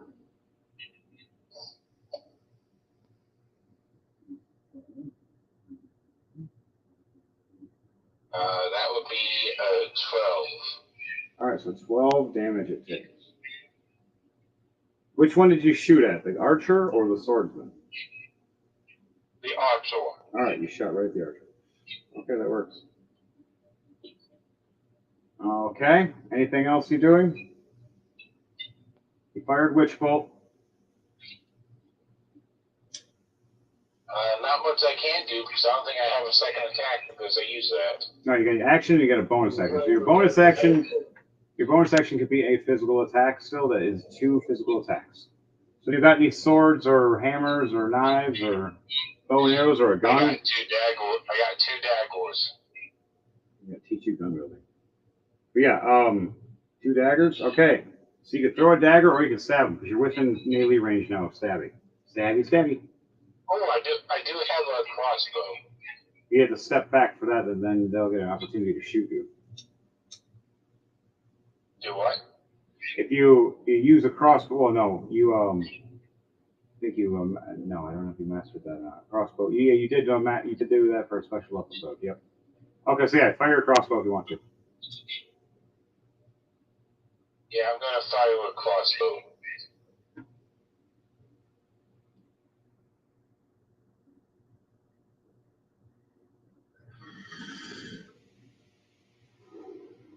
So that's 15 plus 7 to hit. You hit. 22 to And hit. the damage is 6. 6 damage. Nice. Not dead, but he's hurt.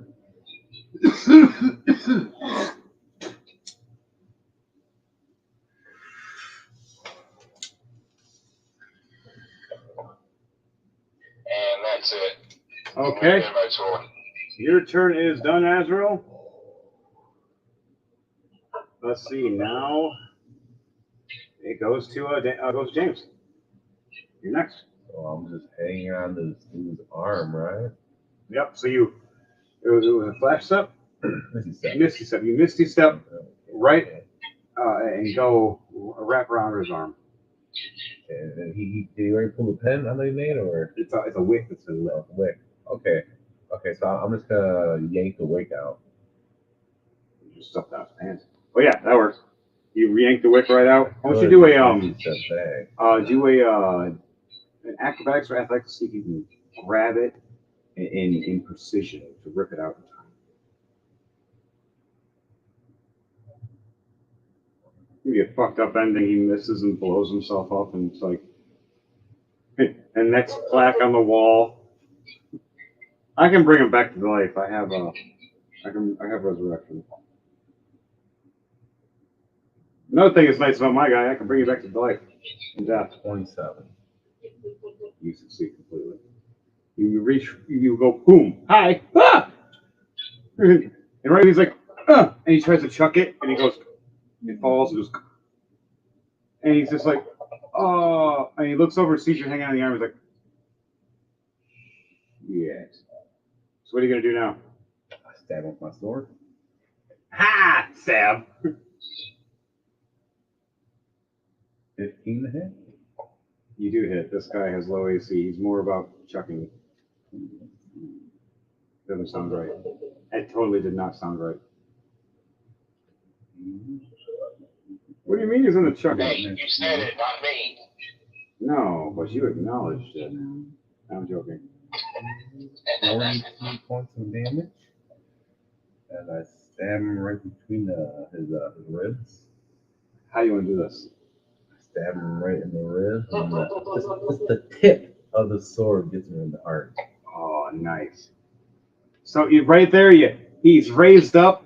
He goes over here to grab the box for the other grenades, and you just stab him. He's like, ugh! And he feels you go in at first. He's like, ha ha ha! And he tries to reach, and he grabs the grenade, and right there at the very end, you just put that little nudge with your sword at the very end, just that prick. And he feels it in his heart, and it cuts the major artery in there. And goes, ugh! What's wrong? It's just the tip. And you see his arm just start dropping, and his skin just gets pale white.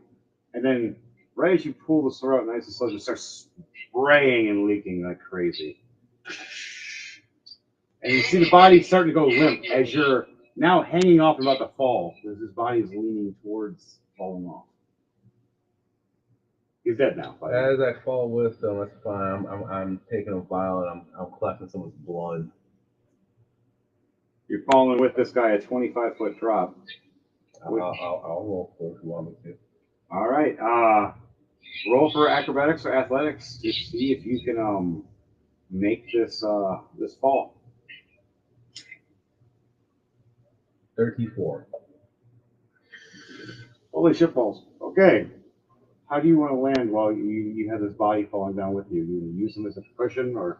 Oh, 100%. That's exactly. Especially being a short, like a little halflings like you are. That's like nothing to you. It's like a pillow or a bed you just bounced on. So we all look up and see the guy with the grenade, and we're like, "Oh shit!" And what the? Ah! And just starts falling down with Eden, and we're like, "Oh no!" You hear all the king's knights, "My lord, no!" Ah! And just, and he just sitting there on top of his dead body, going, wasn't a bad fall. I secretly can't feather fall myself. You're taking no damage.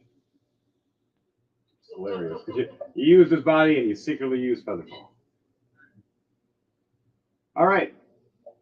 What else are you going to do with that? You still have an action? No, that was it, I think. There's still, when you land, there's 2 people over here and there's 2 people over here now. Between you. They're both enemies. Okay. All right. That's my turn. Now it's my turn. I turn back around from when I was standing in front of Azrael, and then Azrael walked past me to go and fight these people. I turn around all angrily at him and realize now there's more people to fight going, you know what, Azrael? I'm not going to get mad. I'm going to get glad with new clawy marks. And just jumps up and lunges right at the knight with the giant sword. I do an acrobatics or athletics, like a advantage. Ooh, +10.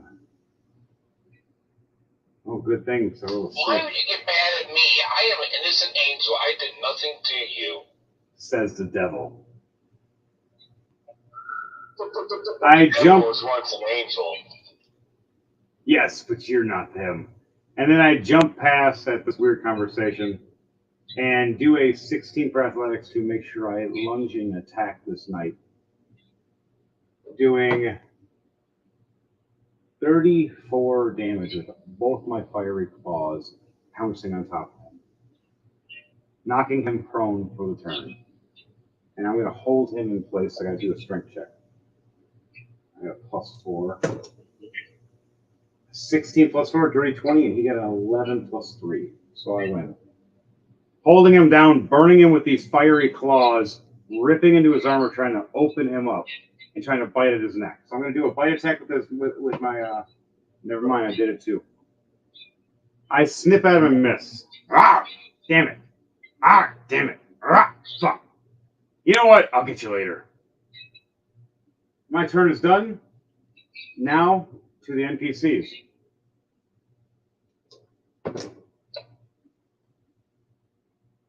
Does a 22 hit you, Ukas? No. Okay, an arrow flies right past you. And does a 24 hit you? If I put my shield up, no. Okay, put your shield and another arrow to your shield. All right. I get shot with a dirty 30, and I get shot with a dirty 20. Damn. And then I get shot with a crit 19, or I get hit with a sword with a crit 19, and then the last one misses me. I get hit 4 different times. I take 25, which is cut in half, 11 cut in half, and 14 cut in half. Okay. And okay. It's back to the top. Ukas. What do you do? The guy at the tower is dead thanks to Eden. He made him splat and landed on top of him. Kind of funny. And then, yes, where you are flying, you are within distance of firing arrows at 2 people to your left and 2 people to your right. You're right in the center of them. Not unless you fly down. It's only about 20 feet, but you can if you wanted to.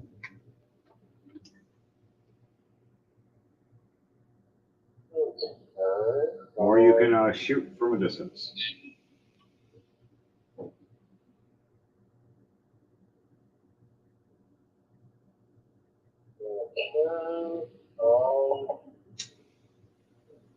Which group has not really got anyone great for that? They're both kind of half and half right now. No, wait, I'm wrong. Me and Daniel are fighting the ones up front, which would be to your left. The ones to your right, which are in the back, are still free game. All right. You have an archer that is doing a reaction as you're flying within his range. Never mind. He rolls a nat 1, and he snaps his bow as he tries to pull it at you.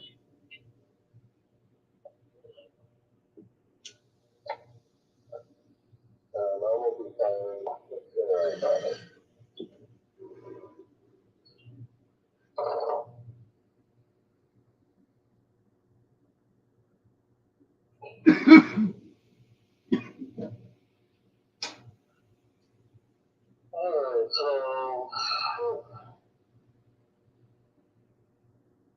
17, 2, 17, then 13, 13 plus 13, 15 plus 13, and 16 plus 13, and then 18 plus 13. Nice. You hit. Is this all at one person, or is this between 2 people? We're at 1 right now. Okay. Which one was it, the archer or the swordsman? The archer. The archer, okay. Archer does have much less health. So How much?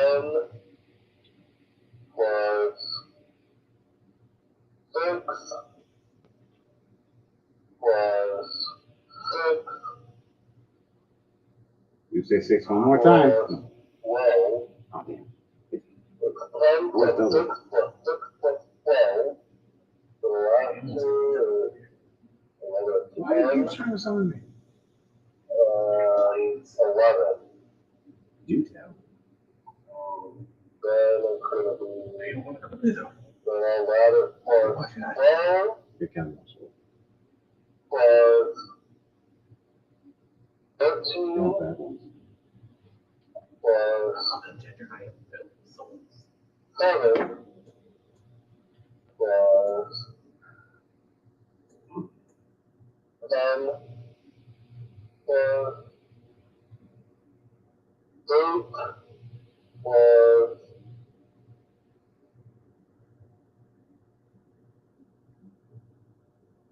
6. How do you want to do this? You exceeded by like 10 points. This poor girl archer.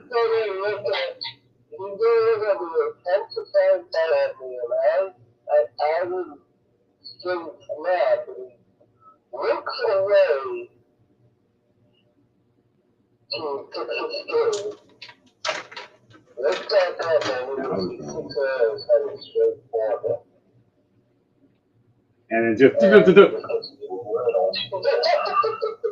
the knight that was standing there going, "Come on, Beatrice, we could."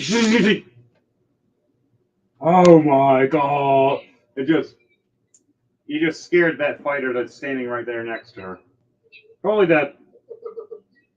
Freaking out now.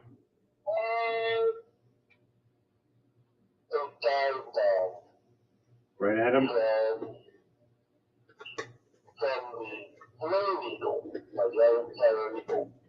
All right, do a stealth check for me to see if he doesn't notice this because he is being distracted. I will give you that for advantage. He's looking back, seeing his companion being shot with a bunch of arrows dying, and then right when he's turning and looking back at you before this bird goes and dive bombs. A little stealth check and let me know. So I wanted to see if they hear, see, or reacts. So this is with advantage? Yes, because he is distracted.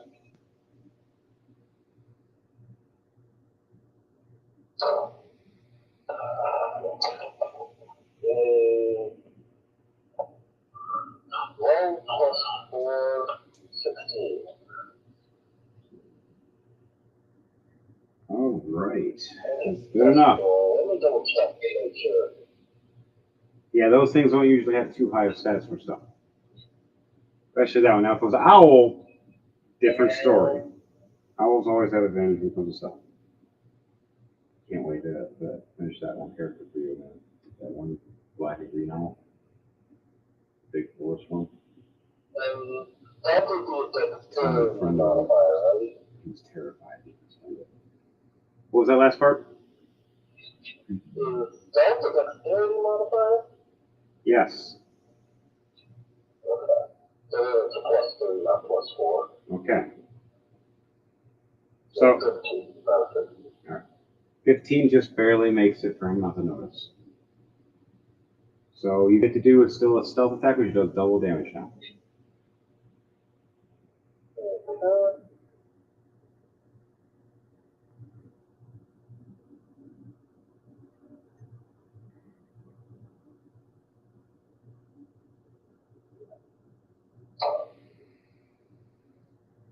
15 plus 5. So 16 plus 5. 21. 21 to hit. Okay. Definitely hit. How much damage are you doing? It would be double damage because of the sneak attack. Alright, so 16 damage right from above, blinding him for this turn, making it so it's hard for him to see anybody else coming for an attack. So anybody else that attacks gets a advantage on this guy right now. Because he has a bird flapping in his face that just struck down and slammed his helmet and broke his nose inside his helmet. It's not fun to break your nose in the helmet, I know. Did some like metal armor battles and ow. It takes a minute to take off too after it's been broken up. Into you. Shit hurt. Alright. Oh yeah. Air damage too. Alright, roll for fire damage. 2d6. 3. Oh, it's 3 for that. 2d6 you said? No, you're right. 3d6 for this character because this one's a custom Firebird we made. Oh, okay, then I have to do that then. All right, and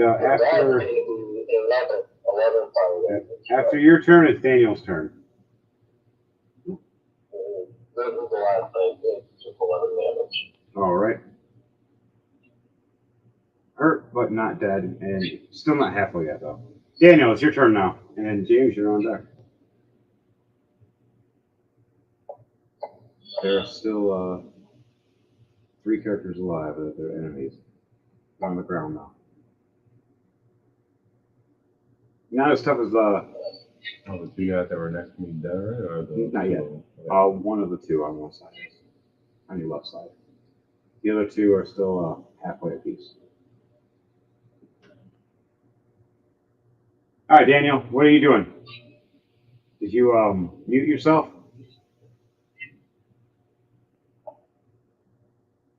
Daniel? You're there, aren't you? I can hear you guys. Daniel, are you there? I don't hear him. Maybe he went off for his check for his work. He has to go check things. All right, so we'll go James. Your turn. I'm just gonna run to the guy on my left. I'm just gonna swing away with my sword. So this armored knight, a little bit of damage on him. He's almost at 75%. Say. And you're flanking him, like coming up from the side, because he is distracted right now and fighting against Lucas and a bird in his face. Oh yeah, as long as they're anyone within 5 feet, I automatically get sneak attack. Yep. So you get a sneak attack. So if you get a crit, that is 21 that hit. So. 21 does hit. His AC is 19. These guys were a little weaker. Oh, 1 on that side. The other side's a little tougher. 26 plus damage. Ooh, yeah, he's severely hurt from that. That was a double? It was a sneak attack? He didn't know it was coming. I mean, I really got to think on sneak attack. I rolled like for it. Oh, okay. That's how I sneak attack. Never mind. You do your thing then. What's the next thing you do? You stab that I'll once? say it'd only be 8 points for damage. All right, 8 more points. Yep, that's all I got. All right. So 34 points all together on that guy. He's hurt real bad, but he's not dead. He's about halfway now. He's still a bonus action if you need it, of course. All I got. All right. Your bonus action done. Then it goes to me. I am going to run to the guy with the big sword and start fighting him some more. Actually, no, I'm holding him down. How am I saying? I got a plus 11 with my claw attacks.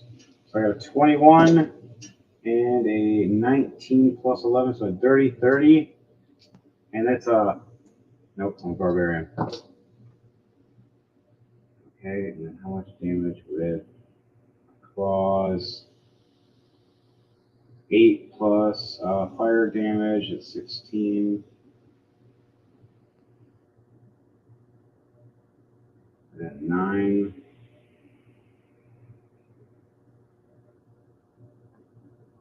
And his other claw, 7 becomes 14.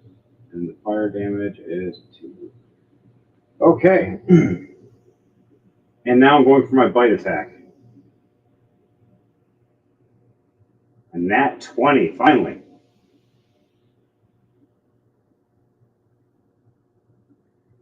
Doing 17 damage times 2. 34. He's not dead yet, but he is about halfway. This guy too. So both the heavy armored sword knights are both halfway, and one archer is about 75%. My turn is nope, not done yet. Still got a bonus action. I'm just gonna try to keep holding him down. I'm gonna use my strength check again. Keep sure +4. 17 plus 4 is 21. He rolled a 3 plus 3, so he got a 6. So Eli, as a werewolf, holds him down and waits until somebody else attacks him, or he just gets eaten again. All right, Daniel, you back? No. Okay. All right, back up the top. Lucas. As these guys are stunned and or paralyzed or held off for a turn or knocked prone.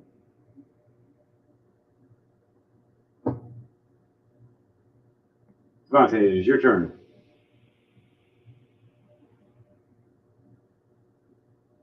You are muted.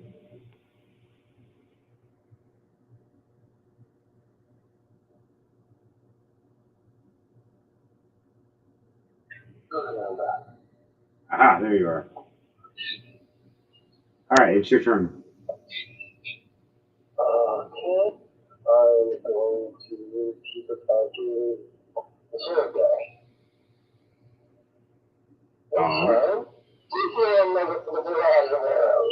Right now, yes, he is blind because of your bird. He just got stabbed by Eden and messed up by Eden real bad too. Almost died. He's not dead yet though. He's just hit the halfway mark, a little bit past that. Because the knights are a little heavier.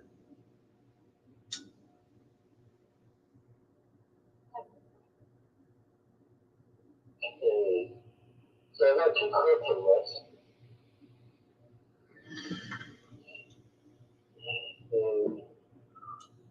15 plus 13, 13 plus 13, 15 plus 13, so 28. 16 plus 13, 27. There are 2 28 actually, but there are 2 15 plus 13. Yeah, now. And 19 plus 13. And a nat 20 plus 13. Okay. Definitely all hits. How much damage you do into this guy? First one is going to be 10 plus 10. The second one is 12 plus 7. Okay, 19 The damage. third one is 8 plus 7. The fourth one 15. is 12 plus 9. The fifth one is the first crit is 13 plus 30. Yeah. All right. And then the last crit, the last one was crit is a 16 plus 18. All right. How do you want to do this? So, just like how I did with the last one, all 6 are going to be headed at him in a barrage. However, since he still has the ego in front of him, it's going to basically be distracting him, so it's going to be between me and them. And just as the arrows start approaching, my ego's going to fly up as all have all the arrows in them riddled. So the last thing he sees is the bird slashing at him. And he looks. The bird flies like, oh, finally! And he sees arrows. Like, oh crap!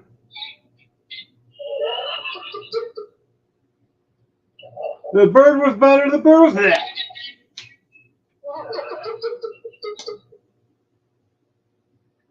So, all right. Anything else you doing, Lucas?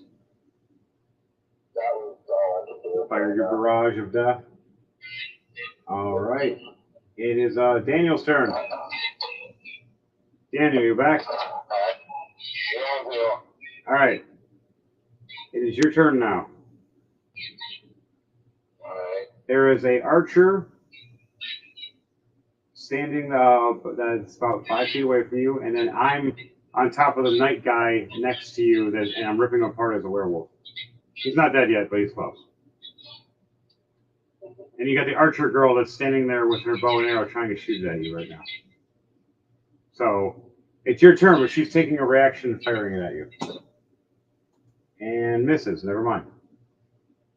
I'm going to do Eldritch Blast. Fire in a hole.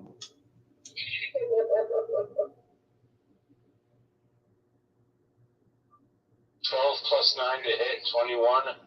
Hit.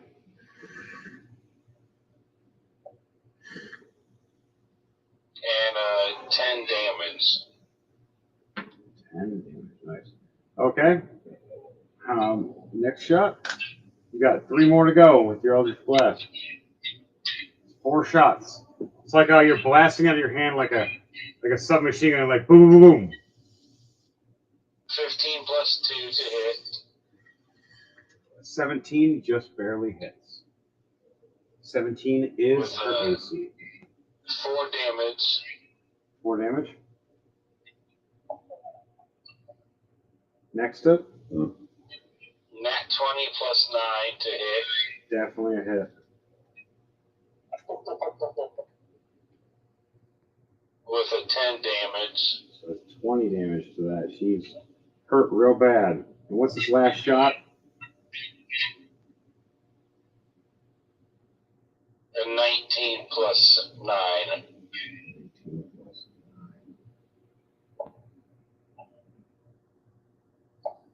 How do you want to do this? With 7 damage. Yeah, she only had 1 health left after the last barrage. Yeah. Anything you did after, you could have blew a feather at her and she would have died. She would have sneezed and probably killed herself. So yeah, you just blasted her. How does it look? How do you want to do this with her? I was just like spamming A. And just boom away. Yeah.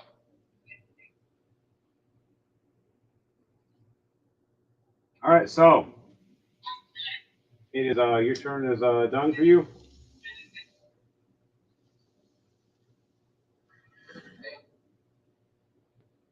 And then now it is James's turn. All right, I'm going to take a reaction, James, during your turn, and I'm going to stand up and I'm going to chuck this guy in the air up towards you, kind of. Hey, buddy, I got something for you. I'm going to do a strength check. Right, a 17. So my sword up. You see this guy flailing in the air like this.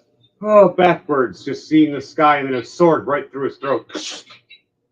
As he drops to his knees, and when he had his head back, here comes a blade. And just dead. You're just standing there like this. You just look down like, ooh. That guy needed a dental check at the end. Take out another vial and I collect the blood too. Nice. And Daniel, by the way, your character can collect the souls of all these guys that have been murdered or killed, or these girls anyway, and give them to your fiend lord. Yep. I'm still just sucking souls. Knew it. All right. You guys have all slayed everybody, all the enemies and hostiles finally. As the rest of the guard come through and all the rest that finally joined to work either with Ukas or with Eden. And some loyal dispatch want to come with us to your new kingdom. Others want to stay here and run with Ukas.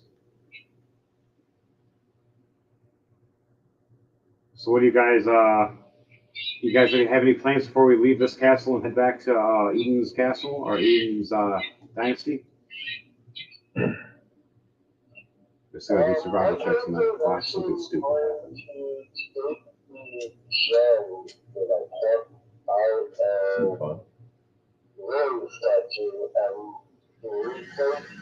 Oh, I'm going still. I can go more if you want. I'm definitely down for it. So what are you doing with them? You placing them back at your parents' statues?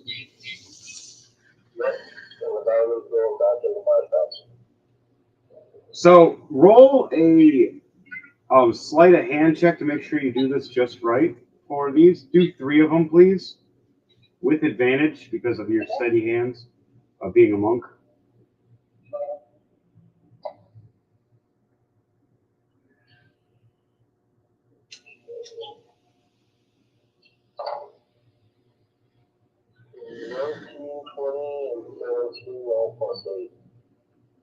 You, with super precision, even with those eyes of yours and your hands steady, you place them in perfectly each time. And every time you place them perfectly, you hear a click. Like, and finally, when you put that diamond in, to your younger you hear, and you look at the statue, and it rolls back. And a stairway leads down that has not been opened in a very, very long time. Would you like to investigate it with anybody? Or tell anybody? As everybody else is still walking around talking. Want to take you and somebody else or everybody?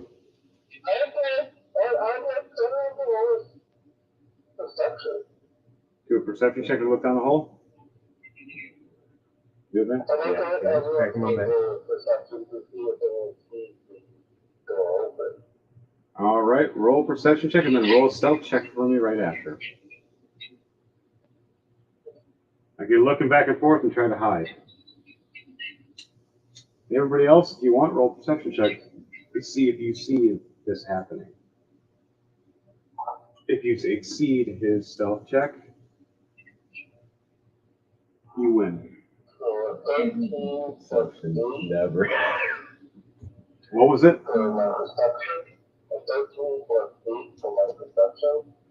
So 21? Okay.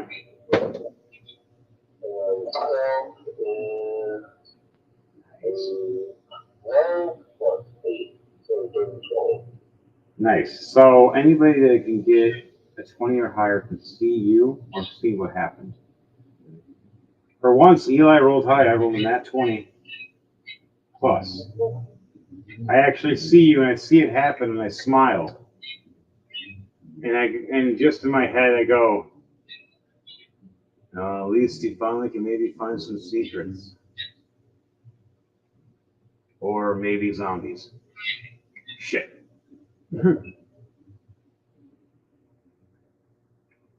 And he just watches you from a distance but acts like he's doing something else.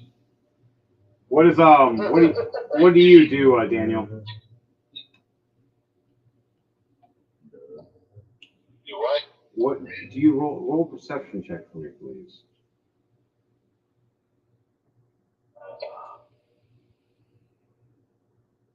Perception. Oh, perception. Roll a goddamn perception check. 18. Thank you. All right, so you do not see Ukas or what happened with him. You do just see everything else around you nice and no more combat. And the towers you destroyed, there are people talking about it as the craziest combat story ever. And they're like making already crazy lore about you.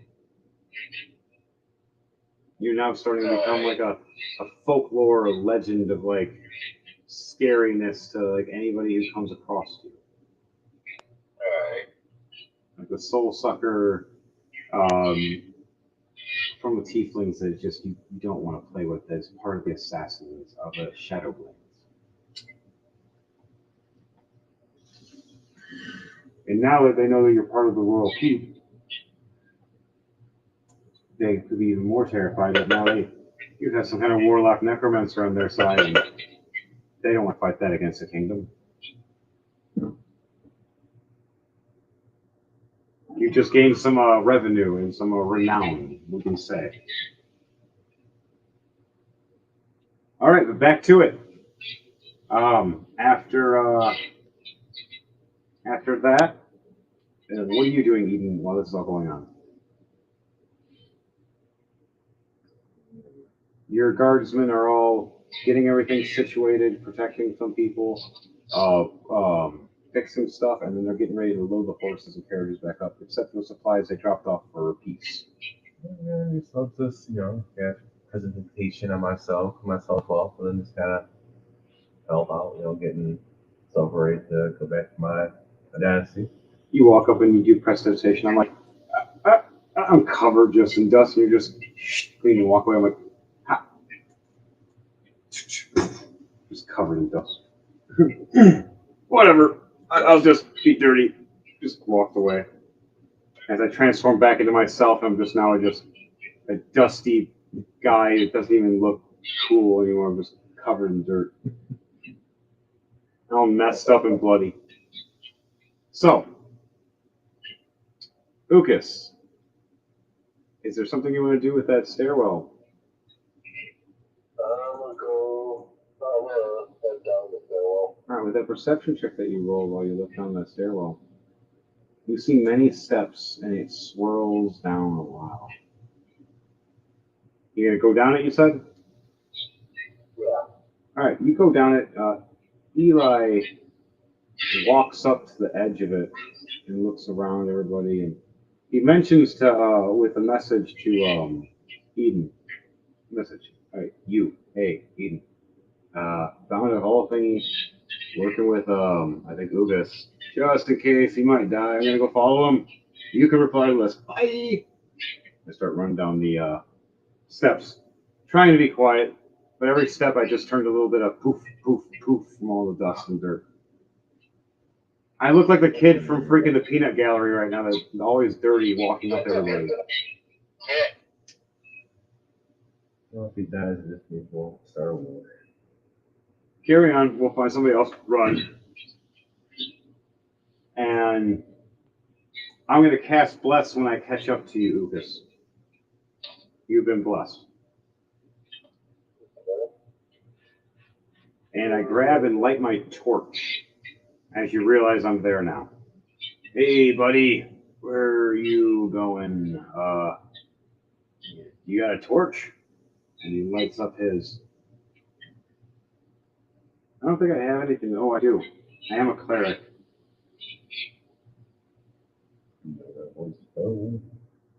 Yep, I do.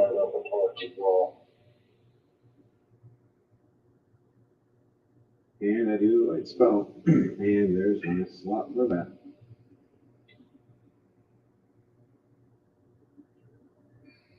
All right. I light up a 20-foot AoE with a 40-foot dim, or a 10-foot dim. And we walk down. I put one torch in one of the torch holders just in case for anybody who wants to come down with us later. As I do that, we'll hold off for them for 1 second. What are the rest of you guys going to do as the horses and carriages are being loaded back up, except for the supplies you left off to make peace? The innocent people, they didn't deserve any of this. They don't know what the fuck's going on. But bad guys, oh, they're all dead now. Bodies everywhere. So Marsh is happy, smiling. Right? Marsh counting, saying he has the highest body count of the night. Ends up with 37 kills. Marsh out of ammo. Need more ammo.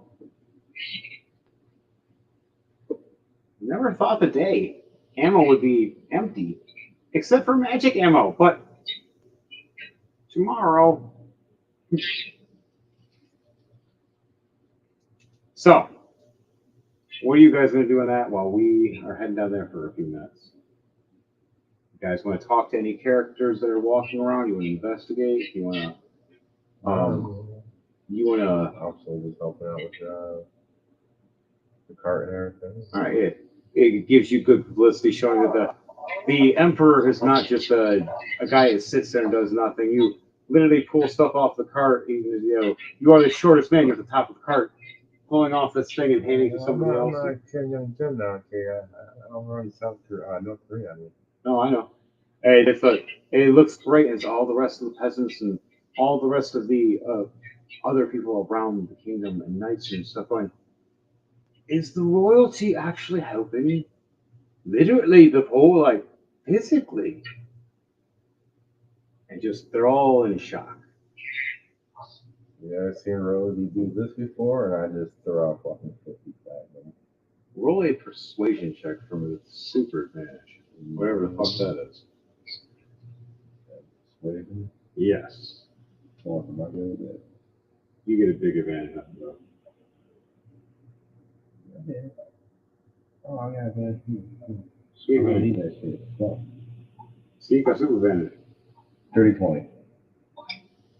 You have just gained some renown in ridiculous ways as you throw this platinum. He said 50. Yeah. 50 platinum across as everybody takes one piece, as they all spread it amongst each other, feeling rich for once in their lives. Is this what the Dynasty is about? We finally all can now eat normally and be safe. Have special guardsmen and warriors like these ones. As one taps Azrael's shoulder, going, "Oh, you're a devil, but you saved us! Holy shit!" And tries to run away.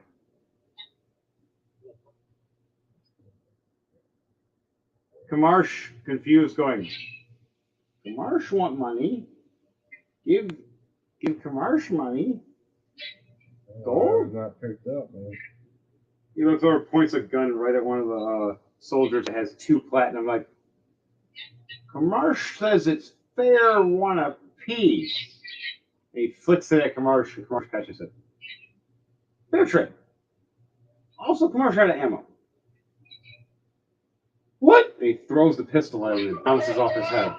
And it bounces back in his hand. He's like, boomerang pistol. Cool. You're staying in my Dynasty. Just go to a shop and be like, hey, can I have some ammo, please? Free of charge. Kamarsh looks at you with the biggest eyes of happiness. I get the exploding ammo? Limited. on the side, we'll talk. He smiles. Marsh likes deals. And Marsh had the biggest birdie smile you could ever think for the rest of that day as he helped out. Oron helped as well. Also usually hitting on all the girls when he's seen them. Hey ladies, how you doing? But then he'd go back to, helping out and making sure everything was okay. Your stable of horses, they're all pointed at the proper direction to leave the castle when it's ready. But while all you guys are doing this is, say, 20 minutes or so, and talking, having conversations, and helping out one another. Daniel, what are you doing while all this is going on? Are you going to help out with this distributing everything and try to be nice to the community? I help out, but I'm kind of distracted right now. Oh, yeah. Well, yeah. Your Fiend Lord is still in your head, and he's like, kindness is strange, but maybe they'll be followers. I think. Oh, that's not what I was distracted about. What's her name? I was wanting to go back to the castle as soon as possible and find that blue tiefling. You hear the fiend demon in your head going, my friend, don't worry, you'll get your chance. We'll be there later tonight. And I know exactly what she'll do. And you'll love it. You earned my favor, my friend. As now your attacks will be bonus with necrotic damage every time you do any kind of attack. You gain this strange aura that's going to be around you, but you only get to use this when you say it until it burns out from a d20 roll.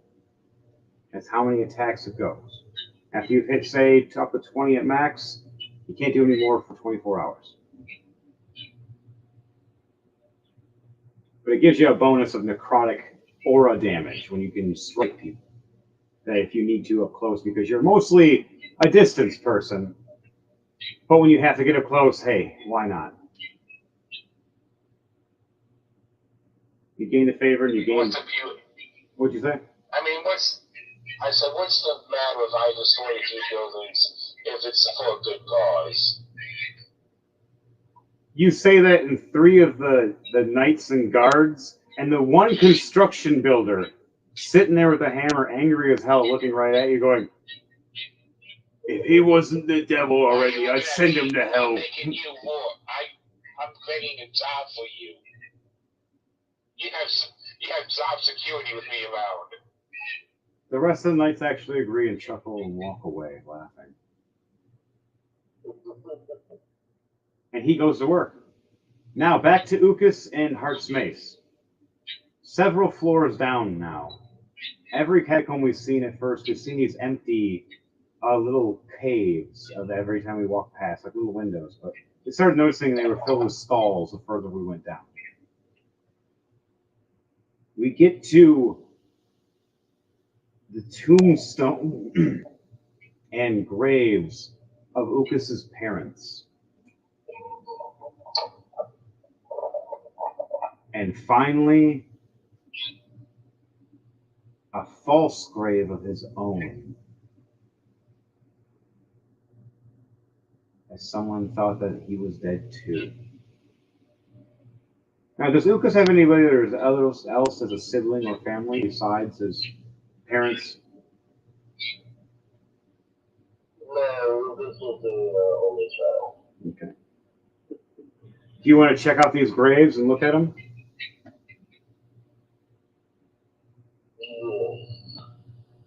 All right, roll an investigation check with advantage, please, as I have light over you.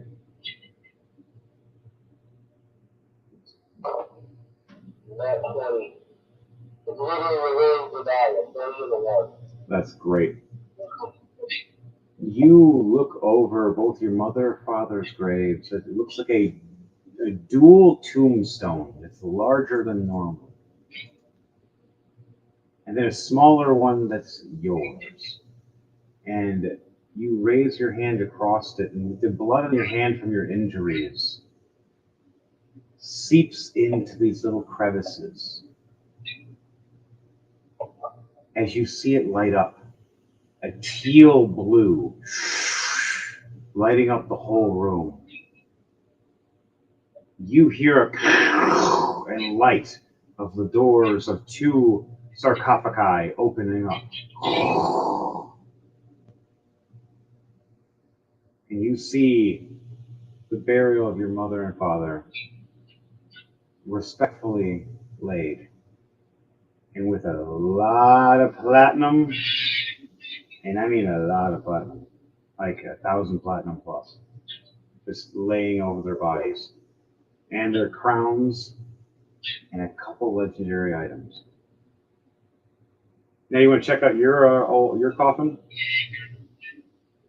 Yeah. All right, you want to roll an investigation check on that one? That's a separate one. 15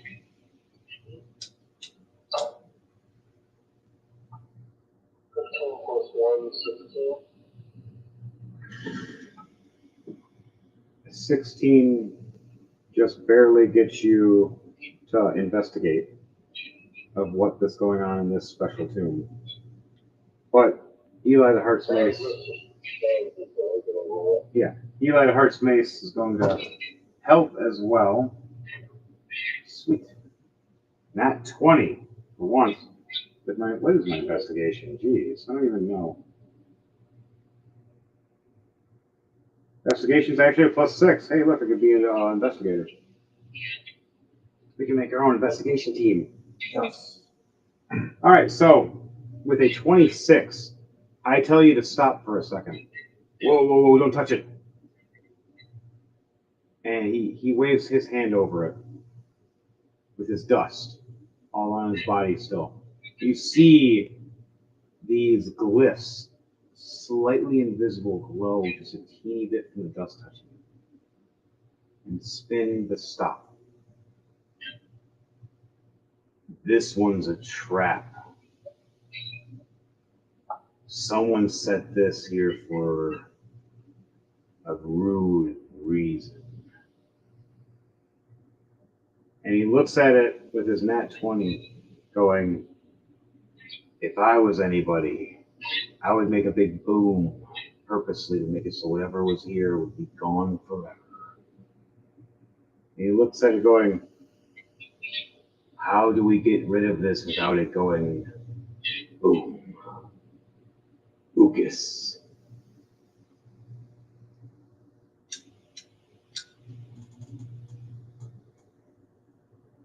It's pretty much a big kind of like bomb in the bottom and middle of this freaking castle. It's a structure point that is just right under the mountain and right under the castle that'll break it all and shift this whole thing into the ocean. So this was set by Roy Mooncon as his final FU before he died. He set this as a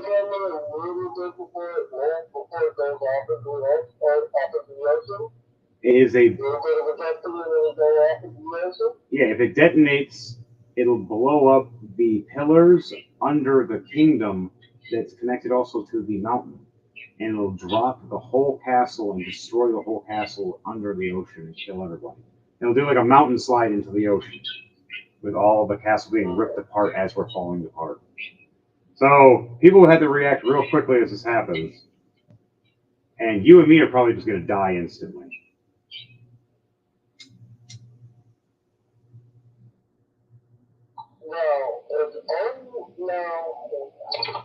Is it only on the top of the roof?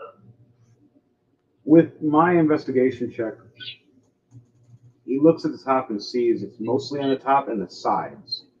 The very, very bottom, where these little hole slits for sticks or something like rods to be slammed into to raise it up and carry it, are the only noticeable thing we see. And that is it, but the rods are gone. We don't know where they are. So I have an immovable rod. there's an opening to the ocean, though, right from where we're at? Yes, well, your mountain is at the edge of where a ocean is. So when this explosion happens, it would cave your whole kingdom in. That's not what I'm asking. What? What I'm asking is, in the room we are in currently, is there an opening that will lead to the ocean? Make a perception check, and then make an investigation check after, please.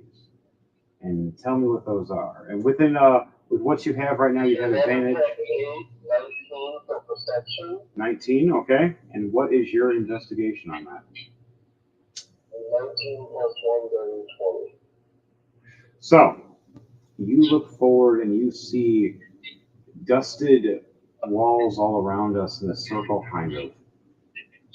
And you realize that one is slightly different in the wall, like it's been covered by dirt and mud purposely for a while. Like someone took sand and dirt and mud and mixed it together and water, just fuse a fake wall and put it over and hide it. You want to try to open this little thing, or? The first thing I'm going to do is I'm going to remove the earth to move the loose mud and dirt away from that area. I actually like how you did that. Because if you would have just touched and tried to hit it, I had something bad going to happen. But man, smart. So you do this, and you watch it start shaping and moving like crazy, and shrinking down and breaking down. But it looks like it was like a quicksand suction, like it would have sucked you in and tried to keep you in between. As you see a skeleton fall between, like someone else was down there at one point and tried to get out, and that was it for them. And you just stopped that trap and turned it off. And now you see a door or a hallway passage through this, a stone that leads down. And with that or that perception check that you rolled of a 19, you hear a far distance, like the ocean waves a little bit and air a little, just from the distance, just a hint of it. You want to head down there, and then look and investigate before we find the rods? What I am going to do is I can also move over. Pretty much just move it around the ground. How many feet does it say? 30. 30 feet. So 30 feet at a time, pretty much every turn or every action. Okay. That's a smart idea. You know what? I didn't think of that. I like that. I was gonna have you do the investigation, try to find the fucking. He's like, you know what? I got a faster way. We don't have to use strength checks and carry this thing for a long time. We can just move her. That's pretty funny, actually. Okay. All right, so you move it 30 feet down, and then there's a hallway that takes a left, a right, and then one that kind of leads like a stairway down that's kind of on a crooked corner after, from the one on the left. Now with your perception and with Heartsmate's perception rolling, never mind, I don't hear, see, know what's going on. I roll a 6. Plus a 5, it's 11, still not enough. I don't know. You still hear the wind, but it's coming from that far left. You know, if you go to the normal left or you go to the normal right and down those hallways, something might happen. But if you go to that far left or that little slanted stairway down, you have a chance of going somewhere else. Would you like to go that way?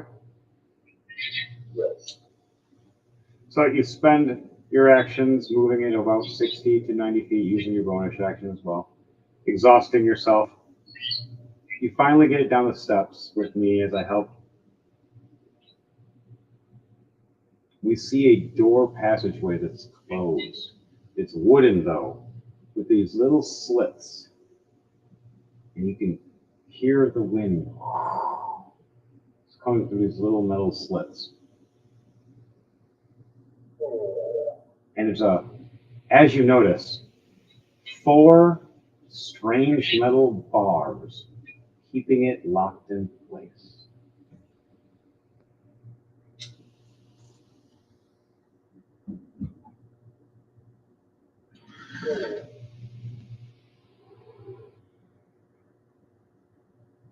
What are you doing now?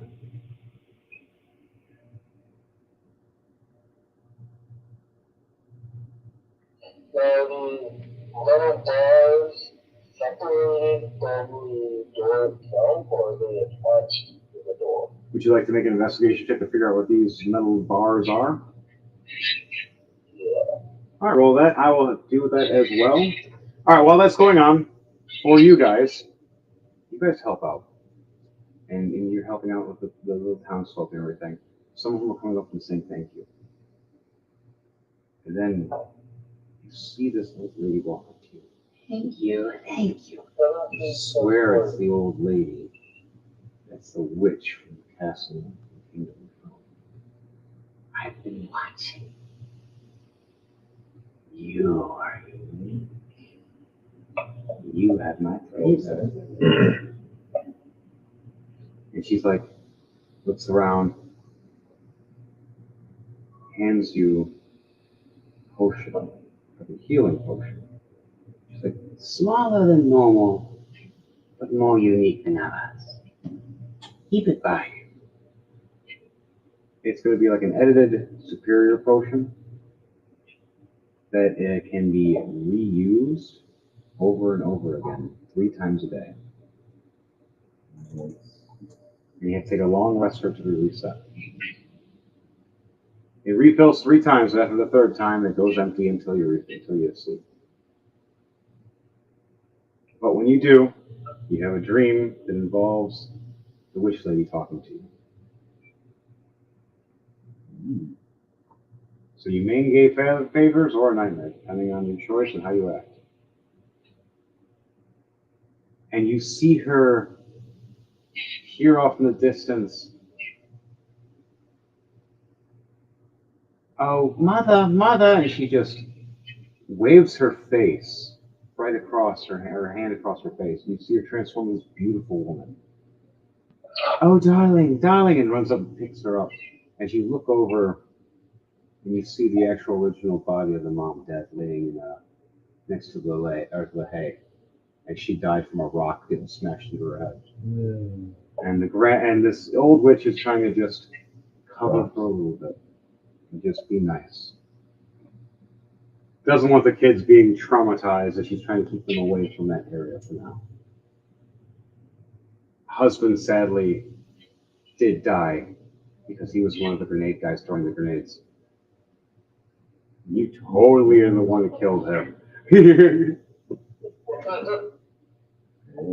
Now back to us. Daniel, for you, you hear a message in your head. You there, Daniel?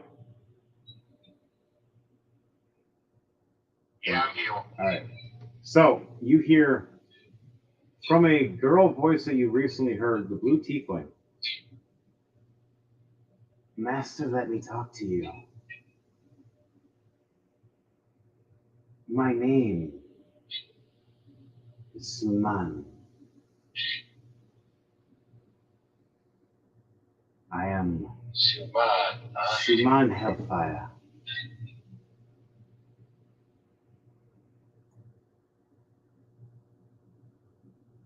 So what did he tell you? We can be rulers together.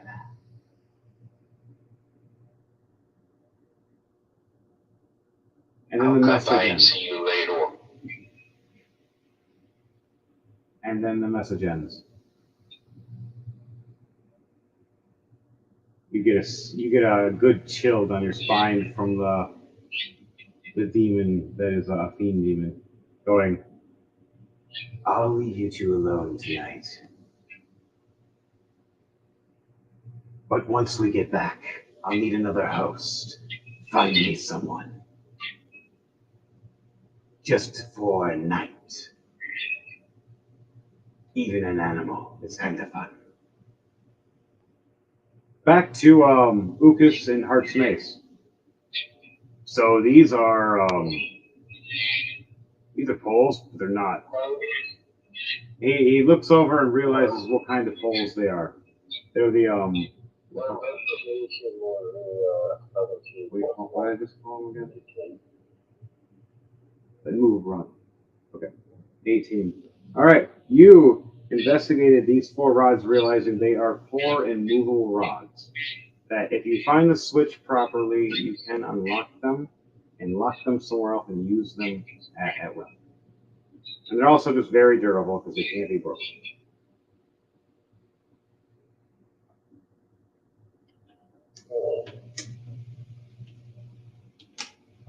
So Eli's grabbing at 1 and trying to find the switch for 1.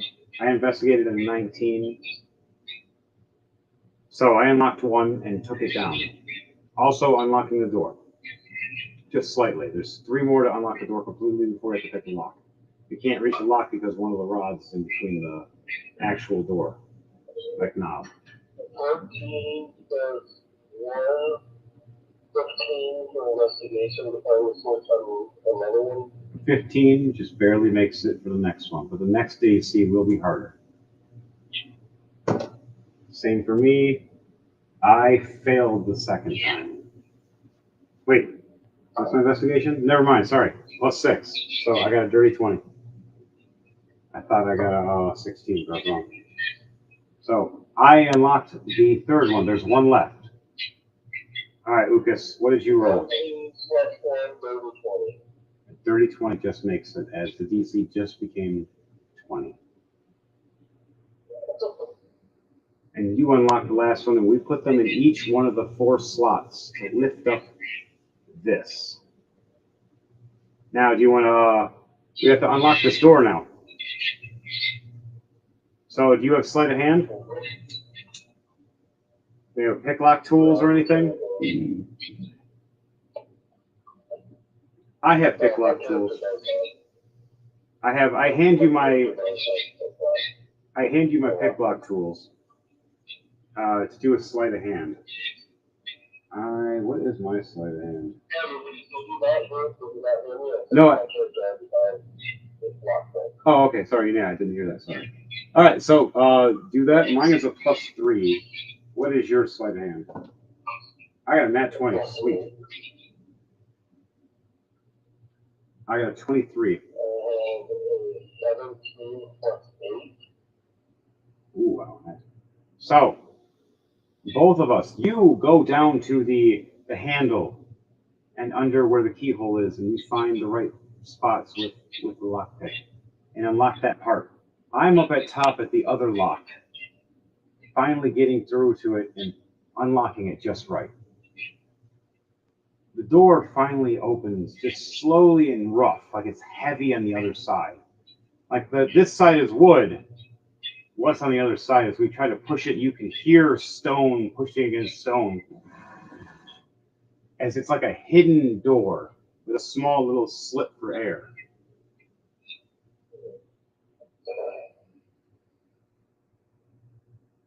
And you look down and you see a stairway that leads all the way to the ocean. It's supposed to take a sharp right, but if you do it right, it's going to be a lift. So, at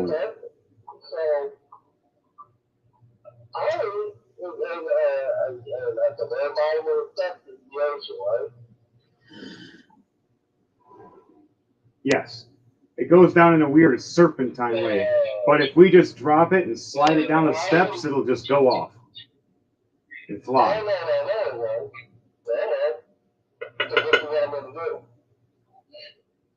Load the earth to turn it from steps into a fly.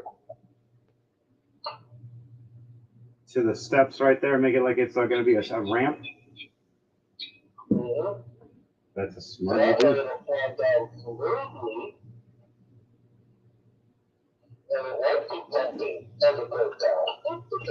Okay. All right, so roll that and use your spell slot for that. Or is that a cantrip? Oh, that's perfect. So, how does it look when you do this? Explain how you do this mold earth. Like you raise your hand, you look at it, you say something. I basically just put my hand down on the ground as a Like Full Metal Alchemist. glass goes across the ground, and it turns from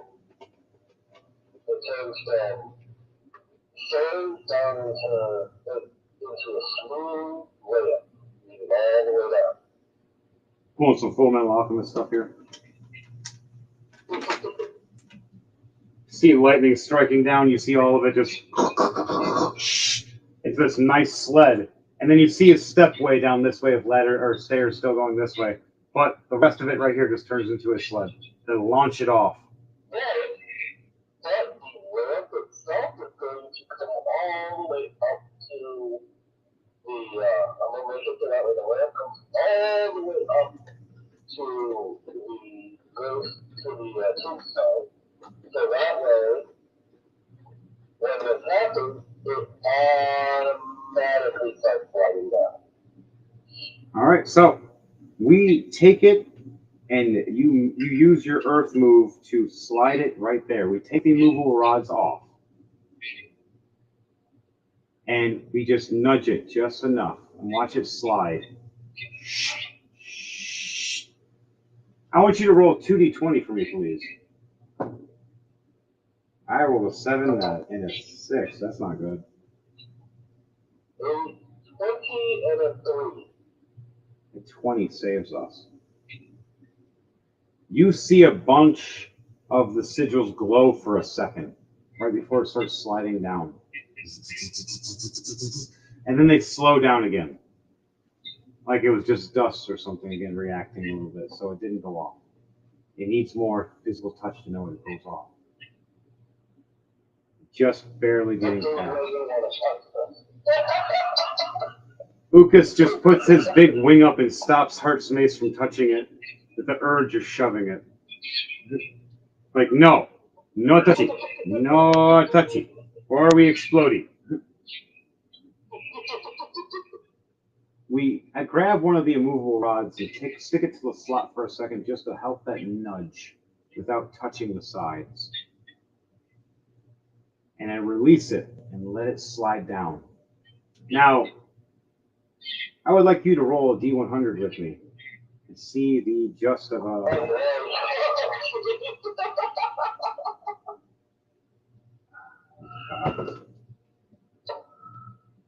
89.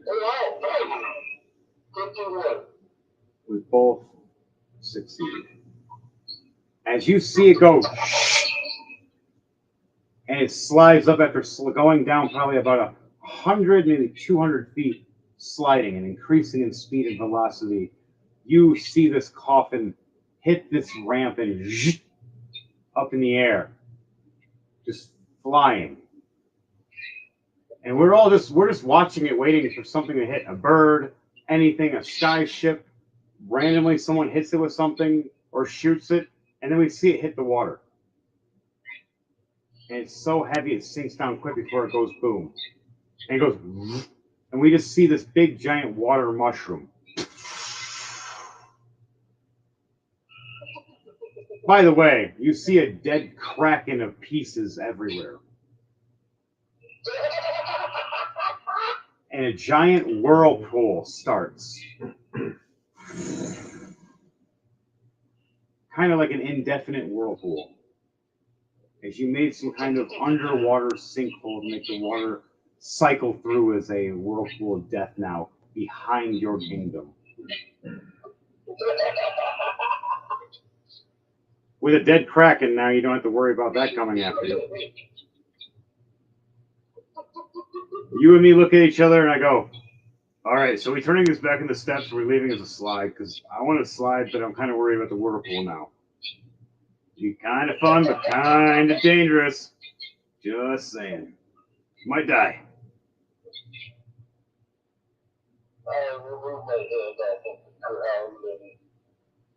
Release it back into the steps. Turns back in the steps, and that lip of the slide just turns back into some kind of guardrail fence, a wall-esque in a sense, so no one flies right off.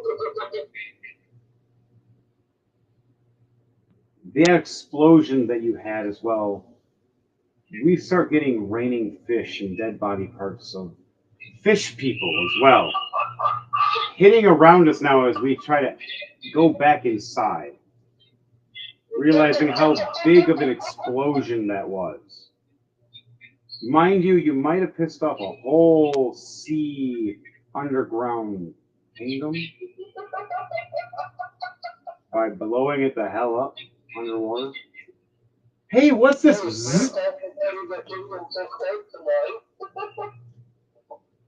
Oh, you'll see what I have planned for this, because I did have something planned for a water story. And this is perfect to lead into it now. It's going to be fun, and it's going to hurt. I mean, so, on that note, with you, how we have it is you and me head back through catacombs, lock that door, take the key after we find it hysterically right above the door lock, No one looks up for some reason. Finally get back. Head back up, and there's people all around looking in this hole going like, what's down there? And they scream when they first see you and me. What the fuck? Who is this? Oh, it's our king and some weird purple angry guy. The hell away from me.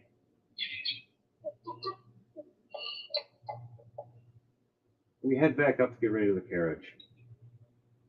Now, Ukas, do you want to stay here for the kingdom for now and repair up for now and then meet back up to the Shadowblade Sanctum later?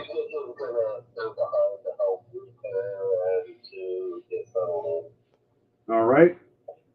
Now, one part of the dynasty has been solidified with Eden's dynasty, Ukas's dynasty, and Eden's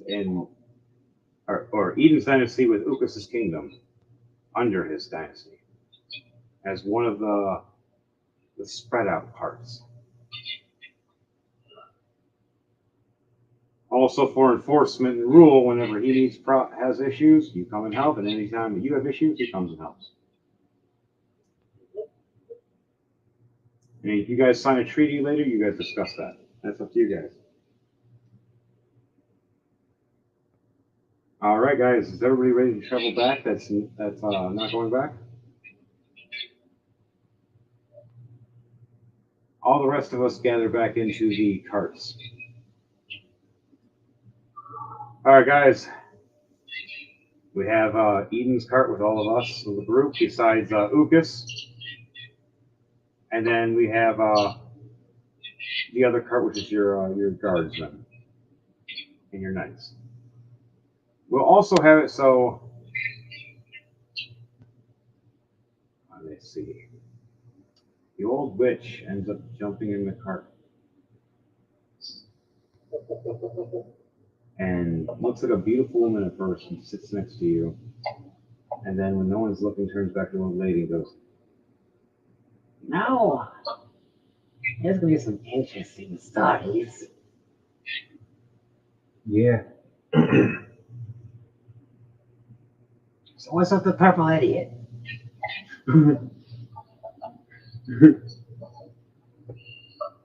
Say it yourself. I'm right here. Oh my god, old lady! Oh, you can see magic too. Oh, I know who your mom is. Fuck. Don't tell her I'm here. Okay, I won't, you crazy old lady. Can you turn back into the hot chick? Not right now. Good. And then you guys hear off from a distance a small explosion as she left one of the bombs to go off again. But just far enough away for a few rocks for where the dead body of the actual mother was that she replaced for several hours just to make the kids happy. Or at least an hour or so. You hear everybody's freaking out. You hear the kids screaming, "Mama, no! Daddy, no!" Just now they're orphans. Now you got a couple of orphans in your on your kingdom ship. Accident. Accident. Hey, yeah, Daniel over here. All right, guys, I need all of you. All right, are you using the reins, or do you want me my character to guide the way while you talk to the old lady? Yeah, someone should definitely drive. All right. And handling garbage. We'll have Oran do it. Matt's character. Hey man, I'll do it. Oh my god, old lady! He starts riding. Heart's Mace keeps a lookout on the left for you, just to make sure. As you sit more in the middle, a little bit, like right next to me, so you're kind of invisible, but the other side is the old lady. And then Matt, sitting next to the old lady. And there's another spot where Kamarsha's just sitting there with his long rifle looking around, waiting. At the far right of the front of the carriage. The back of the carriage has everybody else inside, such as Ukas,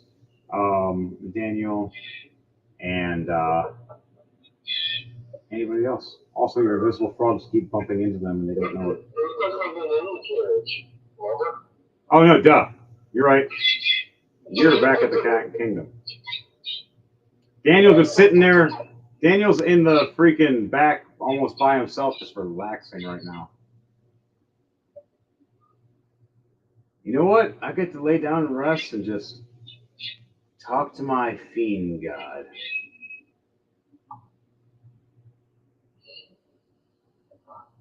Okay, I want everybody to do a survival check, please. The first one's going to be with advantage.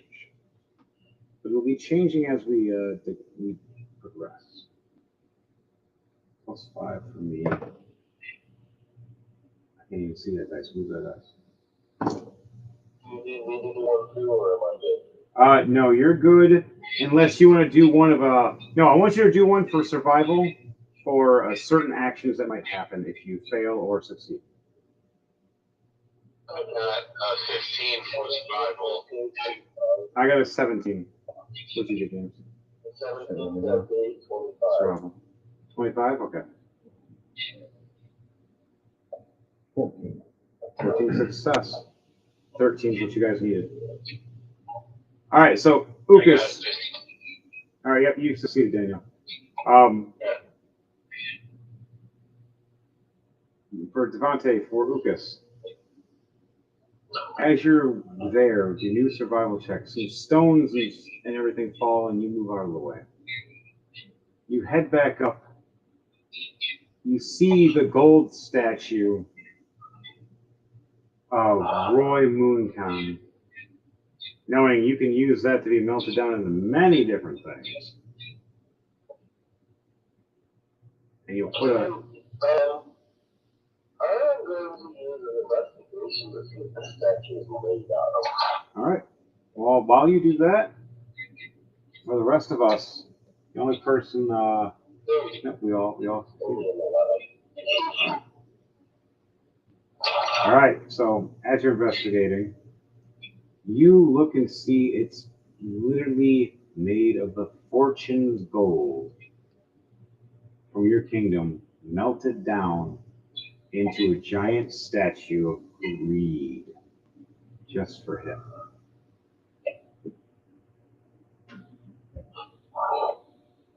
Yeah, that's going to get demolished.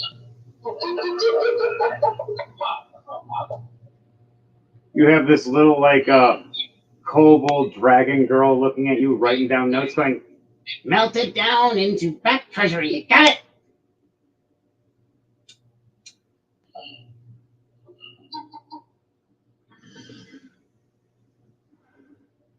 all right, for us, though, we made the first survival check just fine. We make it through. We get back down from the mountains without problem. The harpies don't bother us, surprisingly, as they see a bunch of what color say armor do your elite soldiers look like that are your loyals? What would you see your men looking like? You have two different classes with you right now. You have your knights, and then you have your guards. Ebony armor, Skyrim. That's my favorite, is the ebony armor. Oh, man. Mine is like that, but purple. That color scheme style. Oh, that's beautiful. Yeah, it's like ebony. All right, Seth, they all have this ebony-style armor on them with the symbol and sigil of his dynasty. We'll figure that out whenever you want to make that sigil. And he looks over, and all of them, proud as the ones that are holding his shields up like a shield wall on their cart, looks like it's just a complete armor going right behind you guys. And you have one or two of your guys' special knights in the back of your carriage, just in case someone tries to jump in the back. All right, guys, so next survival check. This one's going to be a straight roll. One shot. I got 16 plus 5. I got 21.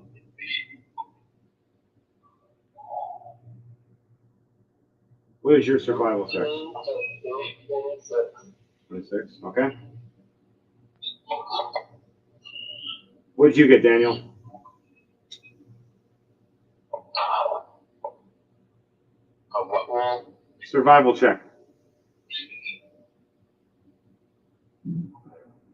16. All right. And for you? 2 minus 1. Oh my God. 1. So we got 2 failures, 1 success, and I have to roll for the NPCs then, or we're screwed. We got the old lady as well. She might help us.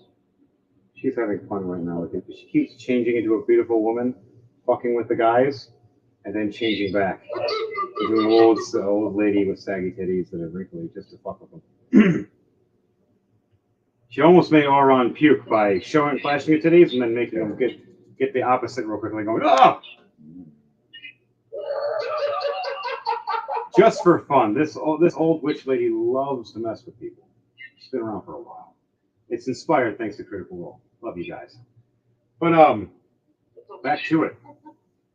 So Ukas, yours was over 20? Mine was over 18 plus 8, 27. All right, good, because your DC was a 20 this time. You finally walk up to the steps of your throne as one guy walks up with robes and tries to pull a knife to stab you. But right when he does that, your new guard that you earned the respect of with a fist fight to gain your kingdom properly smacks this guy right down the steps with this big, giant spear mace. This big hole in his chest, lightning striking down him, hitting every single step on the way down. Don't. And taking extra 38 damage of fall damage on top of that 47 damage that he got hit with. He's dead. Just splat at the very end. All right, for us, we failed. For that, let's see. Yep, fail, and yep. So, for all of us going through this next one, we get to the middle of the forest area before we get back to your Dynasty for the last part. We head through, and you hear a ruckus amongst all the trees as we're going through. You hear as a giant snake shows up.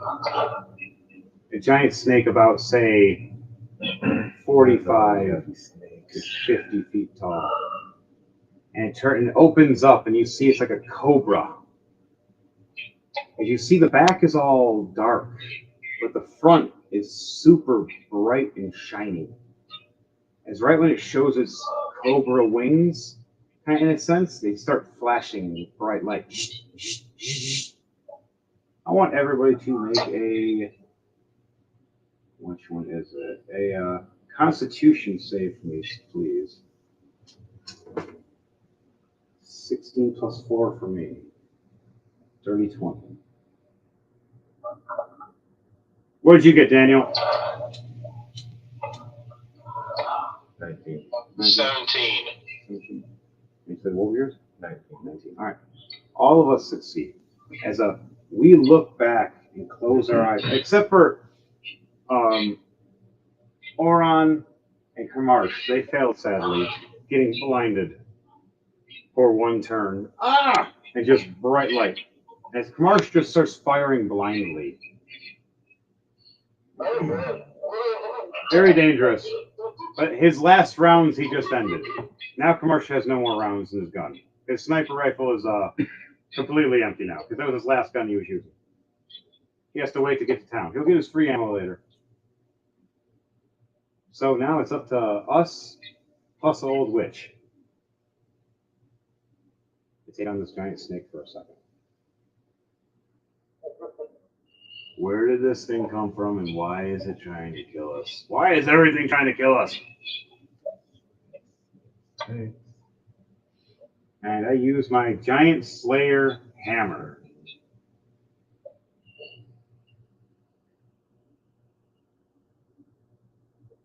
And I'm going to swing that at him with a plus 12.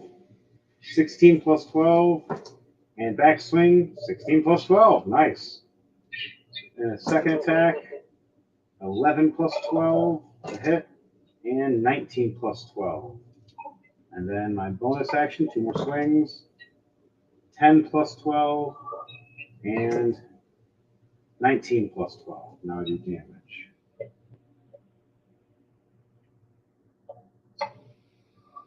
$11 damage plus 10 because it's bigger than me, so 21.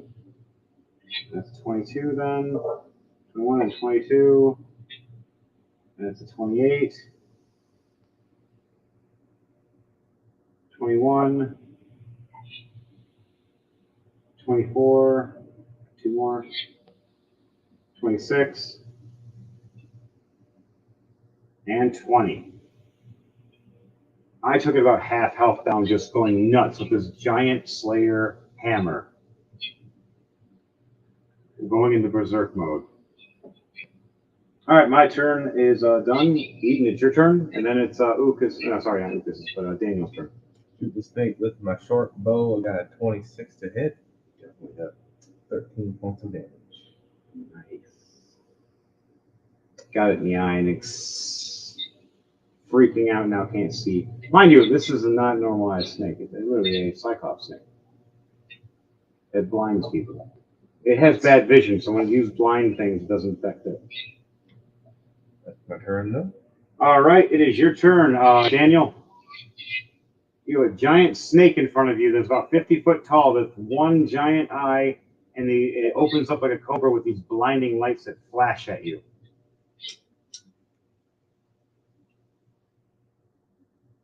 What is that one ability?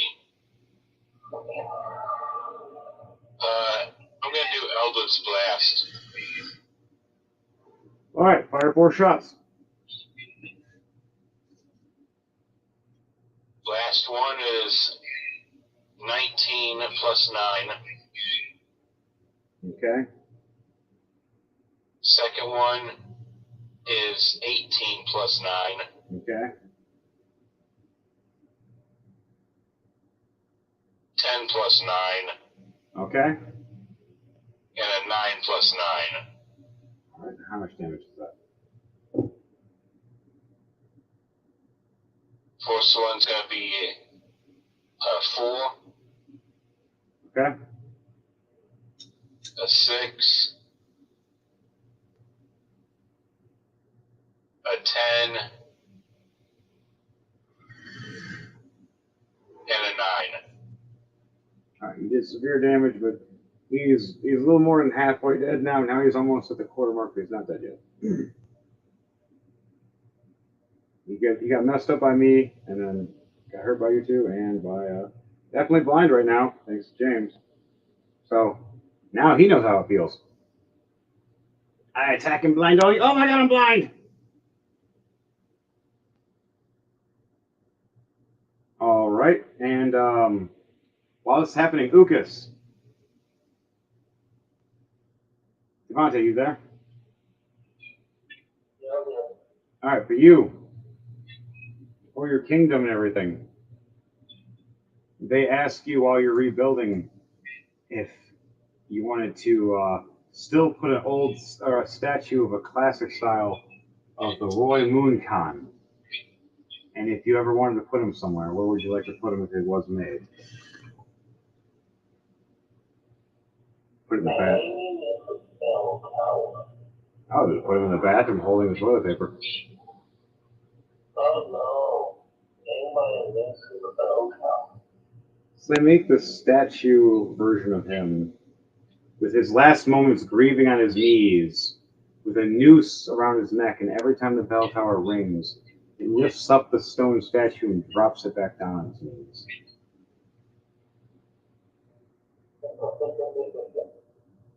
Helping this other, hitting like another bell in a sense, making more noise.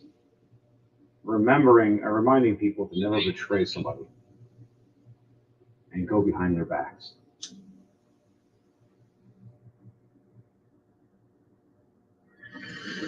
All right, back to our fight, guys. Old Witch. Oh my God. Ah, well, at least there's not more of them yet. Yeah, these things travel in packs, by the way. And, blast. And she's gonna do, fuck it. She'll do Frost Breath. She stands up on the horses, on both your horses. One leg on one, the other leg on the other, spread with her dress on, wind blowing, and just out her mouth, this icy shit like breath just hits the snake for a second. It has to make a Constitution save. It rolled a 2. It fails. You see it start turning to ice, and she looks over you and goes, "Rowan, now!" She asks you to fire at it again with your bow.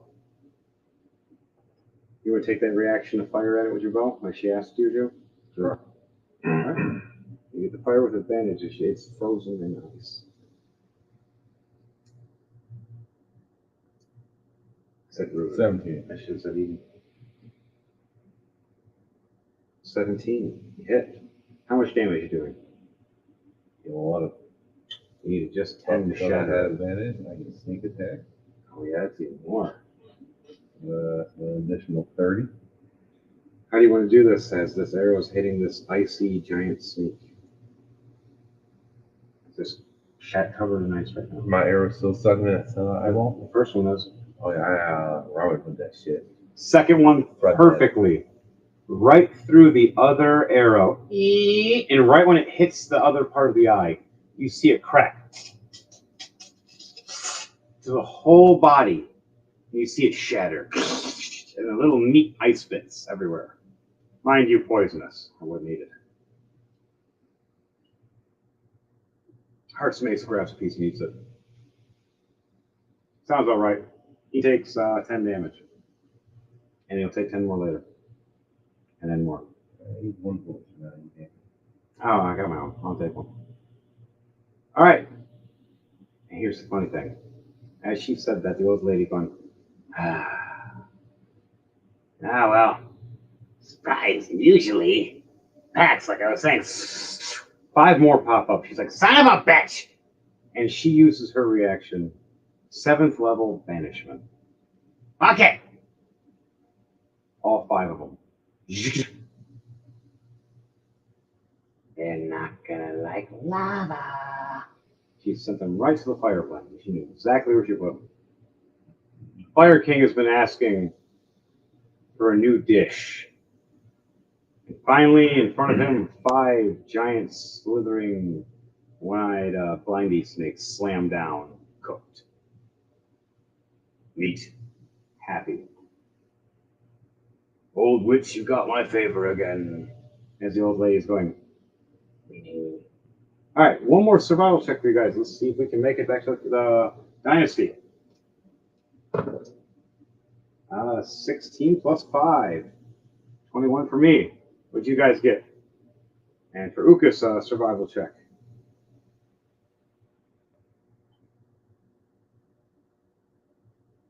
What's your survival check, James? Yeah, I'm feeling bad. Yeah, a 2. We got 2 successes and 1 loss. We're good. You know, I'll use my 1 luck. Right. Nat 1 minus 1. Yeah. With a So luck. I'm taking my 2 though, so it's not that one. All right, so you keep your luck. No, I mean I get to choose it. Oh, okay, yeah. Choose that one, then you definitely don't want that one like that. That's 0. That might actually make us fail. Yeah. That one. We just barely succeed as we get over the cliff and almost us and our knights almost go over where the shore is, heading back to your kingdom at one point. Our ancient witch helps out a little bit by somehow extending the road a little bit, making it like it's warped and just you see her sweating as she's doing it though. She's trying. And you see her get a little older. And she's just like, I need to get back. Hopefully we get that soon. Yeah, you don't want me to die here. If I respawn, it's not going to be nice. As her eyes turn completely black for a second, she says, You drink potions? and that's not how my health works. I need life substance. I'm sorry. It's a deal I made thousands years I got some vials of blood. Really? I handed her my 2 vials of blood. She chugs them down super fast. They're fresh too. You see her skin look fresh again, and because of how fresh they were with him today, and they died in a tragic way, it made it sweeter for her. You see her looking maybe her mid-20s, a nice 28-year-old full bus, happy as can be, smiling, and her hair turns back to a nice, like, reddish burgundy, glowing in the sun instead of white. And she looks at you with these big titties going, "You're fun. Voice just doesn't match the image. You want this one, honey?" Yeah. Much Else better. that just the fuck out of me. In a few hours, it might change, depending on where we're at. As you guys make it back finally, you hear the crowd a little bit. I want everybody to roll a perception check on that one. And Ukas, what was your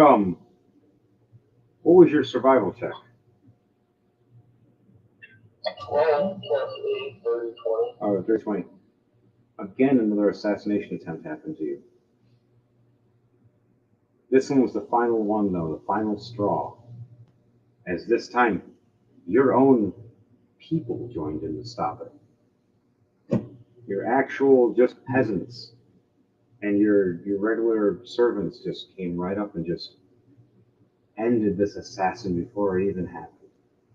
They talked to somebody trying to manipulate them, and they tried to pull out their pepper box gun, pointed at you.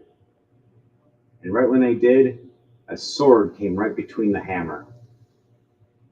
And that was the end of that man right after.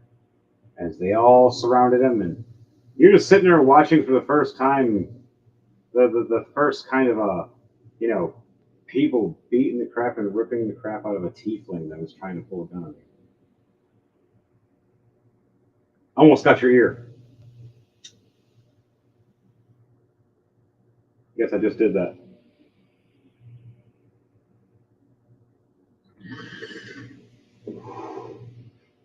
Sorry, that was funny. Fuck you guys. But Ukas, what else do you want to do in your kingdom as we're heading back to ours? What do you want to do to end your week as you are there in your kingdom? I'm going to, in the main lounge area, build the technical living room of the castle. I'm going to a massive portrait of Ugas, his mother, and his father. You hang it there. You hang it there and you stand there for a while. Say maybe 20, 30 minutes watching, memorizing those memories. You hear a storm coming and rain. The water waves come high. The bell ringing occasionally from the wind. A window open in the room you're in. A person behind you, 15 feet away, wet, heavy breathing.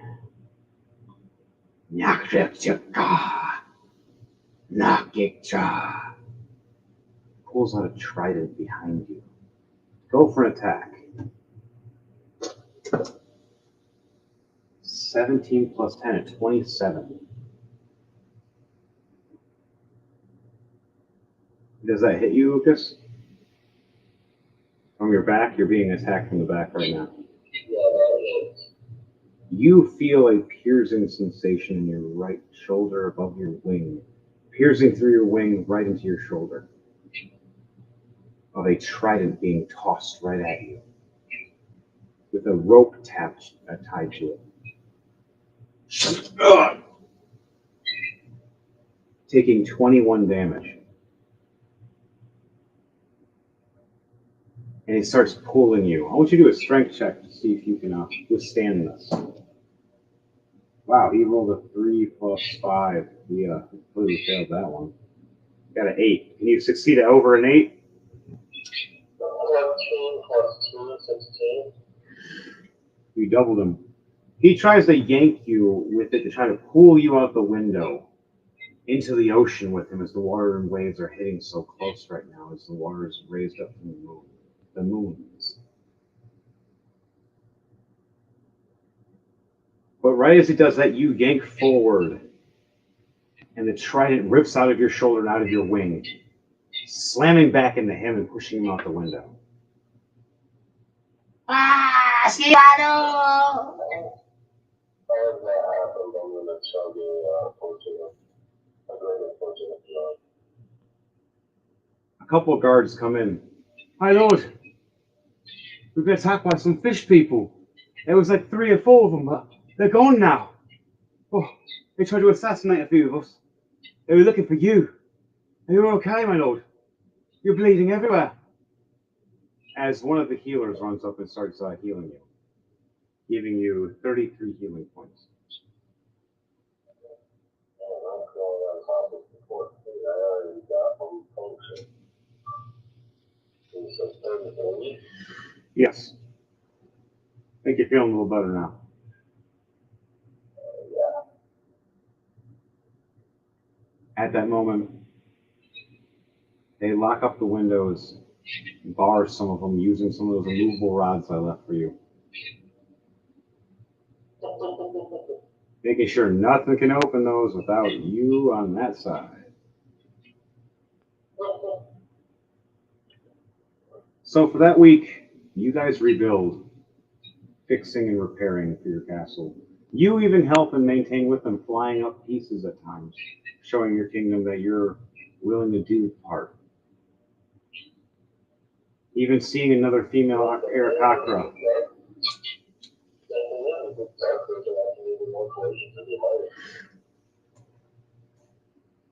You, yes. When you help out, you try to fly up with these bricks to land up at the top. And at the top was a couple more bricks that started to fall, and another female Arakocra caught up next to you. Very pretty, very colorful. Her being like a yellow mixed with red, like kind of like a fiery bird in a sense. Big smile. With smaller wings a little bit, a little more petite. She looks more like an oriental, like Asian type bird from the far times of the mountains up there in the Japan kind of esque areas. But in our world, a different kind of land. With these unique eyes that you would swear would change from like black, brown to red at times, depending on her mood talking to you, if she was happy, excited, sometimes yellow. And you gained a nice little chat with her over times, finding out that she used to be a princess and decided to leave her town and let her sister rule instead, while she decided to help others.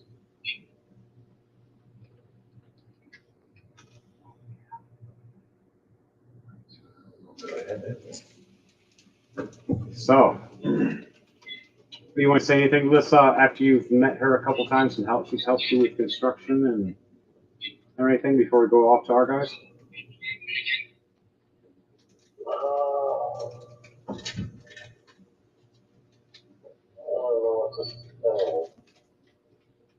She looks at you as she sees you absent-minded for a second, going, "Ha, you cute and smart. You king. Sorry, not my first language." She smiles at you. And she goes, What happened? Why hatred? Kingdom better now? Do you have proper rule?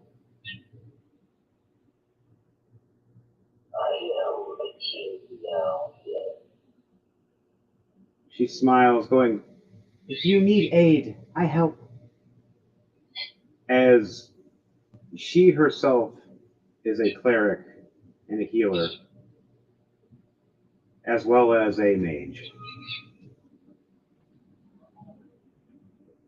Opposite of you, just to make sure you can survive, trying to hang out with you and help you every once in a while. You also learn that she's an advisor and very good at understanding and interpreting other creatures' languages but her own. It's hard for her to speak to other Arakocras. Just you, it's a little different.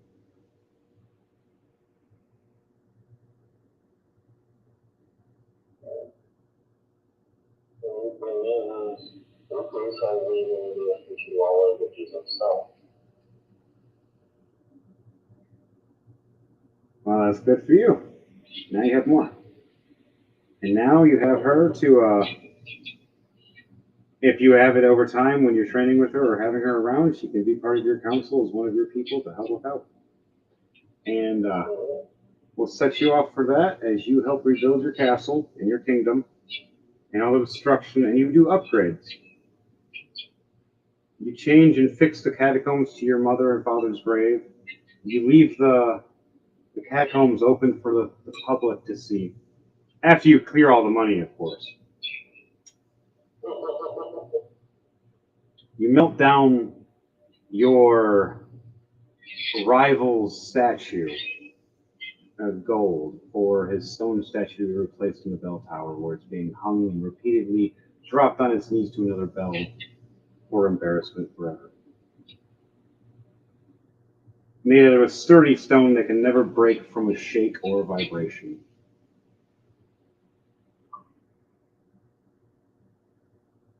You gain the favor of your town quite quick, as you were favorable many years ago. Except you were younger and more crazy back then. Those 7 years away made you into a different type of king. Stronger, smarter, you have wiser. Now you have friends that you can trust. As even then, you see off in the distance, while you're sitting waiting, wondering about those 2 guards that saved your life back in the day with those poison arrows, and back in the day, even with that the bank heist. You look up and you see 2 men walking up to you, one with a cane and one with a crutch, severely injured. One missing a leg, one missing an arm, and that damaged foot, and a missing an eye. Your 2 loyal friends.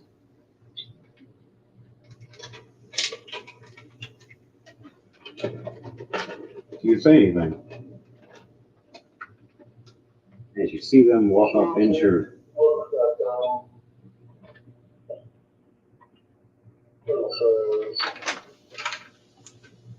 I thank you for sticking by for all these years.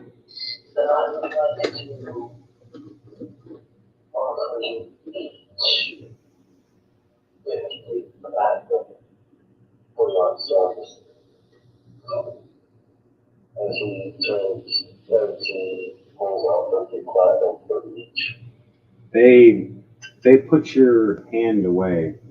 My lord, all I care for is some room and board to protect you.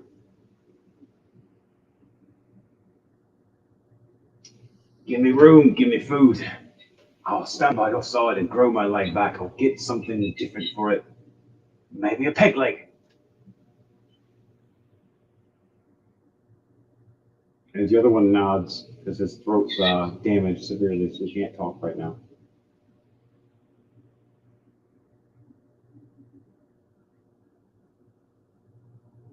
They were left very mortally wounded, but just barely survived when the explosion happened, knowing only one secret entrance to the basement. As they tell you in the story. Well then, a living the master bedroom. I can make it out without moving the captain. Design. Engineering there. As for food, I can have the chef and maids attend to me whatever they need. You see them with a happy smile and tears down their face, thanking you, and just resting at the steps of your throne for once, like the old days.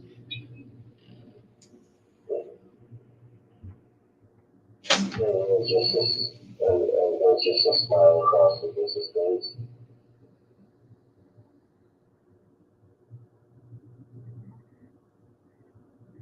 And they look over going, we told our clans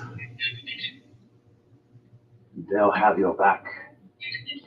Our clans dispersed back to the old ways until I contacted them. But now you have our God and our blade at your side at all times. Give them a week and they'll be here. You'll have all the men you need to protect this kingdom and the new dynasty.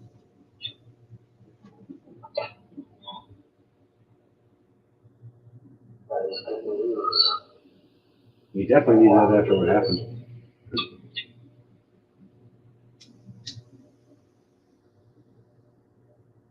So, I did that again. With your head first. But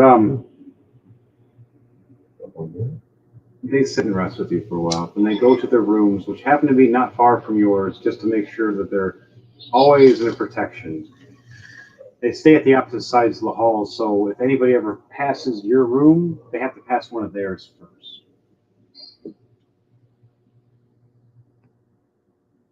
As one goes to an artificer to get a unique leg put on, as the other one goes and gets his arm grown back by magic. And they thank you and they guard you and protect your kingdom for as long as they live. Anything else you want to do before we end your part to go to finish up the rest of the guys?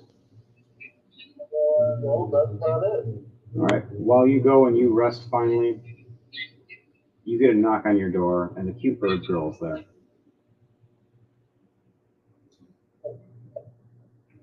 You want to let her in? Yeah, All right. You let her in. She smiles.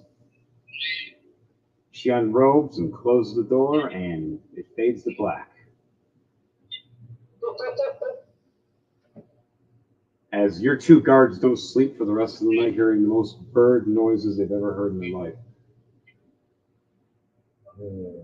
Squawk, squawk, squawk. I don't know how that stuff goes. But start pulling the pebble and the penguin. But now back to you guys. We finally make it after a couple days travel. You see the beautiful woman next to us, the witch. Got a little older. She looks like she's now in her 30s. But not as bad. Not when she looked like she was in her 70s or 90s, or whatever it was. Depends on the second, minute, and their time. You guys all get there, and you hear a cheer. And I want all you guys to roll perception check when you see your kingdom, when you roll up.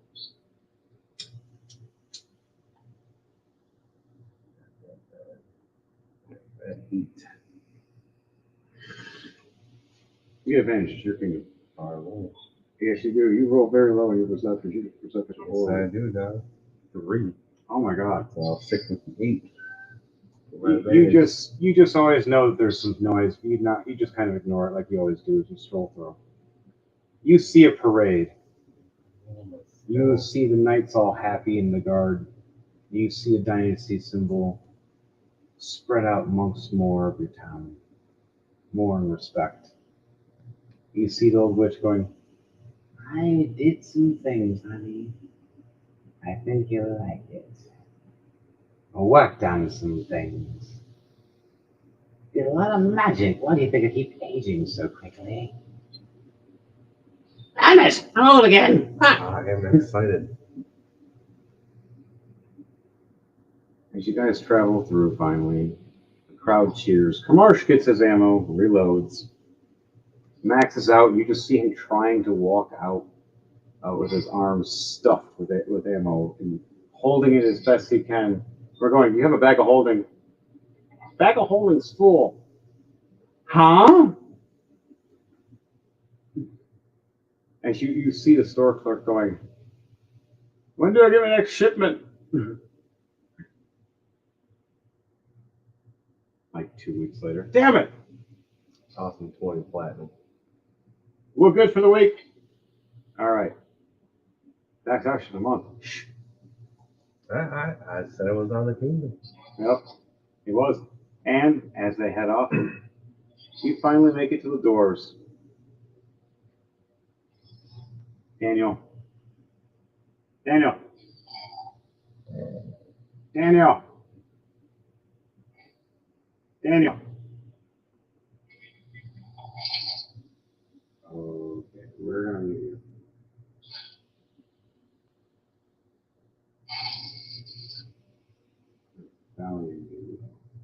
There we go. We're good now. Sorry, Daniel turned into a chainsaw. Been there. I had to. Alive, I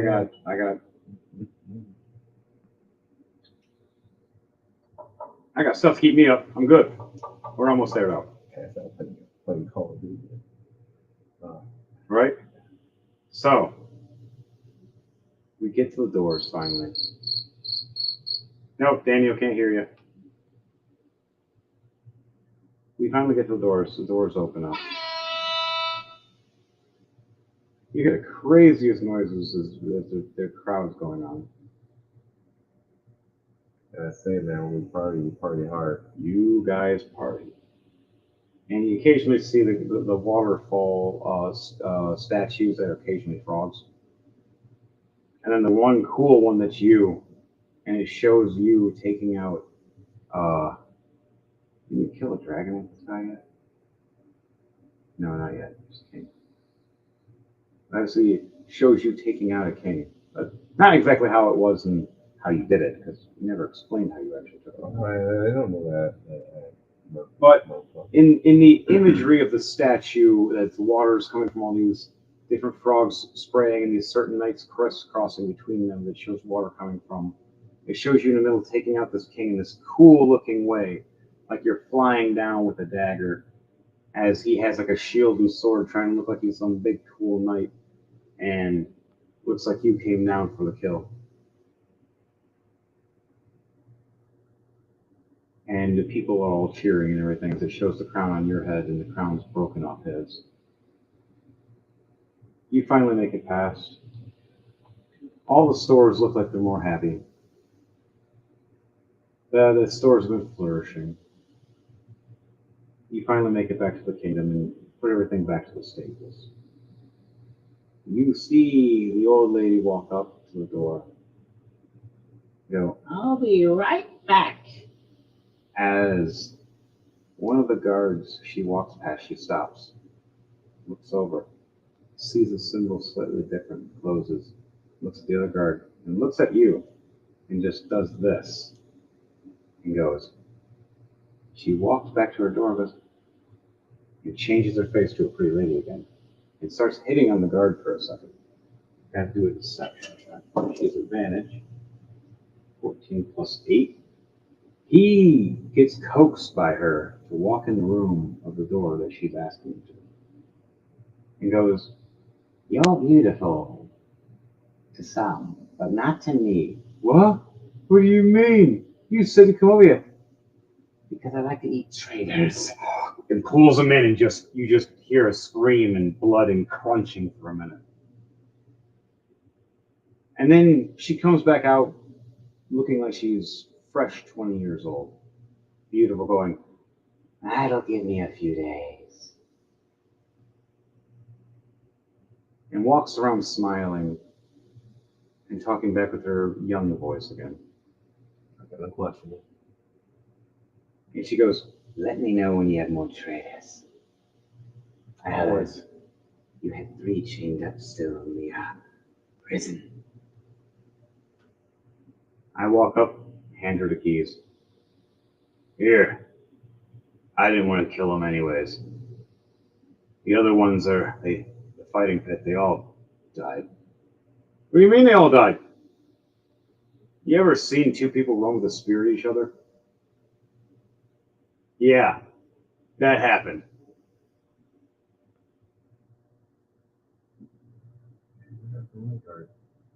As the chef is laughing that you left people alive, going, "I had bets." Oh, look. You won anyways. "I did, didn't I? More steaks!" Yeah, he starts cooking. You guys finally make it back. You get in there. The old witch has shown a liking to you, going, "Different than the rest, honey." And she starts purposely changing her shape every once in a while, trying to see what will catch your attention more. Purposely shrinks down to a halfling, turns to a dwarf sometimes, maybe to a bathroom girl. No, I got ambitions. And she smiles, going, "I do too. And I need a proper ruler." And smiles, going, "I like your ideas." And the armored knights that are all in dark armor walk past, and she goes, "No one will expect the pain you can bring, or with nice pleasure, depending on what side of the sword you're on." True.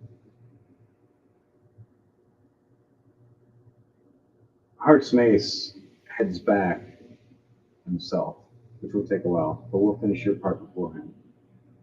And he leaves back with Azrael and all the rest. As you go back to your kingdom for now, I come and visit it every once in a while, pretty much like every other day. Fine. We got festivals and shit going on. Okay. I'm always announced because they always see the purple guy. "He's here! What the purple fuck?" "Oh, okay. Bring him in." While that's happening, you guys finally get there. What are you gonna do in that week or so that you're there at your new dynasty as it's being upgraded, and the witch has been editing rooms now to be more protected,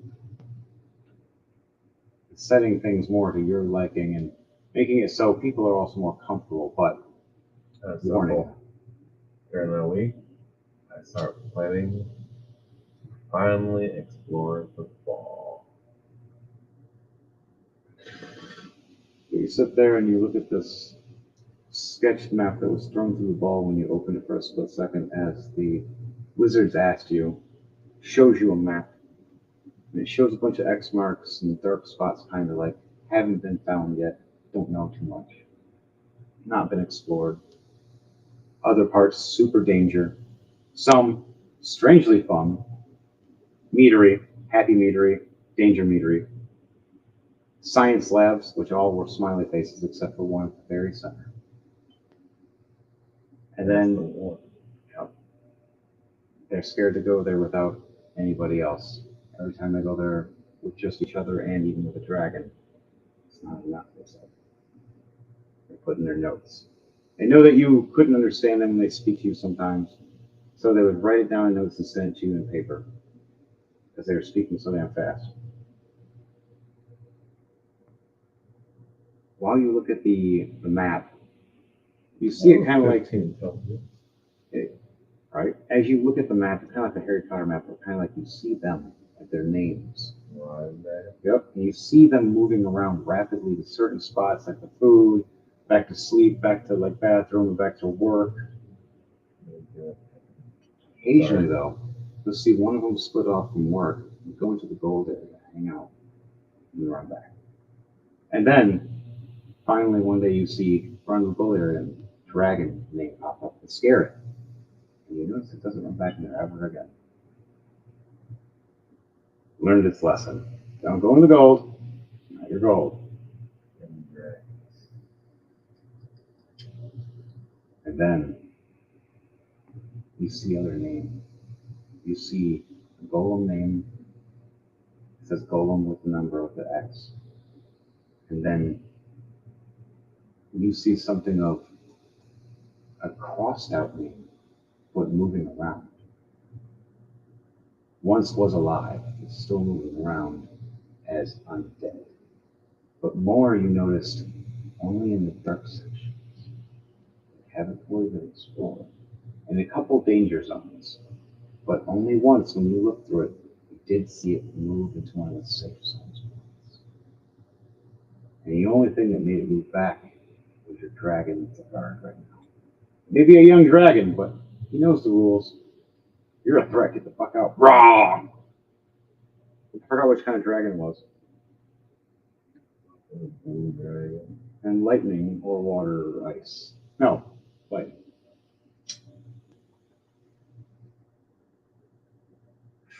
Wish that could kind of work. So, with that, you study the map, knowing the ins and outs and stuff that you at least can see. You send back paperwork and notes so they can understand messages and get information back. You rule and make sure it's all protected. You go through a few more loyalty tests with a few more guards.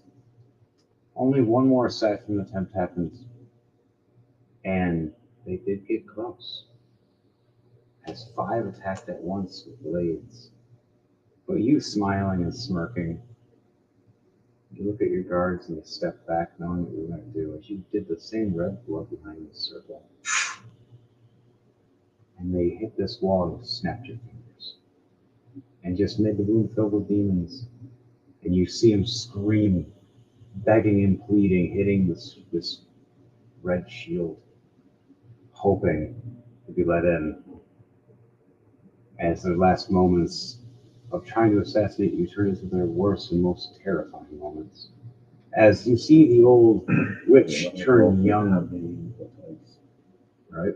You see the old witch smiling next to you, looking young just from watching them die.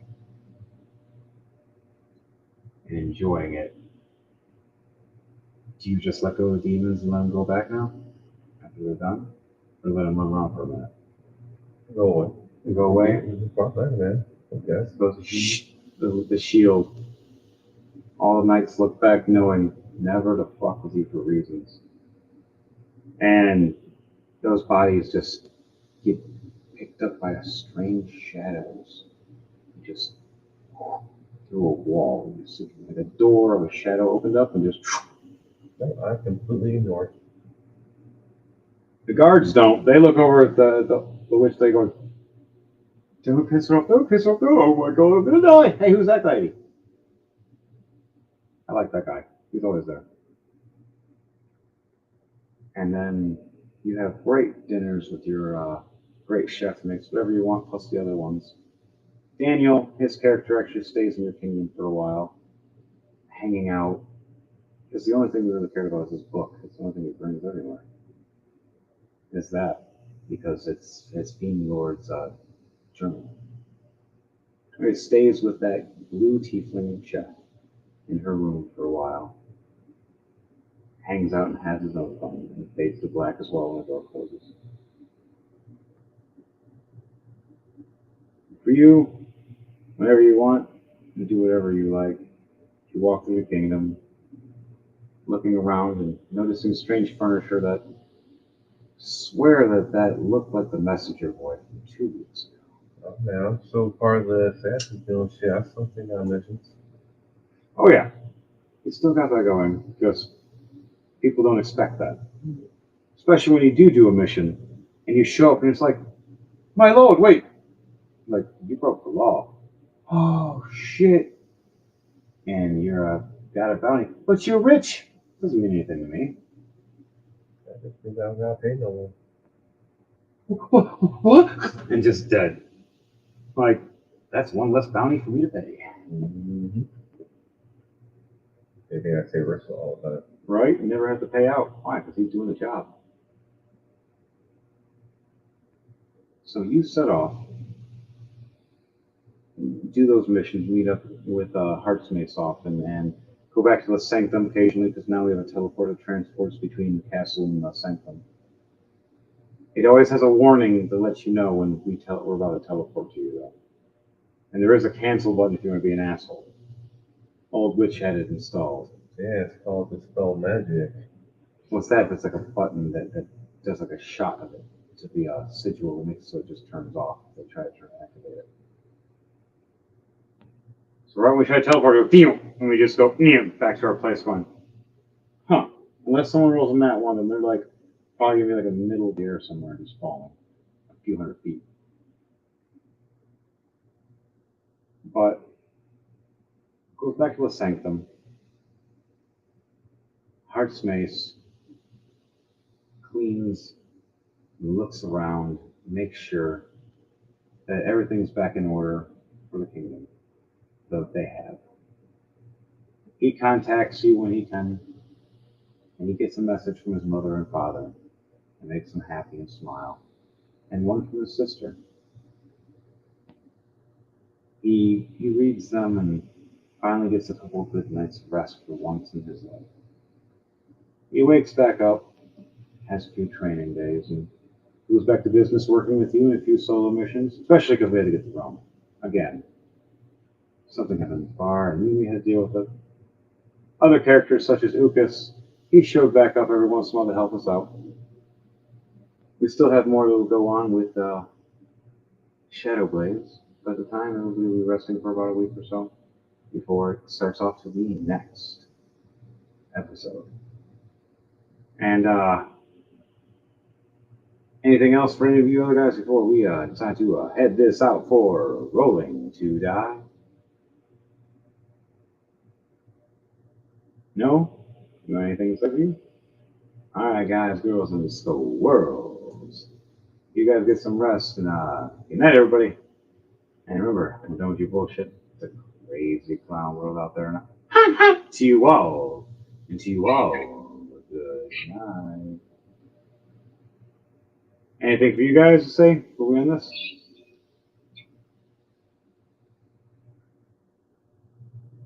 What was that, Devante?